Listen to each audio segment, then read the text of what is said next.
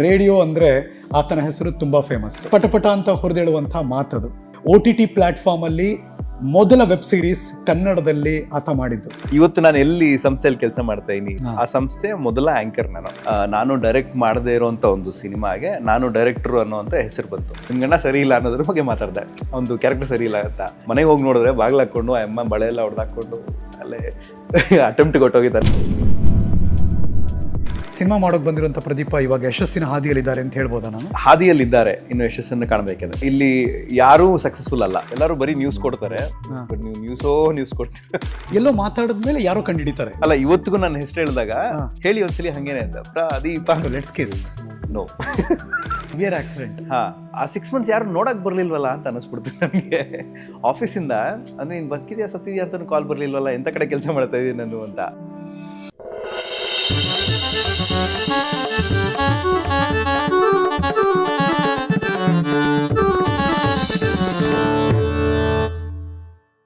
ನಮಸ್ಕಾರ, ನಾನು ಹರೀಶ್ ನಾಗರಾಜು. ನ್ಯೂಸು ನಿಮ್ಮೆಲ್ಲರಿಗೂ ಸ್ವಾಗತ. ನನ್ನ ಪ್ರೀತಿಯಿಂದ ತುಂಬ ಜನ ಹರಿ ಅಂತ ಕರೀತಾರೆ. ಹರಿ ಜೊತೆ ಆ ಸೆಲೆಬ್ರಿಟಿಗಳ ಕಥೆಯ ಕಾರ್ಯಕ್ರಮ ಇದು, ಹರಿಕಥೆ. ಸ್ವಾಗತ ನಿಮ್ಮೆಲ್ಲರಿಗೂ.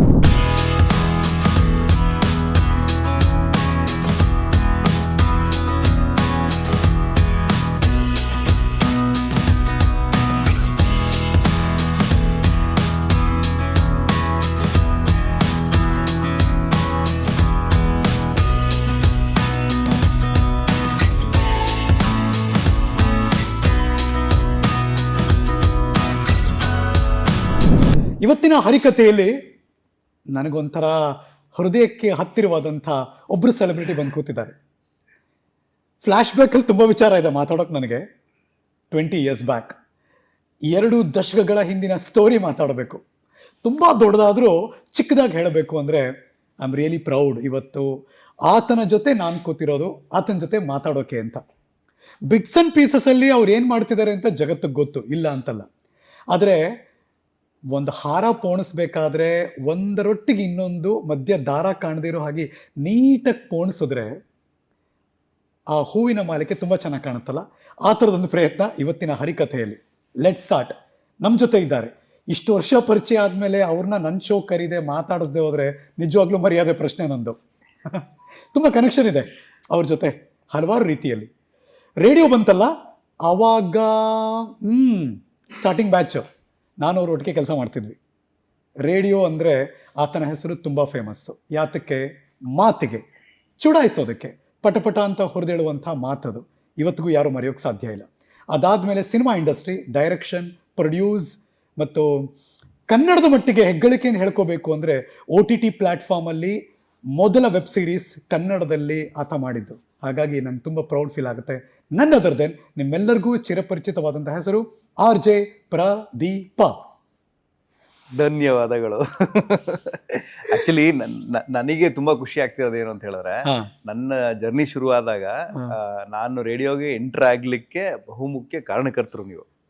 ಅಂದ್ರೆ ಅವತ್ತು ನನ್ನ ಆಡಿಷನ್ ತಗೊಂಡಿದ್ ನೀವು, ಆಮೇಲೆ ಮುಂದೆ ಏನ್ ಮಾಡ್ಬೇಕು ಅಂತ ಗೈಡ್ ಮಾಡಿದ್ ನೀವು, ಒಳಗಡೆ ಕರ್ಕೊಂಡಿದ್ ನೀವು.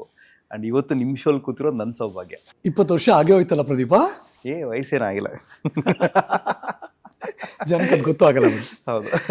ವೆನ್ ಯು ಲುಕ್ ಬ್ಯಾಕ್, ಅಂದ್ರೆ ಸ್ನಾನ ಮಾಡಿ ಆಚೆ ಬಂದು ರೆಡಿ ಆಗ್ಬೇಕಾದ್ರೆ ಕೂಮ್ ತಗೊಂಡು ಬಾಚ್ಕೋಬೇಕಾದ್ರೆ ಸುಮ್ಮನೆ ಕಣ್ಣು ಹಿಂದೆ ಅಂದ್ರೆ ಸ್ಮೃತಿ ಪಟಲ ಅಂತ ಕರಿತೀವಲ್ಲ, ಜರ್ನಿ ನೆನಪಿಸ್ಕೊಂಡ್ರೆ ಹೇಗೆ ಅನ್ಸುತ್ತೆ? ಫೀಲ್ ಏನದು? ಇಲ್ಲ, ಒಂದು ಡೆಫಿನೆಟ್ಲಿ ಖುಷಿ ಇದೆ. ಅಂದ್ರೆ ಇವಾಗ ಚಿಕ್ಕಬಳ್ಳಾಪುರ ಹತ್ರ ಯಾವುದೋ ಒಂದು ಹಳ್ಳಿನಲ್ಲಿ ಹುಟ್ಟಿದವರು. ಅವತ್ತು ನಮ್ಮ ತಂದೆ ಏನಾದ್ರು ಬೆಂಗಳೂರಿಗೆ ಹೋಗಿ ಮಕ್ಕಳಿಗೆ ಒಳ್ಳೆ ಎಜುಕೇಶನ್ ಕೊಡಿಸ್ಬೇಕು ಅಂತ ಡಿಸೈಡ್ ಮಾಡಿರಲಿಲ್ಲ ಅಂದ್ರೆ ನಾವು ಯಾರು ಬೆಂಗಳೂರಿಗೆ ಬರ್ತಿರ್ಲಿಲ್ಲ. ನಮ್ಮ ಜರ್ನಿ ಶುರುನೇ ಆಗ್ತಿರ್ಲಿಲ್ಲ ಅಲ್ಲಿಂದ ಈ ಕಡೆಗೆ. ಸೊ ಅವ್ರು ಮಾಡಿದ ಒಂದು ಒಳ್ಳೆ ಕೆಲಸ ನಮ್ಮನ್ನ ಬೆಂಗಳೂರು ಕರ್ಕೊಂಡ್ ಬಂದಿದ್ದು. ನಾವು ಬೆಳೀತಾ ಸುತ್ತಮುತ್ತ ನೋಡಿದಾಗ ಸುಮಾರು ವಿಷಯಗಳು ಇನ್ಸ್ಪೈರ್ ಮಾಡುತ್ತಲ್ವಾ. ಈಗ ಚಿಕ್ಕ ವಯಸ್ಸಲ್ಲಿ ಏನಾಗ್ತಿ ಅಂತ ಕೇಳಿದ್ರೆ ನಿಜವಾಗ್ಲೂ ಕ್ಲಾರಿಟಿ ಇರಲಿಲ್ಲ. ಬಟ್ ಒಂದು ಹಂತಕ್ಕೆ ಬಂದಾಗ ಸಿನಿಮಾ ಮಾಡ್ಬೇಕು ಅನ್ನೋದು ಒಂದು ಹುಚ್ಚು. ಇದು ಯಾಕೆ ಬಂತು ಅಂತಾನು ಗೊತ್ತಿಲ್ಲ. ತುಂಬಾ ಚೆನ್ನಾಗಿ ಡ್ಯಾನ್ಸ್ ಮಾಡ್ತಿದ್ದೆ ಸ್ಕೂಲಲ್ಲಿ. ಅಂಡ್ ಒಂಥರ ಪ್ರಭುದೇವ ಅಂತಾನೆ ಫೇಮಸ್ ಆಗಿದ್ದೆ ಆ ಟೈಮ್ಗೆ ಸ್ಕೂಲಲ್ಲಿ ಮತ್ತೆ ನಮ್ಮ ಕ್ವಾರ್ಟರ್ಸ್ ಅಲ್ಲಿ. ಅಲ್ಲ, ಆಮೇಲೆ ಅದನ್ನ ನೋಡ್ಲೇ ಇಲ್ಲ ನಾವು. ಇಲ್ಲ, ಆಮೇಲೆ ಅದು ಅದ್ರ ಬಗ್ಗೆ ಜಾಸ್ತಿ ಗಮನ ಹೋಗ್ಲಿಲ್ಲ. ಬಟ್ ನಾನು ಓದಿದ ಸ್ಕೂಲಲ್ಲಿ, ಅಂದ್ರೆ ನಾನು ಬೆಂಗಳೂರು ಬಂದಾಗ ನನಗೆ ಕನ್ನಡ ಬರ್ತಿರ್ಲಿಲ್ಲ. ಅಂದ್ರೆ ಈ ಚಿಕ್ಕಬಳ್ಳಾಪುರ ಕಡೆಗೆಲ್ಲ ತೆಲುಗು ಜಾಸ್ತಿ. ಕರೆಕ್ಟ್. ಸೊ ತೆಲುಗು ಮಿಶ್ರಿತ ಕನ್ನಡ. ಇಲ್ಲಿ ಬಂದಾಗ ಸ್ಪಷ್ಟವಾಗಿ ಕನ್ನಡ ಕಲಿಬೇಕು ಅಂತ ಒಂದು ಆಸೆ ಇತ್ತು. ನನಗೊಬ್ರು ವಿಜಯ ಟೀಚರ್ ಅಂತ, ಅವರು ಇಲ್ಲ ನಿನ್ಗೆ ಒಳ್ಳೆ ನೆನಪಿನ ಶಕ್ತಿ ಇದೆ, ಅವ್ರ ಅಬ್ಸರ್ವೇಷನ್ ಅವ್ರು ಹೇಳಿದ್ದು. ಚೆನ್ನಾಗಿ ಬರೀ ನೀನು, ನಿಂಗೆ ಏನು ಅನ್ಸುತ್ತೆ ಅದನ್ನು ಬರಿತಾ ಹೋಗು ಅಂತ. ಸೊ ಇದು ಹೆಂಗಾಗೋಯ್ತು, ಬರಿತಾ ಬರಿತಾ ಬರಿತಾ ಒಂದು ಕಾಲದಲ್ಲಿ ಶಿಫ್ಟ್ ಆಗಬೇಕಿತ್ತು. ಒಂದು ಸ್ಕೂಲಿಂದ ಇನ್ನೊಂದು ಸ್ಕೂಲಿಗೆ ಶಿಫ್ಟ್ ಆದ್ವಿ. ಅದು ಫ್ಲಾರೆನ್ಸ್ ಸ್ಕೂಲ್ ಅಂತ. ಅಲ್ಲಿ ಉಲ್ಟಾ ನಾನು ಒಬ್ಬನಿಗೆ ಕನ್ನಡ ಬರುತ್ತೆ, ಮಿಗ್ದ ಯಾರಿಗೂ ಕನ್ನಡ ಬರಲ್ಲ. ಯಾವುದೇ ಸ್ಟೇಜ್ ಬಂದರೂ ಕಳ್ಸೋರು ನನಗೆ, ಕಳ್ಸೋರು, ಮೈಕ್ ಕೊಡೋರು, ಮಾತಾಡಿದಾಗ ಚಪ್ಪಾಳೆ ಹೊಡೆಯೋರು. ಈ ಚಪ್ಪಾಳೆ ಇದೆಯಲ್ವಾ, ಸೊ ಇದು ಒಂಥರ ಅದ್ರದ್ದು ಇನ್ಸ್ಪಿರೇಷನ್ ಅಂತ, ಒಂದು ಇನ್ಸ್ಪಿರೇಷನ್. ಅಂದ್ರೆ ಏನೋ ಕರೆಕ್ಟಾಗಿ ಮಾಡ್ತೀನಿ, ಏನೋ ಕರೆಕ್ಟ್ ಆಗಿದ್ದೀನಿ, ಎಲ್ಲರೂ ಅಪ್ರಿಷಿಯೇಟ್ ಮಾಡ್ತಿದ್ದಾರೆ, ಇಷ್ಟಪಡ್ತಿದ್ದಾರೆ, ಏನೋ ಇದೆ ಗುರು ನಿನ್ನಲ್ಲಿ ಅಂತ ಹೇಳ್ತಿದ್ದಾರೆ. ಅದು ನನಗೂ ಗೊತ್ತಿಲ್ಲ, ಅವ್ರು ಹೇಳ್ತಿದ್ದಾರೆ ಹೊರಗಡೆಯಿಂದ. ಸೊ ಇದು ಹೋಗ್ತಾ ಹೋಗ್ತಾ ಹೋಗ್ತಾ ಸಿನಿಮಾ ಅನ್ನೋದು ಹುಚ್ಚು ಶುರುವಾಯಿತು. ಯಾಕೆ ಅಂತ ನಿಜವಾಗ್ಲೂ ಗೊತ್ತಿಲ್ಲ. ಬಟ್ ಸಿನಿಮಾ ಮಾಡ್ತೀನಿ ಅಂತ ಹೋದಾಗ ಅಪ್ಪ ತಡೆದು ಫಸ್ಟು ಇಂಜಿನಿಯರಿಂಗ್ ಮುಗಿಸ್ಕೊ ಆಮೇಲೆ ನೋಡೋಣ ಅಂದರು. BMSಗೆ ಎಂಟ್ರ್ ಆದೆ. ಯಾರೆಲ್ಲ BMS ಕಾಲೇಜಲ್ಲಿ ಓದಿದ್ದೀರಾ? ನಿಮ್ಮ ಸೀನಿಯರ್ ಇಲ್ಲಿ ಕೂತಿರೋದು BMS college of engineering, Basavanagudi. ಅದೇ ಕೇರ್ ಆಫ್, ಅಲ್ಲಿಂದನೇ ಶುರು ಆಗಿದ್ದು ನಮ್ಮದು. ಸೊ ಅಲ್ಲಿ ಇವತ್ತು ನಾನು ಎಲ್ಲಿ ಸಂಸ್ಥೆಯಲ್ಲಿ ಕೆಲಸ ಮಾಡ್ತಾ ಇದ್ದೀನಿ, ಝೀ ಅಂತ ಏನಿದೆ, ಅವಾಗ ಚಾನಲ್ ಹುಟ್ಕೊಂಡಿತ್ತು. ಆ ಸಂಸ್ಥೆ ಮೊದಲ ಆ್ಯಂಕರ್ ನಾನು. ಸೊ ಏನೋ ಒಂದು ಚಿಕ್ಕದ ಒಂದು ಶೋ, ಒಂದು ಚಾನ್ಸ್ ಸಿಕ್ತು, ಮಾಡ್ತಾ ಇದ್ದೆ. ಆ ಶೋನ ನೋಡಿ ನಮಗೆ ರೇಡಿಯೋದಲ್ಲಿ ಈ ಥರ ಇವ್ನು ಯಾರೋ ಚೆನ್ನಾಗಿದ್ದಾನೆ ಹುಡುಗ ಅಂತ ಹೇಳಿ ಫಾಲೋ ಅಪ್ ಕಾಲ್ಸ್ ಬಂತು. ಅಲ್ಲಿವರೆಗೂ ರೇಡಿಯೋ ಅಂದರೆ ಏನೋ ಒಂದು ಗೊತ್ತಿರಲಿಲ್ಲ ನನಗೆ. ಅದೊಂದು ಆಡಿಷನ್ ಪ್ರೋಸೆಸ್ ಇತ್ತು. ಅದು ಸೆಲೆಕ್ಟ್ ಆದಮೇಲೂ ಕೂಡ ಹೋಗ್ತೀಯಾ ಅಂತ ಕೇಳಿದಾಗ ಇಲ್ಲ ನಾನು ಎಕ್ಸಾಮ್ ಇದೆ ಅಂದ್ಬಿಟ್ಟು ಉಡಾಫೆಯಲ್ಲಿ ಬೇಡ ಅಂತ ಹೇಳಿದೆ. ಎಕ್ಸಾಮ್ ಮುಗ್ದಾದ್ಮೇಲೆ ಮತ್ತೆ ಫಾಲೋ ಅಪ್ ಕಾಲ್ ಬಂತು. ಅದಾದ್ಮೇಲೆ ಏನೋ ಇದರಲ್ಲಿ ಇದೆ ಅಂತ ಅನ್ನಿಸ್ತು. ಅಷ್ಟರಲ್ಲಿ ನಮ್ಮ ಕೊಲೀಗ್ಸ್ ಎಲ್ಲ ಆಲ್ರೆಡಿ ಮೈಕಾ ಅಂತ ಒಂದು ಸಂಸ್ಥೆ ಅಹಮದಾಬಾದ್ನಲ್ಲಿ ಆಲ್ರೆಡಿ ಹೊರಟೋಗಿದ್ರು. ಐ ಸ್ಟಿಲ್ ರಿಮೆಂಬರ್ ಆ ಆಡಿಷನ್ಗೆ ಪ್ರದೀಪ ಬಂದಾಗ ನಾನು ಫಸ್ಟ್ ಕ್ವಶನ್ ಕೇಳಿದ್ದು, ಇಂಜಿನಿಯರಿಂಗ್ ಓದ್ಕೊಂಡಿದ್ಯಾ ಹುಡುಗ, ಯಾಕೆ ವೈ ರೇಡಿಯೋ ಫಾರ್ ಯು ಅಲ್ಲ. ಫಸ್ಟ್ ಭಯ ಪಡಿಸಿದವ್ರು ನೀವು, ಆಕ್ಚುಲಿ ನಿಂಗೆ ಯಾಕೆ ಹೋಗ್ಬೇಕು ಇದೆಲ್ಲ ಅಂತ. ಬಟ್ ಆಕ್ಚುಲಿ ಒಳ್ಳೇದು, ಅಂದ್ರೆ ಬೇರೆಯವರೆಲ್ಲ ಬೇರೆ ತರ ಎಕ್ಸೈಟ್ಮೆಂಟ್ ತೋರಿಸ್ತಾರೆ. ಬಟ್ ನೀವು ಯೋಚನೆ ಮಾಡು, ಕರೆಕ್ಟ್ ಆಗಿ ಆಡಿಷನ್, ಲೈಫು, ಇದರಿಂದ ಮುಂದೆ ಫ್ಯೂಚರ್ ಕಾಣಿಸ್ತಾ ಇದೆಯಾ, ಇದನ್ನೆಲ್ಲ ಹೇಳಿರೋದು ನೆನಪಿದೆ ನನಗೆ. ನೈಸ್. ಅಂಡ್ ಆ ಬ್ಯಾಚಿಗೆ ಕೊನೆ RJ ಆಗಿ ನಾನು ಆ ಗ್ಯಾಂಗಿಗೆ ಜಾಯ್ನ್ ಆಗಿದ್ದು. ಬಟ್ ಟೆಲ್ ಮಿ, ಅಂದ್ರೆ ಈ ಕಾಲೇಜ್ ಡೇಸ್ ಅಲ್ಲೆಲ್ಲ ಯಾವಾಗ್ಲೂ ಐಬಾಲ್ ಕ್ಯಾಚಾ ನೀನು? ಅಂದ್ರೆ ನೋಡೋಕೆ ಜನರಿಗೆ ಇಷ್ಟಪಡೋದು, ಕಾಲೇಜಲ್ಲಿ ಮುಂಚೆ ಎಂಟರ್ಟೈನರ್ ಅಂತಾರಲ್ಲ ಹಂಗೆ. ಈ ಕ್ಲಾಸಲ್ಲಿ ಒಬ್ಬ ಜೋಕರ್ ಇರ್ತಾರಲ್ಲ, ಎಲ್ಲಾರನ್ನೂ ನಗಿಸ್ತಾ, ಎಲ್ಲಾರನ್ನೂ ಖುಷಿಯಾಗಿ ಇಟ್ಕೊಂಡು, ಎಲ್ಲಾರನ್ನೂ ಮಾತಾಡ್ಸ್ಕೊಂಡು, ಎಲ್ಲಾ ಕ್ಲಬ್ಸ್ ಅಲ್ಲೂ ಇರ್ತಿದ್ದೆ. ಐ ಥಿಂಕ್ ನಾನು ಇಂಜಿನಿಯರಿಂಗ್ ಜಾಯ್ನ್ ಆಗಿ ಸೆಕೆಂಡ್ ಇಯರ್ಗೇನೋ ಪ್ರೆಸಿಡೆಂಟ್ ಮಾಡ್ಬಿಟ್ರು. ಜೂನಿಯರ್ ನಾ ಇನ್ನು ಜಸ್ಟ್ ಬಂದ್ ಒಂದು ವರ್ಷ ಆಗಿದೆ ಅಷ್ಟೇ. ಸೊ 2 ವರ್ಷ ನಾನು ಎಂಟೈರ್ ಕಾಲೇಜ್ಗೆ ಐ ವಾಸ್ ದ ಪ್ರೆಸಿಡೆಂಟ್ ಅಲ್ಲಿ. Nice. Let's have A your favourite and my favourite. ನಂಗೆ ಹೆಸರು ಸಖತ್ ಇಷ್ಟ ಆಯ್ತು, ನ್ಯೂಸು ಕ್ಯಾಚಿ ಅನಿಸ್ತಾ? ಸಖತ್ ಇಷ್ಟ ಆಯ್ತು. ಅಂದ್ರೆ ಎಲ್ಲರೂ ಬರೀ ನ್ಯೂಸ್ ಕೊಡ್ತಾರೆ, ಬಟ್ ನೀವು ನ್ಯೂಸ್ ಕೊಡ್ತೀರ. ನಂಗೆ ಆ ಲೈನ್, ಕೆಳಗಡೆ ಇರೋ ಲೈನ್ ಇಷ್ಟ ಆಯ್ತು. ಅದು ಇದ್ದಿದ್ದಂಗೆ, ಅಂದ್ರೆ ಅದು ಮಿಸ್ ಆಗ್ತಿದೆ ಅಂತ ಅನಿಸ್ತು. ಅಂದ್ರೆ ಇವತ್ತು ಇರೋದಕ್ಕೆ ಏನೇನೋ ಬಣ್ಣ ಹಚ್ಚಿ ಅದನ್ನ ಸೆಲ್ ಮಾಡೋದು ಹೆಂಗೆ ಅಂತ ಯೋಚನೆ ಮಾಡ್ತೀವಲ್ಲ, ಅದಕ್ಕಿಂತ ಆಸ್ ಇಟ್ ಈಸ್ ಏನಿದೆ ಅದನ್ನ ಹೇಳಿದ್ರೆ ಜನಗಳಿಗೆ ಇನ್ನೂ ಅರ್ಥ ಆಗ್ತೀವಿ. ಹೆಂಗಿದೀವೋ ಹಂಗೆ ಇದ್ರೆ ಜನ ಇನ್ನೂ ಇಷ್ಟಪಡ್ತಾರೆ. ಅದಕ್ಕೆ ಆ ಲೈನ್ ತುಂಬಾ ಇಷ್ಟ ಆಯ್ತು ನನಗೆ. ಅದಕ್ಕೆ ನಮ್ಮ ಹರಿಕಥೆಯಲ್ಲಿ ಏನಿದೆಯೋ ಅದನ್ನಷ್ಟೇ ಹೇಳಿಸ್ತೀನಿ ನಾನು. ಇನ್ಯಾವುದು ಮೇಕಪ್ ಹಾಕಿ, ಇನ್ಯಾವುದು ಬಣ್ಣ ಕಟ್ಟಿ ಹೇಳೋ ಅವಶ್ಯಕತೆ ಇಲ್ಲ. ಯು ನೋ ವಾಟ್, ಬೇರೆ ಬೇರೆ ಊರಿಂದ ಬೆಂಗಳೂರಿಗೆ ಬಂದಿರ್ತಾರೆ ನಮ್ಮ ಥರದವರೆಲ್ಲ. ಅವ್ರಿಗೆ ತುಂಬಾ ಸರಿ ಇನ್ಫಿನಿಟಿ ಕಾಂಪ್ಲೆಕ್ಸ್ ಕಾಡ್ತಾ ಇರುತ್ತೆ, ಕೀಳರಿಮೆ ಕಾಡ್ತಾ ಇರುತ್ತೆ, lack of knowledge, self confidence, ಎಷ್ಟೋ ಸರಿ ಬೇರೆ ಬೇರೆ ರೀತಿಯಲ್ಲಿ ನಾವು ಕೇಪಬಲ್ ಅಲ್ಲಪ್ಪ ಇಲ್ಲಿ ಅಂತ ಯೋಚನೆ ಮಾಡ್ತಿರ್ತೀವಿ. ಆದರೆ ತುಂಬ ಜನರಿಗೆ ಗೊತ್ತಿಲ್ಲ, ಬೇರೆ ಊರಿಂದ ಬಂದಿರೋರು ಇಲ್ಲಿ ತುಂಬ ದೊಡ್ಡ ಮಟ್ಟದಲ್ಲಿ ನೆಲೆ ನಿಂತಿರೋರು ಅಂತ. ಹೌದು. ಅಂದರೆ ಇನ್ಫ್ಯಾಕ್ಟ್ ಬೆಂಗಳೂರಿನವ್ರು ಯಾರು ಬೆಂಗಳೂರಿನವ್ರು ಅಲ್ಲ, ಎಲ್ಲ ಯಾವುದೋ ಹಳ್ಳಿಯಿಂದ ಬಂದಿರೋರು, ಊರಿಂದ ಬಂದಿರೋರು. ಏನೋ ಒಂದು ಕನ್ಸಿಟ್ಕೊಂಡು ಬಂದಿರ್ತೀವಿ ಗೊತ್ತಾ, ಅದನ್ನ ಯಾವತ್ತು ಮರಿಬಾರ್ದು. ಬಟ್ ಯಾಕದು ಅಂದರೆ ಹಳ್ಳಿಲಿದ್ದವ್ರಿಗೆಲ್ಲ ದಿಲ್ಲಿ ಅಥವಾ ಬೆಂಗಳೂರು ಅಂತ ಅಂದ್ಬಿಡ್ತಾರೆ. ಹಾಗೆ ಎಕ್ಸ್ಪೋಜರ್ ಅಷ್ಟೇ. ಸೊ ಇವತ್ತು ಎಷ್ಟೋ ಸಂಸ್ಥೆಗಳಲ್ಲಿರೋ ದೊಡ್ಡ ದೊಡ್ಡ ವ್ಯಕ್ತಿಗಳು ನೀವು ವಾಪಸ್ ಹೋಗಿ ನೋಡ್ರೆ ಅವ್ರೆಲ್ಲ ಕನ್ನಡ ಮೀಡಿಯಂ ಅಲ್ಲಿ ಓದಿರೋರು. ಅಂದ್ರೆ ಇವತ್ತಿಗೊಂದು 60-70 ದಾಟಿರುವಂತ CEO ನಾನು ಹೇಳ್ತಿರೋದು. ಅವ್ರು ಶುರು ಮಾಡಿದ ಯಾವುದೋ ಹಳ್ಳಿಯಿಂದ, ತಾಲೂಕಿಂದ, ಅಲ್ಲಿ ಯಾವುದೋ ಗೌರ್ಮೆಂಟ್ ಕಾಲೇಜಲ್ಲಿ ಓದ್ಕೊಂಡು ಬಂದಿರೋರು ಇವತ್ತು ದೊಡ್ಡ ಹುದ್ದೆಗೆ ಹೋಗಿದ್ದಾರೆ ಅಂತ ಹೇಳಿದ್ರೆ ಯಾರು ಬೇಕಾದ್ರೂ ಏನ್ ಬೇಕಾದ್ರೂ ಮಾಡ್ಬೋದು. ನೀವು ಹೇಳಿರಲ್ಲ ಫಸ್ಟ್ ಸೆಲ್ಫ್ ಕಾನ್ಫಿಡೆನ್ಸ್ ಅಂತ ಹೇಳಿರಲ್ಲ, ಅದು ಗಟ್ಟಿಯಾಗಿದ್ರೆ ಮಿಕ್ಕಿದ್ದೆಲ್ಲ ನಿಮ್ಮನ್ನ ಕರ್ಕೊಂಡು ಹೋಗ್ತಾ ಇರುತ್ತೆ. ಹೌದು. ಅದನ್ನ ಬೇರೆ ಕಡೆಯಿಂದ ಬಂದಿರೋರು, ಬೆಂಗಳೂರಲ್ಲಿರೋರು ಅಥವಾ ಪ್ರದೀಪನ್ ಕೇಳಿದ್ರ ಪ್ರಶ್ನೆನ ಹೇಗೆ ಬಿಲ್ಡ್ ಆಯ್ತು? ಅದು ನಿಮ್ಮಲ್ಲಿರೋ ಕಾನ್ಫಿಡೆನ್ಸ್. ಅಂದ್ರೆ ಇವಾಗ ಫಾರ್ ಎಕ್ಸಾಂಪಲ್ ಈಗ ನಮ್ದು ಮರ್ಯಾದೆ ಪ್ರಶ್ನೆಯಲ್ಲಿ ಕ್ಲೈಮ್ಯಾಕ್ಸ್ ನಲ್ಲಿ ಒಂದು ಲೈನ್ ಇದೆ, ಎದುರುಗಡೆ ಇರೋರ್ನ ದೊಡ್ಡವರು ಅನ್ಕೊಂಡ್ಬಿಡ್ತೀವಲ್ಲ, ಅದೇ ನಮ್ಮ ಪ್ರಾಬ್ಲಮ್ ಅಂತ. ಅಂದ್ರೆ ರೆಸ್ಪೆಕ್ಟ್ ಕೊಡಬಾರ್ದು ಅಂತಲ್ಲ, ಅವ್ರು ತೀರಾ ದೊಡ್ಡವರು ಅನ್ನೋದ್ರ ನಿಮ್ಮ ಮೈಂಡಿಗೆ ಹಾಕೊಂಡ್ಬಿಟ್ರೆ ನೀವು ಆಟೋಮೆಟಿಕ್ಲಿ ಚಿಕ್ಕವರಾಗ್ಬಿಡ್ತೀರಾ. ನಿಮ್ ಥಿಂಕಿಂಗ್ ಏನಾಗುತ್ತೆ, ಅಯ್ಯೋ ನಮ್ಗಲ್ಲಪ್ಪ, ನಾವು ದೊಡ್ಡವರು, ನಮ್ ಕೈಲಿ ಏನಾಗುತ್ತೆ, ನಮ್ಮ ಕೈಲಿ ಏನೂ ಆಗಲ್ಲ. ಸೊ ಇದ್ರನ್ನ ನೀವು ಮನ್ಸಿಗೆ ನೀವು ಫೀಡ್ ಮಾಡ್ತಾ ಇದ್ರೆ ನಿಮ್ಮ ಕೈಲಿ ಏನೂ ಆಗಲ್ಲ. ಮಾಡ್ತೀನಿ, ಹೆಂಗೋ ಕಂಡುಹಿಡಿತೀನಿ, ರೂಟ್ ಗೊತ್ತಿಲ್ವಾ ಮಾಡ್ತೀನಿ, ಪರಿಚಯ ಅಲ್ವಾ ಪರಿಚಯ ಮಾಡ್ಕೊಳ್ತೀನಿ, ಇವತ್ತು ದುಡ್ಡು ಕಡಿಮೆ ಇದೆಯಾ, ಓಕೆ ಅದಕ್ಕೋಸ್ಕರ ಕಷ್ಟಪಡ್ತೀನಿ, ಈ ಪಾಸಿಟಿವ್ ಥಿಂಕಿಂಗ್ ಅಲ್ಲಿ ಮುಂದಕ್ಕೆ ಹೋದ್ರೆ ಐ ಥಿಂಕ್ ಕಾನ್ಫಿಡೆನ್ಸ್ ಆಟೋಮೆಟಿಕ್ಲಿ ಇದ್ದೇ ಇರುತ್ತೆ. ನೈಸ್, ಗುಡ್ ಥಾಟ್ ಇದೆ ಆಕ್ಚುಲಿ. ಬಟ್ ಆ ಥಾಟ್ ರೇಡಿಯೋ ಎಂಟ್ರಿ ಕೊಡ್ಬೇಕಾದ್ರೆ ಇತ್ತಾ ಗುರು? ಇಲ್ಲಿ ಅದು ಗೊತ್ತಿಲ್ಲ ನಂಗೆ, ಇದು ತುಂಬಾ ಮಾಡ್ತೀನಿ. ಕಾನ್ಫಿಡೆನ್ಸ್ ಇತ್ತು. ರೇಡಿಯೋ ಎಸ್ಪೆಷಲಿ ನಂಗೆ ಫಾರ್ಮ್ಯಾಟ್ ಗೊತ್ತಿರಲಿಲ್ಲ. ಅಂದ್ರೆ ಈಗ ಟೆಲಿವಿಷನ್ ಕೂಡ ನಂಗೆ ಹೊಸದು. ನನ್ನ ಜರ್ನಿ ಟೆಲಿವಿಷನ್ ಶುರುವಾದಾಗ ಸ್ಟಾರ್ಟಿಂಗ್ ಏನೋ ಸ್ಕ್ರಿಪ್ಟ್ ಕೊಟ್ಟರು, ಅದನ್ನ ನಾನು ಆಂಕರ್ ಆಗಿ ಅದನ್ನ ಬ್ಯಾಟ್ ಮಾಡ್ಕೊಂಡು ಹೇಳಲಿಕ್ಕೆ ನನ್ನ ಕೈಲಿ ಆಗಲಿಲ್ಲ. ಅದು ಫಸ್ಟು ದಿನ ಫುಲ್ ಫ್ಲಾಪ್ ಶೋ. ಪೇಜ್ ಗಟ್ಲೆನಾ? ಪೇಜ್ ಗಟ್ಲೆ ಅನ್ನೋದಕ್ಕಿಂತ ಯಾರೋ ಸ್ಕ್ರಿಪ್ಟ್ ಬರ್ದಿದ್ದಾರೆ, ಓಕೆ, ಅದು ನನಗೆ ನೆನ್ಪಿಟ್ಕೊಂಡು ನೆನಪಿನ ಶಕ್ತಿ ಇದೆ, ಅದೆಲ್ಲ ಓಕೆ, ಎಲ್ಲ ಅಪ್ರಿಷಿಯೇಟ್ ಮಾಡ್ತಿದ್ದಾರೆ. ಬಟ್ ಅದು ನಂದಲ್ಲ ಥಾಟ್, ಅದು ಓಕೆ, ಇನ್ನೊಬ್ರದ್ದು ಯಾರ್ದೋ ಥಾಟ್ ನಾನು ಹೇಳಕ್ ಆಗ್ತಿಲ್ಲ. ಕರೆಕ್ಟ್. ಸೊ ಇದು ನಾನು ಡೈರೆಕ್ಟರ್ ಹತ್ರ ಹೇಳಿದಾಗ ಅವರು ನಾನೇನು ನಿಂಗೆ ಕೊಡಲ್ಲ, ಹಂಗೆ ಮಾತಾಡ್ತೀಯ ಅಂದ್ರು. ಬಿಟ್ಬಿಡಿ ನಂಗೆ ಒಂದ್ಸಲಿ ಅಂತ ಹೇಳಿದೆ. ಒಂದ್ಸಲಿ ಅವ್ರು ಏನು ಕೊಟ್ಟರು ನಂಗೆ ಫ್ರೀಡಮ್ಮು, ಐ ಥಿಂಕ್ ಇವತ್ತವರೆಗೂ ನಂಗೆ ಆ ಫ್ರೀಡಮ್ ತುಂಬಾ ಹೆಲ್ಪ್ ಮಾಡಿದೆ. ನೀನು ಏನು ಯೋಚನೆ ಮಾಡ್ತೀಯ ನಿಂಗೆ ಹೇಳು ಗುರು, ನಿಂಗೆ ಹೆಂಗೆ ಅನ್ಸುತ್ತೆ ನಿಂಗೆ ಹೇಳು ಗುರು, ಅದು ವರ್ಕ್ ಆದ್ರೆ ವರ್ಕ್ ಆಗುತ್ತೆ. ಜನ ಅದಕ್ಕೆ ಇಷ್ಟಪಡ್ತಾರೆ. ನಂಗೆ ರೇಡಿಯೋಲಿ ಇದುವರೆಗೂ ಜನ ಇಷ್ಟಪಟ್ಟಿರೋದು ಏನಂದ್ರೆ, ನಡೀತಿರೋ ಎಷ್ಟೋ ವಿಷಯಗಳನ್ನ ಎಷ್ಟು ಚೆನ್ನಾಗಿ ಹೇಳ್ತಾನೆ ನೀನು ಅಂತ. ನಿಜ ಅಲ್ವಾ ಅಂತ ಅನ್ಸುತ್ತೆ. ಬಟ್ ಏನಂದ್ರೆ ಹೇಳೋ ರೀತಿಯಲ್ಲಿ ಅದನ್ನ ಹೇಳ್ಬೇಕಷ್ಟೇ. ಐ ಸ್ಟಿಲ್ ರಿಮೆಂಬರ್, ನಾವಿಬ್ರು ರೇಡಿಯೋದಲ್ಲಿ ಕೆಲಸ ಮಾಡ್ತಿರ್ಬೇಕಾದ್ರೆ ಒಂದು ಕಾನ್ಸೆಪ್ಟ್, ಈವ್ನಿಂಗ್ ಡ್ರೈವ್ ಟೈಮ್ ಶೋನ ಆರ್ ಜೆ ಪ್ರದೀಪ ಹೋಸ್ಟ್ ಮಾಡೋಕೆ ಬಂದ. ಅವಾಗೆಲ್ಲ ತುಂಬ ಫೇಮಸ್ಸು. ಅಂದರೆ ಮೊಬೈಲ್ ಇನ್ನೂ ದೊಡ್ಡ ಮಟ್ಟದಲ್ಲಿ ಬೆಳವಣಿಗೆ ಪಡ್ಕೊಂಡಿರಲಿಲ್ಲ. ಇನ್ನೂ ಕಾಯಿನ್ ಬಾಕ್ಸ್ ವರ್ಕಲ್ಲಿತ್ತು. ₹1 ಕಾಯಿನ್ ಹಾಕಿ ಹಲೋ ಅಂತ ಹೇಳಬೇಕು ಅಂತ. ಅದೊಂದು ಶೋ ಮಸ್ತ್ ಇತ್ತು ಅದು. ಹೌದು. ಇನ್ಫ್ಯಾಕ್ಟ್ ನಮ್ದು ಫಸ್ಟ್ ಶೋ ಪ್ರೊಡ್ಯೂಸರ್ ನೀವೇನೆ. ಅದು ನೈಟಲ್ಲಿ 9 ಗಂಟೆಗೆ ಅಂತ ಫಸ್ಟ್ ಶೋ ಸಿಕ್ಕಿದೆ ನನಗೆ ಆಕ್ಚುಲಿ. ಬಟ್ ಸಾಂಗ್ ಬೂತ್ ಅಂದ್ಬಿಟ್ಟು ಶೋ ಹೆಸರು. ಕಾಯಿನ್ ಬೂತ್ ಇರುತ್ತಲ್ಲ, ಹಂಗೆ ಸಾಂಗ್ ಬೂತ್. ರಿಕ್ವೆಸ್ಟ್ ಮಾಡಿದ್ರೆ ಸಾಂಗ್ ಆಗ್ತೀವಿ ಅನ್ನೋದು ವಿಷಯ ಇದ್ದಿದ್ದು ಆಕ್ಚುಲಿ. ಬಟ್ ಅವಾಗ್ಲೂ ನೀವು ನನಗೆ ಕೊಟ್ಟಿದ್ದು ಫ್ರೀಡಮ್. ಅಂದ್ರೆ ಈ ಫ್ರೀಡಮ್ ಬಗ್ಗೆ ಹೇಳ್ತಿದ್ದಲ್ಲ, 9 ಗಂಟೆ ಆಗಿದ ತಕ್ಷಣ ರೇಡಿಯೋದಲ್ಲೆಲ್ಲ ಮೇತ್ತಿಗೆ ಮಾತಾಡ್ತಾರೆ, ಏನೋ ಆಗೋದಿದೆ ಪ್ರಪಂಚದಲ್ಲಿ, ಎಲ್ಲರ ಲೈಫಲ್ಲೂ ಎಲ್ಲ ಜಿಗುಪ್ಸಿಯಲ್ಲಿದ್ದಾರೆ, ಆ ಥರ ಮಾತಾಡ್ತಾರೆ. ಬಟ್ 9 ಗಂಟೆಗೆ ನಾವು ಕಿರ್ಚಾಡ್ತಿದ್ವಿ ಉಲ್ಟಾ, high energy, full high energy. ಅಲ್ಲ ಯಾರಿಗೂ ಇವರು ನೈಟಲ್ಲಿ ಇಷ್ಟೆಲ್ಲ ಕಿರ್ಚಾಡ್ತಾನೆ ಅಂತ. ಅಂದ್ರೆ ಆ ಟೈಮ್ಗೆ ಹಿಂಗೆ ಮಾಡ್ಬೇಕು ಹಂಗೆ ಮಾಡ್ಬೇಕು ಏನ್ ಟೆಂಪ್ಲೇಟ್ ಫಾಲೋ ಮಾಡ್ಲಿಲ್ಲ, ಅದೇ ವರ್ಕ್ ಆಗಿದ್ದು. ಅಂದ್ರೆ ಎಲ್ಲರೂ ಮಾಡ್ತಿರೋದು ನೀವು ಮಾಡಿದ್ರೆ ಅವ್ರಲ್ಲಿ ನೀವು ಒಬ್ಬ ಅಂತ ಅನ್ಸ್ತೀರಾ. ಹೆಂಗೆ ಆ ಜರ್ನಿ ಹೇಗೆ ಎಂಜಾಯ್ ಮಾಡಿದೆ? ಅಂದ್ರೆ ಹೊರಗಡೆ ಹೋದಾಗ ನೀನ್ ಮಾತಾಡೋ ತನಕ ನೀನ್ ಯಾರೋ ಅಂತ ಗೊತ್ತಿಲ್ಲ. ಕರೆಕ್ಟ್. ಹೌದು. ಎಲ್ಲೋ ಮಾತಾಡಿದ್ಮೇಲೆ ಯಾರೋ ಕಂಡುಹಿಡಿತಾರೆ. ಅಲ್ಲ, ಇವತ್ತಿಗೂ ನನ್ನ ಹೆಸರು ಹೇಳಿದಾಗ ಪ್ರದೀಪ್ ಅಂದಾಗ ಸೆಕೆಂಡ್ ಆರ್ ಜೆ ಪ್ರದೀಪ್ ಅಲ್ಲ, ಹಾ ಹೇಳಿ ಒಂದ್ಸಲಿ ಹಂಗೇನೆ ಅಂತ ಪ್ರದೀಪ ಅಂತ ಹೇಳ್ಬೇಕಾಗುತ್ತೆ. ಸೊ ಅದ್ ಕೆಲವು ವಿಷಯಗಳನ್ನ ಇಷ್ಟಪಟ್ಟಿದ್ದಾರೆ. ಬಟ್ ಇನಿಷಿಯಲ್ ಶುರು ಆದಾಗ ಜಸ್ಟ್ ಅನದರ್ ಇಂಜಿನಿಯರಿಂಗ್ ಸ್ಟೂಡೆಂಟ್, ಪರಿಚಯ ಅಲ್ಲ ಆಬ್ವಿಯಸ್ಲಿ. ಸೊ ಒಂದು 2 ತಿಂಗಳು 3 ತಿಂಗಳು ನಂದು ಏನು ಕೇಳಿರ್ತಾರೆ ಮಾತು.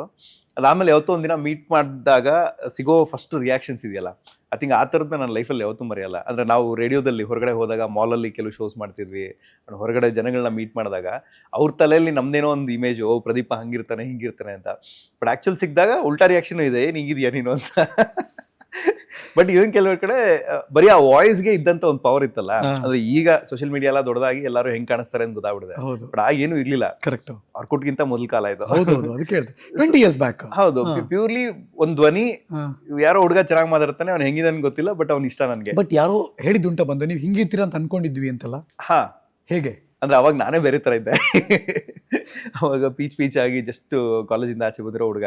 ಬಟ್ ಅವ್ರು ಹೆಂಗೆ ನಿನ್ನ ಹೇಗೆ ಬಿಲ್ಡ್ ಮಾಡಿದ್ರು ಮನ್ಸಲ್ಲಿ? ಅವರು ಅವ್ರ ಪ್ರಕಾರ ಒಂಥರ ಹೆವಿ ಮನುಷ್ಯ, ಟಾಲ್ ಅಂಡ್ ಹ್ಯಾಂಡ್ಸಮ್. ಅಲ್ಲ, ಹ್ಯಾಂಡ್ಸಮ್ ಇದ್ದೆ ಅಲ್ಲ ಅವ್ರ ಮನ್ಸಲ್ಲಿ. ಅವ್ರ ಮನ್ಸಲ್ಲಿ ಸೊ ಆತರ ಒಂದ್ ಕೆಲವು ಮಿಸ್ ಮ್ಯಾಚ್ಗಳು. ಬಟ್ ಇವತ್ತು ಎಲ್ಲಾರು ಒಂದ್ ಕಡೆ ಸಿಕ್ಕಿದಾಗ, ನಾನು ಸ್ಕೂಲಲ್ಲಿ ಇದ್ದಾಗ ನಿಮ್ ಶೋ ಕೇಳ್ತಿದ್ದೆ ಅಂತೆಲ್ಲ ಹೇಳಿದಾಗ ಅಲ್ಲಿ ನಮ್ಗೆಲ್ಲ ವಯಸ್ಸಾಗೋಗಿದೆ. ದೋಸ್ ಡೇಸ್ ವರ್ ನಂಗೆ ನಮ್ಮ ಬದುಕಲ್ಲೆಲ್ಲ ಒಂದು ಗೋಲ್ಡನ್ ಲೈಫ್ ಅದು ತುಂಬಾ. ಬಿಕಾಸ್ ಅದನ್ನ ಯಾಕೆಂದ್ರೆ ಆ ಮೊದಲುಗಳಿಗೆ ನಾವೆಲ್ಲ ಸಾಕ್ಷಿ ಆಗಿದ್ದೀವಿ ಅಂತ. ಬೇರೆ ಬೇರೆ ಕಡೆ ಈಗ ಎಕ್ಸಾಂಪಲ್, ನಾವಿಬ್ರುವೆ ಪ್ರಪಂಚದ ರೇಡಿಯೋ ಗುರುಗಳು ಡ್ಯಾನೋ ಡೇ ಮತ್ತು ಕೀತ್ ಪ್ರಿಂಗ್ ಅವ್ರನ್ನೆಲ್ಲ ಮೀಟ್ ಮಾಡಕ್ಕೆ ಒಂದು ಚಾನ್ಸ್. ಅವ್ರನ್ನ ಮೀಟ್ ಮಾಡಿದ್ವಿ, ಅವ್ರ ಜೊತೆ ಒಂದಷ್ಟು ತಿಂಗಳುಗಳು ಕಳೆದಿದೀವಿ. ಬರೀ ಮೀಟ್ ಮಾಡೋದು ಅಷ್ಟೇ ಅಲ್ಲ. And it was A great journey in terms of radio. ಅಂದ್ರೆ ರೇಡಿಯೋಗೊಂದು ಪ್ರೈವೇಟ್ ರೇಡಿಯೋಗಳೆಲ್ಲ ಬಂದಾಗ ಅದಕ್ಕೊಂದು ಫ್ರೇಮು, ಡೆಫಿನೇಷನ್ನು ಅಥವಾ ಹಿಂಗೆ ಅಂತ ಇರ್ಲಿಲ್ಲ. ಹೇಗೆಲ್ಲ ಅಪ್ರೋಚ್ ಆಗ್ಬೋದು, ಜನರ ಹತ್ರ ಹೇಗೆ ರೀಚ್ ಆಗ್ಬೋದು ಅನ್ನೋದನ್ನೆಲ್ಲ ಎಕ್ಸ್ಪೆರಿಮೆಂಟ್ ಮಾಡೇ ಕಂಡಿದ್ದು. ಹೌದು ಹೌದು. ಇನ್ಫ್ಯಾಕ್ಟ್ ನಮ್ಗೆಲ್ಲ ಸುಮಾರು ಜನಕ್ಕೆ ಇದು ಶಾಕ್ ಆಗ್ಬೋದು. ರೇಡಿಯೋ ನಾವು ಆಕ್ಚುಲ್ ಮೈಕ್ ಆನ್ ಮಾಡಿ ಮಾತಾಡಕ್ ಮುಂಚೆ ನಮ್ಗೆಲ್ಲ 1 ತಿಂಗಳು ಎಲ್ಲ ಏರಿಯಾಗ ಹೋಗ್ಬಿಟ್ಟು ಸರ್ವೆ ಮಾಡೋದಕ್ಕೆಲ್ಲ ಕಳ್ಸಿದ್ರು. ಕರೆಕ್ಟ್. ಯಾವ ಏರಿಯಾದಲ್ಲಿ ಏನೇನಿದೆ, ಹೆಂಗ್ ವರ್ಕ್ ಆಗುತ್ತೆ, ಎಷ್ಟು ಹೋಟ್ಲ್ ಇದೆ, ಎಷ್ಟು ಹಾಸ್ಪಿಟ್ಲ್ ಇದೆ, ಇವೆಲ್ಲ ತಿಳ್ಕೊಬೇಕಿತ್ತು. ಅಂದ್ರೆ ಈಗ ಗೊತ್ತಿಲ್ಲ, ಈಗ ಬರ್ತಿರೋ ಆಚೆಗಳಿಗೆ ಆ ಥರ ಹೋಮ್ವರ್ಕ್ ಕೊಡದೇ ಇರ್ಬೋದು. ಬಟ್ ಕನ್ನಡದ ಮೊಟ್ಟ ಮೊದಲ ಪ್ರೈವೇಟ್ ಚಾನಲ್ ಫುಲ್ ಫ್ಲೆಜ್ ಆಗಿ ಎಲ್ಲ ಕನ್ನಡಿಗರು ಒಟ್ಟಿಗೆ ಸೇರ್ಕೊಂಡು ಒಂದು ಕನ್ನಡದ್ದು ಅಂತೂ ಶುರು ಮಾಡಿದ್ದು ನಾವೇನೆ. ಸೊ ಅದಕ್ಕೆ ಮುಂಚೆ ಮಾಡಿರೋಂಥ ಹೋಮ್ವರ್ಕ್ ಇದೆಯಲ್ಲ, ಒಂದು 3 ತಿಂಗಳು ಇಡೀ ಬೆಂಗಳೂರನ್ನ ಅರ್ಥ ಮಾಡ್ಕೊಳ್ಳೋಂಥದ್ದು, ಆ ಥರದ್ದೆಲ್ಲ ಲೈಫಲ್ಲೆಲ್ಲ ತುಂಬ ಒಳ್ಳೆ experience. But don't you feel, ಅಂದರೆ ರೇಡಿಯೋ ಅಂತನೂ ಅಲ್ಲ, ಟೆಲಿವಿಷನ್ ಆಗಲಿ, ಅದು ನ್ಯೂಸ್ ಆಗಲಿ, ಎಂಟರ್ಟೈನ್ಮೆಂಟ್ ಆಗಲಿ, ಯಾರೇ ಆಗಲಿ, ಯಾರು ನಿರೂಪಣೆ ಮಾಡ್ತಾರೆ, ಯಾರು ಆ್ಯಂಕರ್ ಆಗಿರ್ತಾರೆ, ಯಾರು ಪ್ರೆಸೆಂಟರ್ ಆಗಿರ್ತಾರೆ, ಅವ್ರಿಗೆ ಭೌಗೋಳಿಕವಾಗಿ ಅಥವಾ ನಮ್ಮ ಸುತ್ತಮುತ್ತ ಇರೋ ನಾವು ಇರೋ ಸಿಟಿಯಿಂದ ಹಿಡಿದು ಪ್ರತಿಯೊಂದು ಮಾಹಿತಿ ಗೊತ್ತಿರಬೇಕು ಅಂತ ಅನ್ಸಲ್ವಾ? ಖಂಡಿತವಾಗ್ಲೂ ಗೊತ್ತಿರಬೇಕು, ಇಲ್ಲಾಂದ್ರೆ ಕನೆಕ್ಟ್ ಇರಲ್ಲ ಅಂತಷ್ಟೇ. ಸಡನ್ ಆಗಿ ಮಲ್ಲೇಶ್ವರಂನಲ್ಲಿ ಯಾವ ಕ್ರಾಸ್ ಅಂದಿದ ತಕ್ಷಣ ಅವ್ರೇನಾದ್ರು ಈಗ ಇಂಥ ಕ್ರಾಸ್ ಅಂದಿದ ತಕ್ಷಣ ಆ ಕ್ರಾಸಲ್ಲಿ ಇದು ಸಿಗುತ್ತೆ ಗೊತ್ತಾ ಅಂದ್ರೆ ಪಟ್ ಅಂತ ಕನೆಕ್ಟ್ ಆಗ್ಬಿಡ್ತಾರೆ. ಹುಡುಗನಿಗೆ ನಮ್ಮ ಕಡೆ ಎಲ್ಲ ಗೊತ್ತು ಅನ್ನೋದು ಇರುತ್ತೆ ಗೊತ್ತಾ, ಅದು ತುಂಬಾ ಇಂಪಾರ್ಟೆಂಟ್ ಆಕ್ಚುಲಿ. ಅಥವಾ ಅಪ್ಡೇಟ್ ಆಗ್ತಿರ್ಬೇಕು, ಯಾವ ಊರಿನಲ್ಲಿ ಏನ್ ನಡೀತಿದೆ, ಪ್ರೆಸೆಂಟ್ ಸಿಚುವೇಶನ್ ಏನಿದೆ. ಟಿವಿಯಲ್ಲಿ ಇರೋರು ಕೂಡ ಯಾವ್ದೋ ಕಾಲ್ ಬಂದಾಗ ಯಾವ್ದೋ ಊರ ಹೆಸರು ಹೇಳಿದ ತಕ್ಷಣ ಅಲ್ಲಿ ಮೊನ್ನೆ ಏನೋ ಓದ್ತಾ ಇದ್ದೆ ಇದ್ರ ಬಗ್ಗೆ ಅಂತ ಹೇಳಿದ ತಕ್ಷಣ ಅವ್ರಿನ ಬಗ್ಗೆ ಜಾಸ್ತಿ ಮಾಹಿತಿ ಅವ್ರು ಕೊಡ್ತಾರೆ. ಅಂದ್ರೆ ಒಂದು ನಿಮ್ಗೆ ಕಾನ್ವರ್ಸೇಷನ್ಗೆ ಒಂದು ಐಸ್ ಬ್ರೇಕರ್ ಅಂತಾರಲ್ಲ, ಕರೆಕ್ಟ್. ಅದು ಇನಿಷಿಯಲ್ ಮೊಮೆಂಟಮ್ ಶುರು ಆಗ್ಬೇಕಾದ್ರೆ ಇದು ತುಂಬಾ ಇಂಪಾರ್ಟೆಂಟ್. ಅದು ರೇಡಿಯೋ ಜಾಕಿ, ಆಂಕರ್, ಪ್ರೆಸೆಂಟರ್ಸ್ಗಳು 100 ಜನ ಬಂದು ಹೋಗಿದ್ದಾರೆ ಮತ್ತು 100 ಜನ ಪ್ರೆಸೆಂಟ್ ಸಿನಾರಿಯೋದಲ್ಲೂ ಇದ್ದಾರೆ, ಇಲ್ಲ ಅಂತಲ್ಲ. ಅವರದೇ ಆದಂಥ ಸ್ಟೈಲ್ ಆಫ್ ಪ್ರೆಸೆಂಟೇಷನ್ ಇದ್ದೇ ಇದೆ. ಹೌದು. ಬಟ್ ಜನರು ನೆನ್ಪಿಟ್ಕೊಳ್ಳೋದು ಕೆಲವ್ರು ಮಾತ್ರ. ಹೌದು. ಏನನ್ಸುತ್ತೆ ಪ್ರದೀಪ್ಗೆ?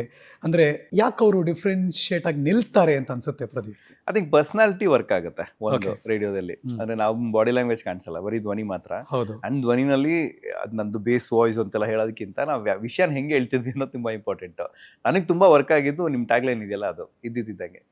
ಅಂದ್ರೆ ಅವತ್ತು ಏನ್ ನಡೀತಿತ್ತು, ನನ್ನ ಲೈಫಲ್ಲಿ ಏನ್ ನಡೀತು ಅದು ಇದ್ದಿದ್ದಂಗೆ ಹೇಳ್ತಾ ಇದ್ದೆ. ಆ ಜನ ಅದೊಂಥರ ನಂದು ಡೈರಿ ತರ ಆಗೋಯ್ತು ಅದು actually.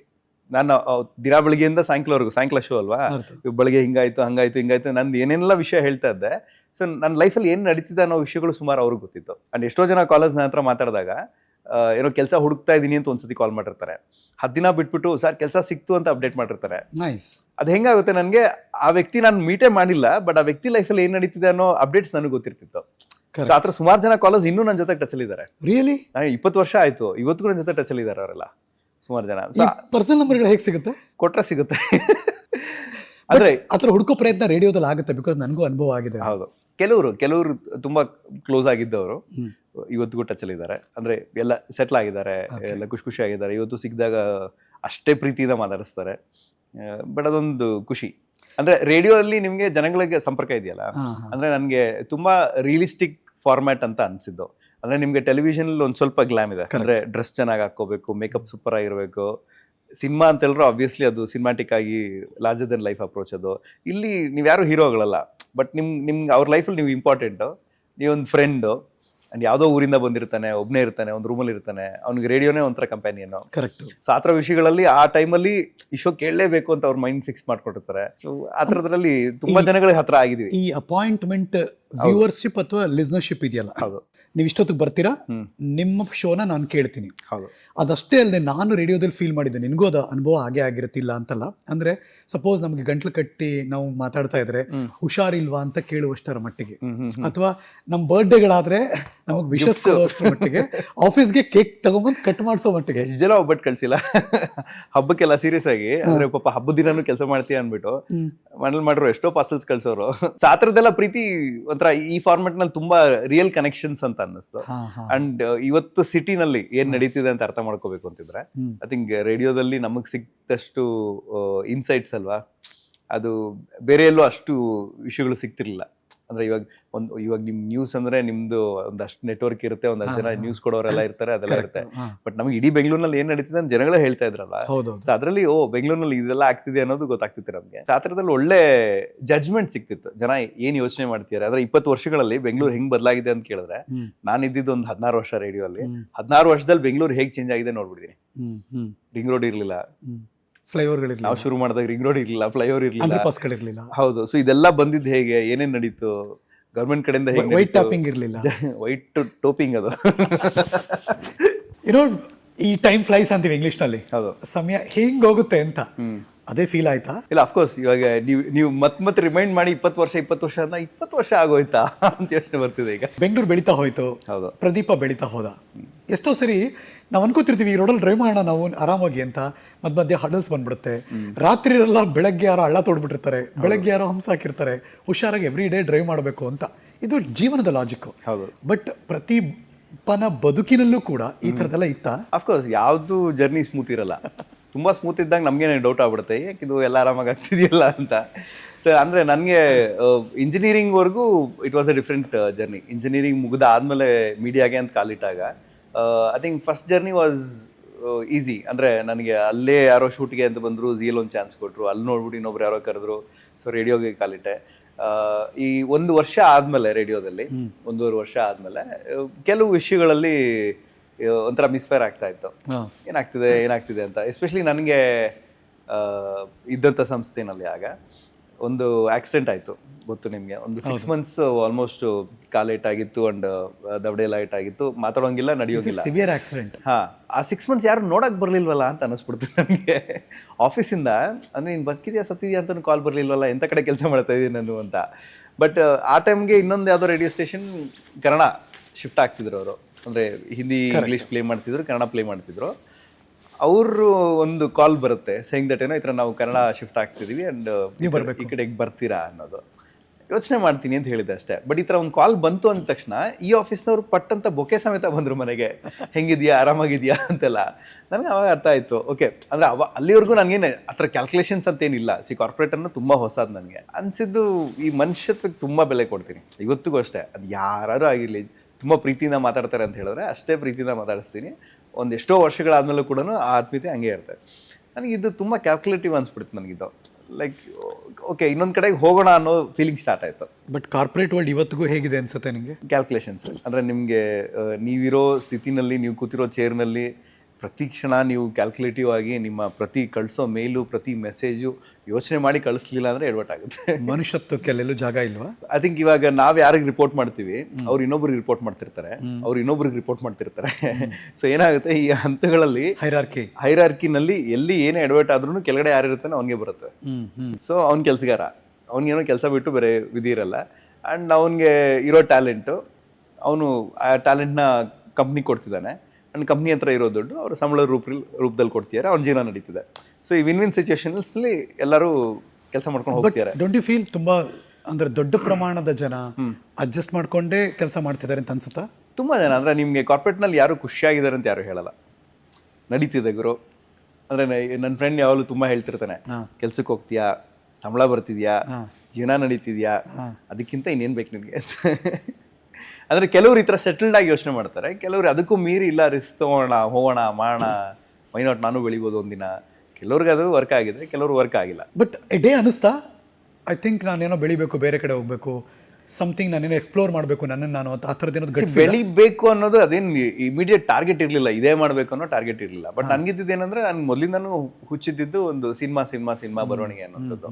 I think big F M ಅಲ್ಲಿ ಕೂತಾಗ ನಾನು ಎಷ್ಟು ಕತೆಗಳು ಹೇಳಿದ್ದೀನಿ ನಿಮಗೆ. ನೈಟೆಲ್ಲ ಕೂತ್ಕೊಂಡು ಕತೆ ಹೇಳ್ತಾ ಇದ್ದೆ ನಿಮಗೆ ವಿತ್ ಮ್ಯೂಸಿಕ್. ಆ್ಯಕ್ಚುಲಿ ಯಾರಿಗೂ ಗೊತ್ತಿಲ್ಲದೆ ಅಫ್ಕೋರ್ಸ್ ಇವತ್ತು ಮಾತಾಡ್ತೀವಿ ಇಲ್ಲ ಅಂತಲ್ಲ. ಅದೊಂದು ದಿನ ಮಧ್ಯರಾತ್ರಿ 10 ಅಂದರೆ 11 ಗಂಟೆ ಈ ಲೈವ್ ಶೋಗಳೆಲ್ಲ ಮುಗಿದ ಮೇಲೆ ನಾನು ಇವನು ಇಬ್ಬರೇ ಆಫೀಸಲ್ಲಿ, ಜೋರು ಮಳೆ. ಹಾಗಾಗಿ ನಾವಿಬ್ಬರು ಬೈಕಲ್ಲಿರೋದ್ರಿಂದ ನಾವಿಬ್ಬರು ಮನೆಗೆ ಹೋಗೋಕ್ಕಾಗಿಲ್ಲ. ಬೇಗ ಕೂತಿದ್ದೀವಿ ರಾತ್ರಿ ಆಫೀಸಲ್ಲೇ ಮಧ್ಯರಾತ್ರಿ. ಆವಾಗ ಇದೇ ಪ್ರದೀಪ ನನಗೊಂದು ಸ್ಟೋರಿ ಹೇಳ್ತಾನೆ ವಿತ್ ಮ್ಯೂಸಿಕ್. ಇಡೀ ಸಿನಿಮಾದು ರೆಕಾರ್ಡಿಂಗ್ ರೆಡಿ ಮಾಡಿಬಿಟ್ಟು ಒಂದು ಸ್ಟೋರಿ ಹೇಳಿದೆ ನಿಮಗೆ. ಅಂದ್ರೆ ಆಗ್ಲಿಂದ ಅದೇ ಹುಚ್ಚಿದ್ದು. ಬಟ್ ಈ ಸಿನಿಮಾ ಕಡೆ ಯಾವಾಗ ಹೋಗ್ತೀನಿ ಅನ್ನೋ ಈಗಂತಾರಲ್ಲ, ಅದು ತುಡಿತಾ ಎಲ್ಲ ಮಾಡೋಣ ಅನ್ನೋಂಥದ್ದು. ಸೊ ಆ ಥರದೊಂದು ಆಸೆ ಇತ್ತು. ಸೊ ರೇಡಿಯೋಯಿಂದ ನೆಕ್ಸ್ಟ್ ಏನು ಅಂತ ಯೋಚನೆ ಮಾಡಿದಾಗ ಎಲ್ಲ ಆರ್ಜೆಗಳು ನೆಕ್ಸ್ಟ್ ಏನು ಅಂತ ಯೋಚನೆ ಮಾಡ್ತಾರೋ ಇಲ್ಲೋ ಗೊತ್ತಿಲ್ಲ, ಬಟ್ ನನಗೆ ನೆಕ್ಸ್ಟ್ ಏನು ಅಂತ ಯೋಚನೆ ಶುರು ಆಗಿತ್ತು. ಸೊ ತುಂಬಾ ಜನ ಆರ್ಜೆ ಆಗೇ ಇದ್ದಾರೆ ಈಗಲೂ ಕೂಡ, ಅದೇ 20 ವರ್ಷದಿಂದ. ಬಟ್ ಏನಾಗುತ್ತೆ, ನೆಕ್ಸ್ಟ್ ಏನು ಅಂತ ಯೋಚನೆ ಮಾಡಿದಾಗ ಅದು ಅವ್ರವ್ರು ಒಂದಷ್ಟು ರೂಟ್ಗಳನ್ನ ಕಂಡ್ಕೊಂಡಿದ್ದಾರೆ. ಬಟ್ ನನ್ಗೆ ತೀರಾ 2010-11 ಶುರು ಆಯ್ತು.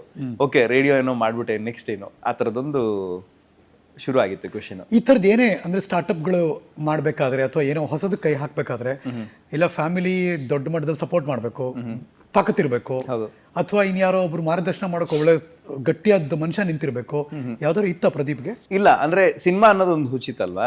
ಸೊ 2012 ನಾನು ಮಾಡಿದ್ದೊಂದು ದೊಡ್ಡ ತಪ್ಪು ಅಂತ ಹೇಳಿದ್ರೆ, ನಾನು ಬರಿದೇ ಇರೋವಂಥ ಒಂದು ಕತೆ, ನಾನು ಡೈರೆಕ್ಟ್ ಮಾಡದೇ ಇರೋವಂಥ ಒಂದು ಸಿನಿಮಾಗೆ ನಾನು ಡೈರೆಕ್ಟ್ರು ಅನ್ನೋವಂಥ ಹೆಸರು ಬಂತು. ಅಂದ್ರೆ ಅದನ್ನ ಬರ್ದವ್ರು ಯಾರೋ, ಡೈರೆಕ್ಟ್ ಮಾಡಿದವ್ರು ಯಾರೋ, ಫೈನಲಿ ನಿರ್ದೇಶಕ ಅಂದ್ಬಿಟ್ಟು ಆರ್ ಜೆ ಪ್ರದೀಪ ಅನ್ನೋದು ಬಂದ್ಬಿಡ್ತದ. ಏನು ಈ ಮಾತು ಇವತ್ತು? ಅದು ಗೊತ್ತಿರೋ ವಿಷಯ ಎಲ್ಲರಿಗೂ. ಸೊ ಅದು ಏನಾಯ್ತು, ಈಗ ರಿವ್ಯೂಸ್ ಎಲ್ಲ ಬರ್ದವರು ಇವನು ಬರೀ ಮಾತಾಡಕ್ ಲಾಯಕು, ಕಲಿಬೇಕಿನ್ನು, ಬೇರೆ ಹತ್ರ ಕೆಲಸ, ಅದು ನಾನು ಮಾಡೇ ಇಲ್ಲ. ಆ್ಯಕ್ಚುಲಿ ನಾನು ಡೈರೆಕ್ಷನೇ ಮಾಡಿಲ್ಲ ಆ ಸಿನಿಮಾನ. ಬಟ್ ವೈ ಡು ಅಕ್ಸೆಪ್ಟ್ ಅಂದರೆ ಯಾಕೆ ಒಪ್ಕೋಬೇಕಿತ್ತು? ಇಲ್ಲ, ಆ ಕಾರಣಗಳೆಲ್ಲ ಹೆಂಗಾಗಿತ್ತು ಅಂತ ಹೇಳಿದ್ರೆ, ಅದು ಅರ್ಧ ಪ್ರಾಜೆಕ್ಟ್ ಮುಂದಕ್ಕೆ ಹೋಗಿ ಹೊರಟೋಗಿದೆ ಮುಂದಕ್ಕೆ. ಆ ಅರ್ಧ ಪ್ರಾಜೆಕ್ಟ್ನಲ್ಲಿ ಕ್ರಿಯೇಟಿವ್ ಡಿಫ್ರೆನ್ಸಸ್ನಲ್ಲಿ ನಾನು ಬಿಟ್ಬಿಟ್ಟೆ ಪ್ರಾಜೆಕ್ಟ್ನ. ಅರ್ಧ ಪ್ರಾಜೆಕ್ಟು ಅಲ್ಲ, 5ನೇ ದಿನಕ್ಕೆ ನಾನು ಆಚೆ ಬಂದೆ, ಸೇಯಿಂಗ್ ನಾನು ಇದು ಮಾಡಲ್ಲ, ನೀವೇ ಮಾಡ್ಕೊಳ್ಳಿ ಪರವಾಗಿಲ್ಲ ಅಂತ. ಸೊ ಅಷ್ಟರಲ್ಲಿ ಹೆಸರಿಗೆಲ್ಲ ಅನೌನ್ಸ್ ಆಗೋಗಿತ್ತು. ಆ್ಯಂಡ್ ರಿಲೀಸ್ ಟೈಮ್ನಲ್ಲಿ ನನಗೆ ಗೊತ್ತಿರೋರೊಬ್ಬರು ಅದಕ್ಕೆ ನನ್ನ ನಂಬಿ ಇನ್ವೆಸ್ಟ್ಮೆಂಟ್ ಅಂತ ತಂದಿದ್ರು. ಅವ್ರ ದುಡ್ಡು ವಾಪಸ್ ಕೊಡುವಂಥದ್ದು ನನ್ನ ಕರ್ತವ್ಯ ಆಗಿತ್ತು ಆ್ಯಕ್ಚುಲಿ. ಸೊ ರಿಲೀಸ್ ಹಂತದಲ್ಲಿ ಜೊತೆಗೆ ನಿಲ್ಲೇಬೇಕಾಗಿರೋ ಪರಿಸ್ಥಿತಿ ಬಂತು. ಬಟ್ ಯಾರ್ಯಾರು ಆ ಸಿನಿಮಾಗೆ ಒಂದಷ್ಟು ಜನ ಯುವಕರು ಕೆಲಸ ಮಾಡಿದ್ರು ಆನ್ ಸ್ಕ್ರೀನ್ ಮತ್ತು ಆಫ್ ಸ್ಕ್ರೀನ್ಲಿ, ಅವರೆಲ್ಲರೂ ಪ್ರದೀಪ್ಗೋಸ್ಕರ ಬಂದಿದ್ರು. ಹೌದು. ಅಲ್ಲ ಇವತ್ತಿಗೂ ನಾನು ಮಾಡೋ ಯಾವುದೇ ಪ್ರಾಜೆಕ್ಟ್ ಆಗಲಿ ಫಸ್ಟ್ ರೆಸ್ಪೆಕ್ಟ್ ಇರೋದು ಹುಚ್ಚುಚ್ಚಾಗಿ ಇವನೇನೋ ಮಾಡ್ತಿರ್ತಾನೆ, ಐ ಥಿಂಕ್ ಇವನ್ ಎನರ್ಜಿಗೆ ಒಂಚೂರು ನಾವು ಎನರ್ಜಿ ಆ್ಯಡ್ ಮಾಡ್ಬೋದು ಅನ್ನೋ ನಂಬಿಕೆ ಮೇಲೆ ಬರ್ತಿದ್ದಾರೆ. ಅದೊಂದು ಆ ರೆಸ್ಪೆಕ್ಟ್ ಡೆಫಿನೆಟ್ಲಿ ಅಪ್ರಿಷಿಯೇಟ್ ಮಾಡ್ತೀನಿ ಆ್ಯಂಡ್ ಯಾವತ್ತೂ ಉಳಿಸ್ಕೊಳಕ್ಕೆ ಟ್ರೈ ಮಾಡ್ತೀನಿ. ಏನೋ ಈ ಥರ ಈ ರೇಡಿಯೋದಲ್ಲಿ ಎಕ್ಸ್ಟೆಂಪೋ ಮಾತಾಡ್ತಿರ್ತೀವಲ್ಲ ನಾವೇನು ಯೋಚನೆ ಮಾಡಿರಲ್ಲ, ಸಡನ್ನಾಗಿ ಯಾರೋ ಕಾಲರ್ಸ್ ಬರ್ತಾರೆ, ಅವರು ನಾವು ಅನ್ಕೊಳ್ಳೋದಕ್ಕಿಂತ ಇನ್ನೇನೋ ಮಾತಾಡೋಕ್ಕೆ ಶುರು ಮಾಡ್ತಾರೆ. ಎಷ್ಟೊಂದು ಸರಿ ನಮಗೂ ಎಂಬರಾಸ್ ಫೀಲ್ ಆಗ್ಬೋದು, ಎಷ್ಟೊಂದು ಸರಿ ಖುಷಿ ಫೀಲ್ ಆಗ್ಬೋದು, ಹೇಗುರು ಇವ್ರು ಹಿಂಗೆ ಮಾತಾಡ್ತಿದ್ದಾರೆ ಅಂತ ನಮಗೂ ಅನ್ನಿಸ್ಬೋದು. ಆ ಥರದ ಫೀಲ್ ರೇಡಿಯೋದಲ್ಲಿದ್ದಾಗ ತುಂಬ ಸಲ ಅಂದರೆ ನಾವು ರೇಡಿಯೋ ಶುರು ಮಾಡಿದಾಗ ಒಂದು ಎಕ್ಸೈಟ್ಮೆಂಟ್ ಇತ್ತು ರೇಡಿಯೋ ಫಾರ್ಮ್ಯಾಟ್ ಬಗ್ಗೆ. ಅದಾದಮೇಲೆ ಒಂದು 2-3 ಸ್ಟೇಷನ್ಸ್ ಬಂದಾಗ ಎಲ್ಲರಿಗೂ ಅನ್ನಿಸ್ತೆ ನಾನು ಮಾತಾಡ್ತೀನಿ, ನಾನು ಅರ್ಜಿ ಆಗ್ತೀನಿ ಅಂತ. ಅದೇನಾಗುತ್ತೆ, ಪ್ರತಿ ಕಾಲರು ನಮ್ಮ ಜೊತೆ ಕಂಪೀಟ್ ಮಾಡ್ತಿದ್ದಾರೆ. ಅದು ಗೊತ್ತಾಗುತ್ತೆ, ನೀ ಏನು ಮಾತಾಡ್ತೀಯ, ನಿಂಗಿಂತ ನಾನು ಚೆನ್ನಾಗಿ ಮಾತಾಡ್ತೀನಿ ಅಂತ. ಸೊ ಆ ಥರ ತುಂಬ ಜನ ಮಾತಾಡಿರೋರು ಸಿಕ್ಕಿದ್ದಾರೆ. ಆ್ಯಂಡ್ ನಾನು ಮಾಡ್ತಾ ಇದ್ದಿದ್ದು ಪ್ರ್ಯಾಂಕ್ಸ್ದು ಶೋ. ಅಂದರೆ ಅವಾಗ ಇನ್ನೂ ಟ್ರೂ ಕಾಲರು ಅವು ಇವು ಎಲ್ಲ ಇರಲಿಲ್ಲ. ಸೊ ಈ ಎಡವಟ್ಟುಗಳು ತುಂಬ ಆಗಿರೋವು ಇದೆ. ಅಂದರೆ ಯಾರಿಗೋ ಫೋನ್ ಮಾಡಿ ಅವ್ರು ಇನ್ನೊಂದೇನೋ ಅಂದ್ಕೊಂಡು ಅವ್ರು ಯಾವುದೋ ಅತಿರೇಕಕ್ಕೆ ಹೋಗಿ ಆ ಥರದ್ದೆಲ್ಲ ಒಂದಷ್ಟು ವಿಷಯಗಳು ಕೂಡ ಲೈಫಲ್ಲಿ ನಡೆದಿದೆ. ಅಂದರೆ ಯಾರೋ ಒಬ್ಬ ಗಂಡ ಮದುವೆ 1 ವಾರ ಆಗಿದೆ ಅಷ್ಟೇ, ಹೆಂಡತಿ ನಂಬರ್ ಕೊಟ್ಬಿಟ್ಟು ಬಕ್ರಾ ಮಾಡಿ ಸರ್ ಅಂತ. ಅವನ್ನ ಇನ್ನೊಂದು ಲೈನ್ ಇಟ್ಟಿದ್ದೀನಿ. ಅವ್ನು ತುಂಬ ಖುಷಿಯಾಗಿದ್ದಾನೆ, ನಾನು ಹೆಂಡತಿ ಬಕ್ರಾ ಮಾಡ್ತೀಯಾನೆ ಅಂತ. ನಾನು ಫೋನ್ ಮಾಡ್ಬಿಟ್ಟು ನಿಮ್ಮ ಗಂಡ ಸರಿ ಇಲ್ಲ ಅನ್ನೋದ್ರ ಬಗ್ಗೆ ಮಾತಾಡಿದೆ, ಅವ್ನದು ಕ್ಯಾರೆಕ್ಟರ್ ಸರಿ ಇಲ್ಲ ಅಂತ. ಆ ಹುಡುಗಿ ಹತ್ಕೊಂಡು ಫೋನ್ ಕಟ್ ಮಾಡ್ಬಿಟ್ಲು. ಆಮೇಲೆ ಇವ್ನು ಹೇಳ್ತಾ ಇದೀನಿ, ಅವ್ರು ಅಳ್ತಾ ಫೋನ್ ಕಟ್ ಮಾಡಿದ್ರು, ಚೆಕ್ ಮಾಡಿ ಅಂತ. ಇವನೇ ಇಲ್ಲ ಬಿಡಿ ಸರ್ ಸಕದ ಬಕ್ರಾ ಮಾಡಿದ್ರಿ ಅಂತ. ನಾನು ಗುರು ಹೋಗ್ಬಿಟ್ಟು ಚೆಕ್ ಮಾಡು ಗುರು ಏನು ಮಾಡ್ಕೊಂಡಿದ್ದಾರೆ ನೋಡು ಅಂತ. ಮನೆಗೆ ಹೋಗಿ ನೋಡಿದ್ರೆ ಬಾಗಿಲು ಹಾಕ್ಕೊಂಡು ಆ ಅಮ್ಮ ಬಳೆ ಎಲ್ಲ ಹೊಡೆದಾಕೊಂಡು ಅಲ್ಲೇ ಅಟೆಂಪ್ಟ್ ಕೊಟ್ಟೋಗಿದ್ದಾರೆ. ಇದು ಗಾಬರಿ ಆಗೋಯ್ತು. ಆಮೇಲೆ ಪಕ್ಕದ ಮನೆಯವ್ರಿಗೆಲ್ಲ ಕಳಿಸಿ ಬಾಗಿಲು ಓಪನ್ ಮಾಡಿಸಿ ಆಮೇಲೆ ಮತ್ತೆ ಅವ್ರನ್ನ ರೇಡಿಯೋಲಿ ತೊಗೊಂಡು ಇಲ್ಲ ತಮಾಷೆಗೆ ಮಾಡಿದ್ದು, ಯಜಮಾನ್ರೆ ಕೊಟ್ಟಿದ್ದ ನಂಬರು ಅಂತೆಲ್ಲ ಹೇಳಿ. ಅಂದರೆ ಆ ಕ್ಷಣಕ್ಕೆ ಏನಾದ್ರು ನಾವು ಕೂಡ ಬಿಡು ತಮಾಷೆ ಅಂತ ಬಿಟ್ಬಿಟ್ಟಿದ್ರೆ ಎಡ್ವರ್ಟ್ ಆಗಿದ್ದಿದ್ರೆ ಅದೊಂಥರ ಅವತ್ತು ಅನ್ನಿಸ್ತು. ಅಂದರೆ ಫೀಲಿಂಗ್ಸ್ ಜೊತೆ ಆಟಾಡಬಾರ್ದು ಅಂತ. ಸೆನ್ಸಿಬಲ್ ಆಗಿರ್ಬೇಕಾ? ಹೌದು, ತುಂಬ ತುಂಬ. ರೇಡಿಯೋಲಿ ನಮ್ಗೆ ಅದೇ ಅಲ್ವಾ, ಇಟ್ಸ್ ಕಂಪ್ಲೀಟ್ ಲೈವ್. ಇವಾಗಂತೂ ಒಂದು ಬೇರೆ ಆಪ್ಷನ್ ಕಂಡಿಟ್ಕೊಂಡಿದ್ದಾರೆ, ಡಿಫರೆಂಟ್ ಲೈವ್. ಬಟ್ ನಾವಿದ್ದಾಗಂತೂ ಕಂಪ್ಲೀಟ್ಲಿ ಲೈವ್. ಅಂದರೆ ಹಿಂಗೆ ಮೈಕ್ ಆನ್ ಮಾಡ್ತೀವಿ ಅಂದರೆ ನಮ್ಮ ಉಸಿರು ಬಿತ್ತು ಅಲ್ಲಿ ಫುಲ್ ಲೈವ್ ಅದು. ಸೊ ನೀವು ಹೇಳೋ ಪ್ರತಿ ಪದ ಪ್ರತಿ ಶಬ್ದನೂ ತುಂಬ ಇಂಪಾರ್ಟೆಂಟ್ ಆಗುತ್ತೆ. ನಿಮ್ಗೇನು ಕರೆಕ್ಷನ್ ಇಲ್ಲ ಅಲ್ಲಿ, ವಾಪಸ್ ಹೋಗಿ ಅದನ್ನು ಎಡಿಟ್ ಮಾಡೋಕ್ಕಾಗಲ್ಲ. ಸೊ ಅಷ್ಟು ಕಾನ್ಷಿಯಸ್ ಆಗಿ ಮೈಂಡ್ನ ಪ್ರಿಪೇರ್ ಮಾಡಿರೋದ್ರಿಂದ ಅದು ತುಂಬ ಹೆಲ್ಪ್ ಮಾಡಿದೆ. ಈ ಸಿನಿಮಾದ ಹೋಗಿದೆಯಲ್ಲ, ಒಳ್ಳೆ ಬುನಾದಿ ಹಾಕೊಟ್ಟಿದೆ. ಬಿಕಾಸ್ ಕಲಿಕೆ ಸ್ಟಾರ್ಟಿಂಗಲ್ಲೇ ಒಂದು ದೊಡ್ಡ, ಆಸ್ ಯು ಸೆಡ್, ಒಳ್ಳೆ ಗುಡ್ ಎಕ್ಸ್ಪೀರಿಯನ್ಸ್ ಅಲ್ಲ, ಬಟ್ ಕಲಿಯೋದಕ್ಕೆ ಬೇರೆ ಬೇರೆ ರೀತಿಯಲ್ಲಿ ಆಕ್ಚುಲಿ ಒಳ್ಳೆ ಎಕ್ಸ್ಪೀರಿಯನ್ಸ್ ಅದು. ಅದಾದ್ಮೇಲೆ ಒಂದು 2 ವರ್ಷ ಏನು ಮಾಡಬಾರ್ದು ಅಂತ ಡಿಸೈಡ್ ಮಾಡಿದೆ. ಆ 2 ವರ್ಷ ಮತ್ತೆ ವಾಪಸ್ ರೇಡಿಯೋ ಕರೀತು ನನ್ನ. ಹೌದು. ಸೊ ವಾಪಸ್ ರೇಡಿಯೋ ಹೋದಾಗ ನನ್ಗೊಂದು 6ರಿಂದ 7 ERA ಅವಾರ್ಡ್ಸ್ ಅಂತ ಏನ್ ಬರ್ತಿತ್ತು, ನ್ಯಾಷನಲ್ ಅವಾರ್ಡ್ಸ್. ಸೊ ಅದ್ ಬಂದಾಗ ಇಂಡಿಯನ್ ರೇಡಿಯೋ ಫಾರ್ಮ್. ಹೌದು. ಸೊ ಅದರಲ್ಲಿ ಒಂದು ಕಾನ್ಫಿಡೆನ್ಸ್ ಬೂಸ್ಟ್ ಆಯ್ತು. ಇಲ್ಲ ಗುರು, ಏನು ಕಳ್ಕೊಂಡಿಲ್ಲ ಲೈಫಲ್ಲಿ. ಅಂದ್ರೆ ನಾನು ತುಂಬಾ ಇಷ್ಟಪಟ್ಟಂತ ಅದು ರೇಡಿಯೋ ಫಾರ್ಮ್ಯಾಟ್ ಏನಿತ್ತು, ಒಂದಷ್ಟು ಅವಾರ್ಡ್ಸ್, ನ್ಯಾಷನಲ್ ಅವಾರ್ಡ್ಸ್ ಎಲ್ಲ ಸಿಕ್ಕಾಪಟ್ಟೆ ಖುಷಿ ಆಯ್ತು ಆ ಟೈಮ್ಗೆ. ಬಟ್ ಅಲ್ಲಿ ಒಂದು ಪ್ರಮೋಷನ್ ಅಂತೇಳಿ ಸೌತ್ ಕ್ರಿಯೇಟಿವ್ ಹೆಡ್ ಆಗಿ ಪುಷ್ ಮಾಡಿದ್ರು. ಅಲ್ಲಿ ಎಂಟೈರ್ ಸೌತ್ ಇಂಡಿಯಾದಲ್ಲಿರುವಂಥ ಒಂದಷ್ಟು ರೇಡಿಯೋ ಸ್ಟೇಷನ್ಸ್ನಲ್ಲಿ ಡಿಜಿಟಲ್ ಸೆಟಪ್ ಮಾಡಬೇಕಿತ್ತು ನಾನು. ಎಲ್ಲ ಕಡೆ ಓಡಾಡಬೇಕಾದ್ರೆ ತುಂಬ ಅಬ್ಸರ್ವ್ ಮಾಡಿದ್ದು, ಯೂಟ್ಯೂಬ್ ಅಂತ ಏನು ಬೂಮ್ ಕ್ರಿಯೇಟ್ ಆಗಿದೆ, ಅದು ತೆಲುಗುನಲ್ಲಿ, ತಮಿಳ್ನಲ್ಲಿ ತುಂಬ ಚೆನ್ನಾಗಿ ಅದನ್ನು ಅರ್ಥ ಮಾಡಿಕೊಂಡು ಆಲ್ರೆಡಿ ಯೂಟ್ಯೂಬಿಂದ ಸುಮಾರು ಜನ ಸ್ಟಾರ್ಸ್ ಹುಟ್ಕೊಳ್ತಿದ್ದಾರೆ. ನಮ್ಮಲ್ಲಿ ಯಾಕೆ ಇದು ಆಗ್ತಿಲ್ಲ ಅಂತ ಯೋಚನೆ ಬಂದಿದ್ದು. ಇದು ಯಾವಾಗ 2015 ಸೊ 16 ಅದ್ರ ಬಗ್ಗೆ ರಿಸರ್ಚ್ ಮಾಡಿದೆ, ಏನು ನಡೀತಿದೆ ಏನು ಎತ್ತ. ಸೊ ಹಿಂದಿನಲ್ಲಿ ಯಾವುದೋ TVF ಅಂತ ಒಂದು ಕಂಪ್ನಿ ಹುಟ್ಕೊಂಡಿತ್ತು. ಸೊ ಯೂಟ್ಯೂಬಿಂದ ಮೇನ್ ಸ್ಟ್ರೀಮ್ಗೆ ಅವರು OTT ಅಂತ ಸ್ಟಾರ್ಟ್ ಮಾಡಿದ್ರು. ಹೊಯ್ಚಾಯ್ ಅಂತ ಒಂದು ಕಂಪ್ನಿ ಬೆಂಗಾಲಲ್ಲಿತ್ತು. ಇವ್ರನ್ನೆಲ್ಲ ಆ್ಯಕ್ಚುಲಿ ಹೋಗಿ ಮೀಟ್ ಮಾಡಿದ್ದೀನಿ. ಮೀಟಿಂಗ್ಸ್ ಮಾಡಿ ಹೆಂಗಿದು ಏನಿದು ಅಂತ ಅರ್ಥ ಮಾಡ್ಕೊಂಡು ವಾಪಸ್ ಬಂದು 2016 ಇಸ್ವಿ ಎಂಡಲ್ಲಿ ನವಂಬರ್ನಲ್ಲಿ ಸಖತ್ ಸ್ಟುಡಿಯೋ ಅಂತ ನಾನು ಇಲ್ಲಿ ಶುರು ಮಾಡೋಣ ಅಂತ ಡಿಸೈಡ್ ಮಾಡಿಕೊಂಡು ಒಂದು 6 ಮಂತ್ಸ್ ಏನೂ ಮಾಡಲಿಲ್ಲ. 6 ಮಂತ್ಸ್ ಬರೀ ಏನು ಮಾಡಬಹುದು ಅನ್ನೋದ್ರ ಬಗ್ಗೆ ಯೋಚನೆ ಮಾಡಿಕೊಂಡು ವೆಬ್ ಸೀರೀಸ್ ಅಂದರೆ ಏನು ಅಂತ ಅರ್ಥ ಮಾಡಿಕೊಂಡು ಕನ್ನಡದ ಮೊದಲ web series, I think you are the first guy ಅಲ್ಲ, ಲೂಸ್ ಕನೆಕ್ಷನ್ ಅಂತ ಹೇಳಿ ಅದಕ್ಕೊಂದು ತಂಡ ಕಟ್ಟಿ ಅದಕ್ಕೊಂದು ಸ್ಟ್ರಾಟಜಿಕ್ ಆಗಿ ಕಾಸ್ಟಿಂಗ್, ಸುನಿಲ್ ರಾವ್ ಅವರು, ಸಿಂಧು ಲೋಕನಾಥ್, ಅನು ಎಲ್ಲಾರನ್ನೂ ಕರ್ಕೊಂಬಂದು ಒಂದು ಸೀರೀಸ್ ಮಾಡಿದಾಗ ಅದಕ್ಕೆ ಸಿಗ್ದಂಥ ರಿಯಾಕ್ಷನ್ ಇತ್ತಲ್ವ, ತುಂಬ ಅನಿಸಿದ್ದು ಮಾಡೋಕ್ಕಾಗಲ್ಲ ಅಂತಲ್ಲ, ಬಟ್ ಯಾರೂ ಮಾಡ್ತಿಲ್ಲ, ಅದೊಂದು ಸ್ಪೇಸ್ ಇದೆ ಅಂತ ಅನ್ನಿಸ್ತು. ಸೊ ಆ ಸ್ಪೇಸ್ ತುಂಬ ದೊಡ್ಡ ಮಟ್ಟದಲ್ಲಿ ಕನ್ನಡದಲ್ಲಿ ಬೆಳಿಬೇಕು ಅನ್ನೋ ಆಸೆ ಶುರುವಾಯಿತು. ನಾವು ತುಂಬ ಕಡೆ ಅಂದರೆ ಕನ್ನಡಿಗರ ಮಟ್ಟಿಗೆ ಸ್ಲೋನಾ, ಅಂದರೆ ವೆಬ್ ಸೀರೀಸ್ ಆಗಿರಲಿ, ಇಲ್ಲ ಪಾಡ್ಕಾಸ್ಟ್ ಆಗಿರಲಿ, ನಮ್ಮಲ್ಲಿ ಏನಂದರೆ ಎಲ್ಲರೂ ಆದ್ಮೇಲೆ ಅದು ವರ್ಕ್ ಆಗ್ತಿದೆ ಅಂತ ಗೊತ್ತಾದ್ಮೇಲೆ ಆಮೇಲೆ ಮಾಡೋಕ್ಕೆ ಸ್ಟಾರ್ಟ್ ಮಾಡ್ತೀವಿ. ಅಂದರೆ ಈಗಲೂ picture first week second week ಯಾರೂ ಹೋಗಲ್ಲ, 3rd ವೀಕ್ 4th ವೀಕೆ ಬರೋದು. ಯಾರೋ ಹೇಳಬೇಕು ಅವರಿಗೆ ಚೆನ್ನಾಗಿದೆ ಅಂತ ಹೇಳಿದ್ರೆ ಮಾತ್ರ ಓಪನ್ ಅಪ್ ಆಗ್ತಾರೆ. ಸೊ ಇಮಿಡಿಯೇಟ್ ಓಪನ್ ಅಪ್ ಆಗಬೇಕಾದ್ರೆ ಆ ರಶ್ ಇಲ್ಲ. ಅಂದರೆ ನಿಮಗೆ ಒಂದು ಮಲಯಾಳಂನಲ್ಲಿ ಎಕ್ಸ್ಪೆರಿಮೆಂಟ್ ಮಾಡಿದ ತಕ್ಷಣ ಒಂದು 10 ಜನ ಬಂದು ಸಗಲ ಮಾಡಿದೆ ಅಂತ ಹೇಳ್ತಾರಲ್ಲ, ಇಲ್ಲ ಹತ್ರ ಇಲ್ಲ. ಇಲ್ಲಿ ಫಸ್ಟ್ ಕೇಳುವಂಥದ್ದು ಇದ್ರಲ್ಲಿ ಎಷ್ಟು ದುಡ್ಡಿದೆ. 2006-07 ನಾವಿಬ್ರು ಒಂದೇ ಸಂಸ್ಥೆಯಲ್ಲಿ ರೇಡಿಯೋದಲ್ಲಿ ಕೆಲಸ ಮಾಡ್ಬೇಕಾದ್ರೆ ನಾವು ಅವಾಗಲೇ ಪಾಡ್ಕಾಸ್ಟ್ ಮಾಡ್ತಿದ್ವಿ. ಹೌದು ಜನ ಈಗ ಅದನ್ನ ರಿಯಲೈಸ್ ಮಾಡ್ತಿದ್ದಾರೆ. ಆ್ಯಕ್ಚುಲಿ 20 years ಬ್ಯಾಕ್ ಪಾಡ್ಕಾಸ್ಟ್ ಮಾಡ್ತಿದ್ವಿ. ಹೌದು. ಬಟ್ ಪಾಡ್ಕಾಸ್ಟ್ ಬೇರೆ ದೇಶದಲ್ಲಿ ಬೆಳೆದಿರೋ ಹಾಗೆ ಇಂಡಿಯಾದಲ್ಲಿ ಬೆಳೆದಿಲ್ಲ. ಈಗ ಸ್ವಲ್ಪ ಬೂಮ್ ಏನೋ, ಹೌದು, ಇನ್ನೂ ವಾವಲ್ಲ, ಸ್ವಲ್ಪ ಬೂಮ್ ಏನೋ ಹಂಗೆ ನೋಡೋಕೋದ್ರೆ. ಅಂದರೆ ಲೇಟಾಗಿ ರಿಯಲೈಸ್ ಮಾಡ್ಕೋತೀವ ನಾವು ಅಂತ. ಅಲ್ಲ, ಟಾಕ್ ರೇಡಿಯೋ ಫಾರ್ಮ್ಯಾಟ್ನಲ್ಲಿ ನಿಮಗೆ 24 ಗಂಟೆ ಬರೀ ಮಾತಿನಲ್ಲೇ ಒಂದು ರೇಡಿಯೋ ಸ್ಟೇಷನ್ ನಡೆಸ್ತಾರೆ ಅಂತ ಹೇಳಿದ್ರೆ, ಅದು ಕೇಳಕ್ಕೆ ಜನ ಇದ್ದಾರೆ ಅಂತ ಹೇಳಿದ್ರೆ, ಅದು ಬಿಸ್ನೆಸ್ ಪ್ರಕಾರ ಅದು ನಡೀತಿದೆ ಅಂತ ಹೇಳಿದ್ರೆ, ಆಬ್ವಿಯಸ್ಲಿ ಆ ಫಾರ್ಮ್ಯಾಟ್ಸ್ನ ಇಲ್ಲೂ ಎಕ್ಸ್ಪ್ಲೋರ್ ಮಾಡೋದಕ್ಕೆ ಸಾಧ್ಯತೆ ಇದೆ. ಜಸ್ಟ್ ದಟ್ ಯಾರೋ ಒಬ್ಬರು ಅದನ್ನ ಇನಿಷಿಯೇಟಿವ್ ತಗೋಬೇಕು, ಒಂದು 3-4 ಜನ ಕ್ಲಿಕ್ ಆಗಬೇಕು, ಇವರೆಲ್ಲ ಮಾಡ್ತೀರಾ ನಾನು ಇವಾಗ ಮಾಡ್ತೀನಿ ಸೇಫ್ ಇದು ಅಂದ್ಬಿಟ್ಟು ಆಮೇಲೆ ಸ್ಟಾರ್ಟ್ ಮಾಡೋಕ್ಕೆ ಸಾಕಷ್ಟು ಜನ ಇರ್ತಾರೆ. ಸೊ ಅಂದರೆ ನಾವು ಲೀಡ್ ಮಾಡೋಕ್ಕಿಂತ ಫಾಲೋವರ್ ಜಾಸ್ತಿ ಕನ್ನಡದಲ್ಲಿ. ಓಕೆ, ಈ ಥರ ವೆಬ್ ಸೀರೀಸ್ ಎಲ್ಲ ಫಸ್ಟ್ ಟ್ರೈ ಮಾಡಬೇಕಾದ್ರೆ do you have money support ಅದಕ್ಕೆಲ್ಲ? ಅವಾಗ ಏನು ಸೇವಿಂಗ್ಸ್ ಇತ್ತು ಅಂತ ನಾನು ಹೆಂಡತಿಗೆ ಥ್ಯಾಂಕ್ಸ್ ಹೇಳಬೇಕು. ಬಿಕಾಸ್ ಆ ಟೈಮಲ್ಲಿ ಒಂದು ಮನೆ ತೊಗೋಬೇಕು, ಅದೇನೇನೇನೋ ಪ್ಲಾನ್ಸ್ ಇತ್ತು, ಅದಕ್ಕೆ ಕೂಡಿಟ್ಟಿದ್ದು ಒಂದು ಅಷ್ಟು ದುಡ್ಡೆಲ್ಲ ಮದುವೆ ಆಗಿತ್ತಲ್ವಾ? Correct, I remember. ಬೇಜಾರಲ್ಲಿ ಹೇಳ್ತಾ ಇರ ಆಗಿತ್ತು. ಶ್ವೇತಾ ಪ್ರಸಾದ್ ಪ್ರದೀಪನ ಹೆಂಡತಿ, ಅಫ್ಕೋರ್ಸ್ ಒಬ್ಬಳೇ ಹೆಂಡತಿ. ಚೆನ್ನಾಗಿದೆ, ಒಬ್ಬಳೇ. You guys are made for each other. Thank you. ಪ್ರೀತಿ ಮಾಡಿ ಮದುವೆ ಮಾಡ್ಕೊಂಡ್ರು ಅವರು, ಇಷ್ಟಪಟ್ಟು. ಕಾಲೇಜ್ ಮುಗ್ದಾದ್ಮೇಲೆ BMS ಕಾಲೇಜ್ಗೆ ಗೆಸ್ಟ್ ಆಗಿ ಕರೆದಿದ್ರು, ನಂದೇ ಕಾಲೇಜು. ಸ್ಟೇಜ್ ಮೇಲೆ ಮಾತಾಡ್ತಾ ಇದ್ದೀನಿ, ಯಾವುದೋ ಈ ಹುಡುಗಿ ತುಂಬಾ ಅಂತ ಇದೆ. ನಾನು ಯಾರು ಇಷ್ಟು ಚೆನ್ನಾಗಿದ್ದಾಳಲ್ಲ ಅಂತ ಕೆಳಗಡೆ ಬಂದಾಗ ಯು ರಿಮೆಂಬರ್ ಮೀ ಅಂತ ಸ್ಟಾರ್ಟ್ ಮಾಡಿದ್ಲು. ನಾನು ಮರ್ತೋಗಿತ್ತು, ಐ ವಿಲ್ ರಿಮೆಂಬರ್ ಯು ಇನ್ನು ಮುಂದಕ್ಕೆ ಅಂತ ಹೇಳಿ ಫ್ರೆಂಡ್ ಆಗಿದ್ದು. ಆಮೇಲೆ ಬೆಸ್ಟ್ ಫ್ರೆಂಡ್ ಆಗಿದ್ದು. ಅಲ್ಲಿ ತೀರಾ ಈ ಲೈಫಿಗೆ ಒಬ್ರು ತುಂಬ ಆಪ್ತವಾಗಿರೋ ಫ್ರೆಂಡ್ ಬೇಕಾಗ್ತಾರೆ ಅಂತ ಹೇಳ್ತಾರಲ್ಲ, ಆ ಥರ ಎಲ್ಲ ಕಷ್ಟ ಸುಖ ಮಾತಾಡೋಕ್ಕೆ. ಸೊ ಆ ಥರ ಒಂದು ಒಳ್ಳೆ ಫ್ರೆಂಡ್ ಆದ್ಲು. ಅಲ್ಲಿಂದ ಮುಂದಕ್ಕೆ ಅವಳ ಮನೆಯಲ್ಲಿ ಮದುವೆ ಅನ್ನೋ ಯೋಚನೆ ಬಂದಾಗ ನಾನೇ ಹೋಗ್ಬಿಟ್ಟು ಹೇಳಿದೆ, ನಾನೇ ಮದುವೆ ಆಗ್ತೀನಿ. ಗ್ರೀನ್ ಟಿಕ್ಕ ಇಮಿಡಿಯೇಟ್ ಆಗಿ? ಇಲ್ಲ ಅಷ್ಟು ಈಸಿಯಾಗೆಲ್ಲ ಆಗುತ್ತೆ. ಅವ್ರ ಮನೆಯಲ್ಲಿ ಒಪ್ಕೊಂಡ್ರು ಇಮಿಡಿಯೇಟ್ ಆಗಿ, ಬಟ್ ನಮ್ಮ ಮನೇಲಿ ಇರುತ್ತಲ್ಲ ಡ್ರಾಮಾ. ಓಕೆ, ಒಂದಷ್ಟು ಜನ ಗುರೂಜಿಗಳು ಅವ್ರು ಹೇಳಿರೋ ವಿಷಯಗಳು, ನನ್ನ ಲೈಫಲ್ಲಿ ಏನೇನು ಆಗೋಗುತ್ತೆ ಅಂತೇಳಿ ನಮ್ಮಮ್ಮ ನಂಬಿ, ನಮ್ಮಮ್ಮನ ಕನ್ವಿನ್ಸ್ ಮಾಡೋಕ್ಕಾಗ್ದಿರ ನಾವಪ್ಪ ಪರದಾಡಿ, ಆಮೇಲೆ ಮನೇಲಿ ಜಗಳ, ಈ ಥರ ಮಜಾ ಇದೆ. Cinema serial drama nice. But ಮದುವೆ ಆಗಿದ್ದು ಯಾವ ಇಯರು? 2011. ಏನಿತ್ತು ಗೋಲ್ ಇಬ್ಬರದು? ಗೋಲ್ ಏನೂ ಇರಲಿಲ್ಲ. ಲೈಫ್ ಫ್ರೆಂಡ್ಸ್ ಆಗಿ ಇವತ್ತಿಗೂ ನೋಡಿದ್ರೆ ನಮ್ಮ ಇಬ್ಬರಲ್ಲಿ ತುಂಬ ಎವಿಡೆಂಟಾಗಿ ಕಾಣಿಸೋದು ಫ್ರೆಂಡ್ಶಿಪ್. ಹೌದೌದು. ಸೊ ಆ ಫ್ರೆಂಡ್ಶಿಪ್ ಇದುವರೆಗೂ ಚೆನ್ನಾಗಿ ಉಳಿಸಿದೆ. ಟಿಪಿಕಲ್ ಗಣ ಹೆಂಡತಿ ಥರ ಇಲ್ಲ. ಸೊ ಆ ಥರ ಅಂಡರ್ಸ್ಟ್ಯಾಂಡಿಂಗ್, ನನ್ನ ಬಂಡವಾಳ ಕಂಪ್ಲೀಟ್ಲಿ ಅವಳಿಗೆ ಗೊತ್ತು, ಸೊ ಅವಳೇನು ಅಂತ ನನಗೆ ಗೊತ್ತು. ಸೊ ಅಲ್ಲೆಲ್ಲೂ ಮಿಸ್ಅಂಡರ್ಸ್ಟ್ಯಾಂಡಿಂಗ್ಸ್ ಬರಲ್ಲ. ಸೊ ಅದು ಪ್ರಪಂಚಕ್ಕೆ ಹೆಂಗೆ ಕಾಣಿಸಿದ್ರು ನಾವಿಬ್ಬರು ಕರೆಕ್ಟ್ ಆಗಿದ್ದೀವಿ, ಸರಿ ಬಿಟ್ಟಾಕು. ಏನದು ಟಿಪಿಕಲ್ ಗಂಡ ಹೆಂಡ್ತೀರ ಅಂದರೆ? ಹೋಗ್ರಿ ಬನ್ರಿ ಏನಂತ ಕರಿತೀಯ ಹೆಂಡ್ತಿನ? ಅವಳು ನಾನು ಪುಟ ಅಂತ ಕರೆಯೋದು ಅವಳಿಗೆ. ಅವ್ರೇನು ಕರೀತಾರೆ? ಬೀಪಾ.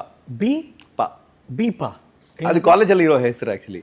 ಪ್ರದೀಪ್ ಇತ್ತಲ್ವಾ, ಪ್ರಬೀಪ್ ಆಯಿತು. ಓಕೆ, ಅಷ್ಟುದ್ದ ಯಾರು ಹೇಳ್ತಾರೆ ಅಂತೇಳಿ ಬರೀ ಬೀಪ್ ಆಯ್ತದ.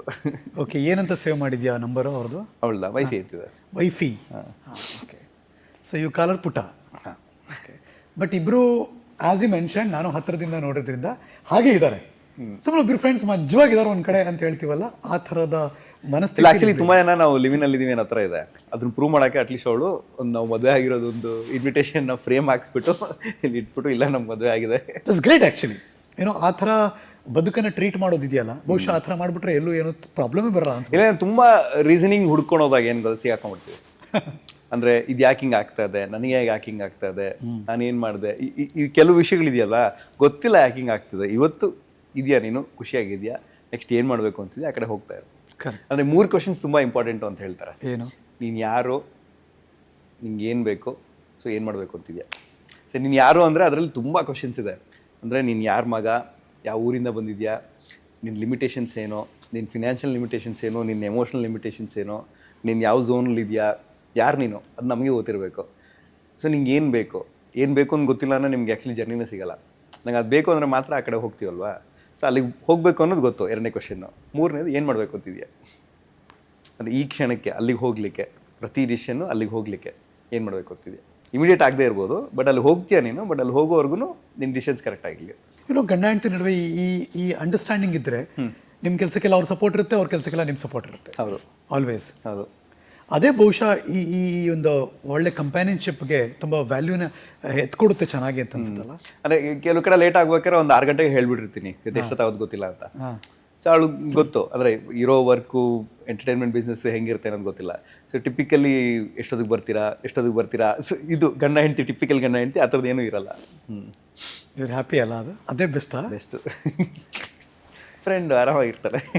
ಚೆನ್ನಾಗಿದೆ, ಇದೊಂಥರ ನೈಸ್. ಹಾಗಾದ್ರೆ ಬದುಕೇನು, ಐ ಮೀನ್ ಎಕ್ಸಾಕ್ಟ್ಲಿ ಅಂದರೆ ಸಾರ್ಥಕ ಲೈಫ್ ಅಂತೀವಲ್ಲ, ಅದು ಹೇಗೆ ಕಳೆಯೋದು? ಪ್ರತಿ ಕ್ಷಣ. ಅಂದರೆ ಇವತ್ತು ನಿಮ್ಮ ಜೊತೆ ಇಲ್ಲಿ ಕೂತಿದ್ದೀನಿ, ಮೊಬೈಲ್ ಸ್ವಿಚ್ ಆಫ್ ಇದೆ, ಬೇರೆ ಏನೂ ಓಡ್ತಿಲ್ಲ ಥಾಟ್ಸು. ನೀವೇನು ಮಾತಾಡ್ತಿದ್ದೀರಾ, ನಾವೇನು ಮಾತಾಡ್ತಿದ್ವಿ, ಇಬ್ಬರು ಕಾನ್ಷಿಯಸ್ ಆಗಿ ಮಾತಾಡ್ತಿದ್ವಿ ಅಷ್ಟೇ. ಓಕೆ. ಅಂದರೆ ಇವಾಗ ನಾನು ಇಲ್ಲಿ ಕೂತ್ಕೊಂಡು ನಾನು ಇನ್ನೊಂದೇನೋ ಯೋಚನೆ ಮಾಡೋಕ್ಕೆ ಸ್ಟಾರ್ಟ್ ಮಾಡಿದ್ರೆ ನಾನು ಇಲ್ಲೂ ಕರೆಕ್ಟ್ ಇರಲ್ಲ, ಅಲ್ಲೂ ಕರೆಕ್ಟ್ ಇರಲ್ಲ. ಸೊ ಹಾಗಾಗಿ ಪರ್ಸ್ನಲ್ ಲೈಫಲ್ಲಿ ತುಂಬ ಒಳ್ಳೆ ಕನೆಕ್ಷನ್ಲಿದ್ದೀರಿ, ಲೂಸ್ ಕನೆಕ್ಷನ್ ಇಲ್ಲ ಅಲ್ಲಿ. ಇಲ್ಲ ಅಂದರೆ ರೇಡಿಯೋ ಕಲಿಸಿದ್ದೇನು ಅಂತ ಹೇಳಿದ್ರೆ, ಈಗ ನಾವು ಸ್ಟುಡಿಯೋ ಎಂಟರ್ ಆಗಬೇಕಾದ್ರೆ ಪರ್ಸನಲ್ ಲೈಫ್ನ ಕಂಪ್ಲೀಟ್ಲಿ ಸ್ವಿಚ್ ಆಫ್ ಮಾಡ್ತೀವಿ. ಏನೂ ಗೊತ್ತಿರಲ್ಲ ನಮಗೆ, ಅಂದರೆ ಅಲ್ಲಿ ಏನು ಮಾಡ್ತಿರ್ತೀವಿ ಅಷ್ಟು ಮಾತ್ರ ಗೊತ್ತು, ಅಲ್ಲಿ ಅಷ್ಟ್ರ ಮಾತ್ರ ಮೈಂಡ್ ಓಡ್ತಾ ಇರುತ್ತೆ. ಅಲ್ಲಿಂದ ಆಚೆ ಬಂದ ತಕ್ಷಣ ಅದನ್ನು ಸ್ವಿಚ್ ಆಫ್ ಮಾಡ್ತೀವಿ, ಇದಕ್ಕೆ ಶಿಫ್ಟ್ ಆಗ್ತೀವಿ. ಸೊ ಈ ಸ್ವಿಚ್ ಮಾಡೋಂಥ ಕೆಲವು ವಿಷಯಗಳಿದೆಯಲ್ಲ, ಆಫೀಸಲ್ಲಿ ಇರ್ತೀವಿ, ಎಲ್ಲರ ಜೊತೆ ಮಾತಾಡ್ತಿರ್ತೀವಿ, ಆಫೀಸಿಂದ ಹೊರಗಡೆ ಹೋದ್ವಾ ಆಫೀಸ್ನ ಸ್ವಿಚ್ ಆಫ್ ಮಾಡು, ಫ್ರೆಂಡ್ನ ಮೀಟ್ ಮಾಡ್ದ ಆ ಚಾನಲ್ ಓಪನ್ ಮಾಡೋ. ಸಿನಿಮಾ ಮಾಡೋಕೆ ಬಂದಿರುವಂಥ ಪ್ರದೀಪ ಇವಾಗ ಯಶಸ್ಸಿನ ಹಾದಿಯಲ್ಲಿದ್ದಾರೆ ಅಂತ ಹೇಳ್ಬೋದಾ ನಾನು? ಹಾದಿಯಲ್ಲಿದ್ದಾರೆ, ಇನ್ನು ಯಶಸ್ಸನ್ನು ಕಾಣಬೇಕಿದೆ. ಅಂದರೆ ಇಲ್ಲಿ ಯಾರೂ ಸಕ್ಸಸ್ಫುಲ್ ಅಲ್ಲ. ಅಂದರೆ ಇವತ್ತು ಯಾವುದೋ ಒಂದು ಸಿನಿಮಾ ಕ್ಲಿಕ್ ಆಗೋದು, ಬಟ್ ನೆಕ್ಸ್ಟ್ ಸಿನಿಮಾ ಅಗೇನ್ಸ್ಟ್ ಸ್ಕ್ರ್ಯಾಚಿಂದನೇ ಹೋರಾಟ. ಅದು ಗೊತ್ತಿಲ್ಲ ವರ್ಕ್ ಆಗುತ್ತೋ ಇಲ್ವೋ ಗೊತ್ತಿಲ್ಲ. ಸಿನಿಮಾದಲ್ಲಿ ಎಸ್ಪೆಷಲಿ ಪ್ರತಿ ಹಂತದಲ್ಲೂ ಕೂಡ ಪ್ರಯತ್ನ ಮಾಡ್ತಾನೆ ಇರಬೇಕು. ಬಟ್ ಒಂದು ಸಿನಿಮಾ ಸೋಲ್ತಲ್ಲ, ಅವಾಗ ವಾಪಸ್ ಹೋದ್ರಲ್ಲ ಹಿಂದಕ್ಕೆ, ಮತ್ತೆ ಮುಂದಕ್ಕೆ ಬಂದಿದ್ದು ಹೇಗೆ? ಅದು ನಾನು ಮಾಡಿರಲಿಲ್ಲ, ನಂದಲ್ಲ ಅದು ಆ್ಯಕ್ಚುಲಿ. ಆಯಿತು. ಸೊ ಅದನ್ನು ಡಿಸೈಡ್ ಮಾಡಿಕೊಂಡೆ. ಸಖತ್ ಸ್ಟುಡಿಯೋ ಅಂತ ಹುಟ್ಟಾಕ್ದಾಗಲೂ ಕೂಡ ಆಸೆ ಇದ್ದಿದ್ದು, ನನ್ನ ಹೆಸರು ಇಲ್ದಿದ್ರೂ ಪರವಾಗಿಲ್ಲ, ಕಾಂಟೆಂಟ್ ಏನಿದೆ ಅದನ್ನು ನೋಡಿ ಜನ ಅಪ್ರಿಷಿಯೇಟ್ ಮಾಡಬೇಕು ಅಂತ. ಸೊ ಸಖತ್ ಅಂತ ಇಟ್ಟಿದ್ದೆ ಅದಕ್ಕೆ. ಅದು ಇಟ್ಸ್ ಎ ಪ್ರಾಮಿಸ್. ಅದು ಆ್ಯಕ್ಚುಲಿ ಸಖತ್ತಾಗಿಲ್ಲ ಅಂದರೆ ಅದು ಸಖತ್ ಸ್ಟುಡಿಯೋ ಅಲ್ಲ. ಸಖತ್ ಸ್ಟುಡಿಯೋಯಿಂದ ಬಂದಿದೆ ಅಂದರೆ ಸಖತ್ತಾಗಿರಬೇಕು ಅನ್ನೋದು ಒಂದು ಪ್ರಾಮಿಸ್ ಅದು ಆ್ಯಕ್ಚುಲಿ. ಸೊ ಆ ಥರದ್ರಲ್ಲಿ ಶುರು ಮಾಡಿದ ಒಂದು ಸೀರೀಸ್ ಡಿಜಿಟಲಲ್ಲಿ ಮಾತ್ರ ಇದ್ದಿದ್ದು. ಬಟ್ ಎಲ್ಲೋ ಒಂದು ಕಡೆಗೆ 2017ಇಂದ 2021-22ವರೆಗೂ ಡ್ರೈವ್ ಮಾಡಿದೆ ಸೀರೀಸ್ನ. ನಾನು ಒಬ್ಬನೇ ಪ್ರಯತ್ನ ಪಡ್ತಿದ್ದೆ. ಎಂಟೈರ್ ಇಂಡಸ್ಟ್ರಿ ವೈಸು ಇನ್ನೊಂದು 4-5 ಜನ ಸೇರಿದಿದ್ರೆ ಓಪನ್ ಅಪ್ ಆಗಿರೋದು ವೆಬ್ ಸೀರೀಸ್ ಓಪನ್ ಅಪ್ ಆಗಿರೋದು. ಓಕೆ. ಬಟ್ ಯಾವುದೇ ಹಂತದಲ್ಲಿ ಅಂದರೆ ನಿಮ್ಗೊಂದು ನ್ಯಾಷನಲ್ ಲೆವೆಲಿಂದ ಕನ್ನಡನ ನೋಡಿದಾಗ ಯಾರೂ ಜಾಸ್ತಿ ಏನು ಪ್ರಯತ್ನಗಳು ಮಾಡದೇ ಇದ್ದಾಗ ಈ ಮಾರ್ಕೆಟ್ ಇನ್ನೂ ಬೆಳೆದಿಲ್ಲ ಅನ್ನೋ ವಿಷಯದಲ್ಲೇ ಇನ್ವೆಸ್ಟ್ಮೆಂಟ್ಸ್ ಯಾವುದು ಬರಲಿಲ್ಲ ಇಲ್ಲಿ. But end of the day ಸಂಪಾದನೆ ನೋಡ್ತಾರಲ್ಲ, ಏನು ಇನ್ವೆಸ್ಟ್ ಮಾಡಿದ್ರು ರಿಟರ್ನ್ಸ್ ಬಂತ ಅಂತ ನೋಡ್ತೀವಿ. ಬರಲಿಲ್ವ ರಿಟರ್ನ್ಸು? ಯಾರಿಗೆ? ವೆಬ್ ಸೀರೀಸಲ್ಲಿ ಬಂತು. ಮತ್ತೆ ಯಾಕೆ ಬೇರೆಯವ್ರು ಯಾಕೆ ಅಟೆಂಪ್ಟ್ ಮಾಡ್ತಿಲ್ಲ ಅದನ್ನ? ಬೇರೆಯವರಲ್ಲಿ ತುಂಬ ದುಡ್ಡೇನಿಲ್ವಲ್ಲ ಅಂತ ಅನ್ನಿಸ್ತು. ಹಂಗೆ ಇದ್ರ ಬದಲು ಸಿನಿಮಾ ಮಾಡ್ಬೋದಲ್ಲ ಅಂತ ಅನ್ನಿಸ್ತು. ಅಂದ್ರೆ ಅವ್ರು ತಪ್ಪು ಅಂತ ಹೇಳಲ್ಲ, ಅವ್ರ ವಿಷನ್ ಬೇರೆ ಕಡೆಗಿತ್ತು. ಸಿನಿಮಾ ಮಾಡ್ತೀನಿ, ದೊಡ್ಡದು ಮಾಡ್ತೀನಿ ಅನ್ನೋ ಥರ ಇತ್ತು. ನಾನು ಈ ಕಡೆಗೆ ಡಿಜಿಟಲ್ನ ಟ್ರೈ ಮಾಡ್ತಾ ಇದ್ದೆ. ಬಟ್ ಸಕ್ಸಸ್ ತಂದು ಕೊಡ್ತದ್ದು. ಎಸ್, ಅಂದರೆ ಇವತ್ತು ಸಕ್ಸಸ್ಫುಲ್ ಆಗಿ 3 ವೆಬ್ ಸೀರೀಸ್ ಮಾಡಿ 3 ವೆಬ್ ಸೀರೀಸ್ನ ಒಳ್ಳೊಳ್ಳೆ ಪ್ಲಾಟ್ಫಾರ್ಮ್ಸ್ಗೆ ತಲುಪಿಸಿ ಹಾಕಿರುವಂಥ ಬಂಡವಾಳ ಅದಕ್ಕಿಂತ ಜಾಸ್ತಿ ವಾಪಸ್ ತೆಗೆದಿದ್ದೀವಿ ಅಂತ ಹೇಳಿದ್ರೆ ಅದು ಸಕ್ಸಸ್. ಸೊ ಪ್ರದೀಪ ದುಡ್ಡು ಮಾಡಿದ್ದಾರೆ, ಪ್ರದೀಪ ಹೆಸರು ಮಾಡಿದ್ದಾರೆ. ತುಂಬ ದುಡ್ಡೇನು ಮಾಡಿಲ್ಲ, ತಕ್ಕ ಮಟ್ಟಿಗೆ ಸರ್ವೈವಲ್. ಇವತ್ತಿನ ಜೀವನಕ್ಕೆ ಏನು ಪ್ರಾಬ್ಲಮ್ ಇಲ್ಲ. ಓಕೆ. ಇತ್ತೀಚೆಗೆ ಮಾಡಿರುವಂಥ ಮರ್ಯಾದೆ ಪ್ರಶ್ನೆ, ಮರ್ಯಾದೆ ಉಳಿಸಿದ್ರಿ ಆ್ಯಕ್ಚುಲಿ? ಇಲ್ಲ, ಅಂದರೆ ಅದೊಂದು ಡಿಜಿಟಲಿಂದ ವಾಟ್ ನೆಕ್ಸ್ಟ್ ಅಂತ ಯೋಚನೆ ಮಾಡ್ತಿದ್ದೆ. ಈ ಸುಮಾರು ಸಂಸ್ಥೆಗಳು ಕೆಲವು ಕಥೆಗಳನ್ನ ಕಮಿಷನ್ ಮಾಡಿ ಅದನ್ನು ಡೈರೆಕ್ಟ್ OTT ಅಂತ ಸಿನಿಮಾಗಳನ್ನ ಮಾಡ್ತಾರೆ.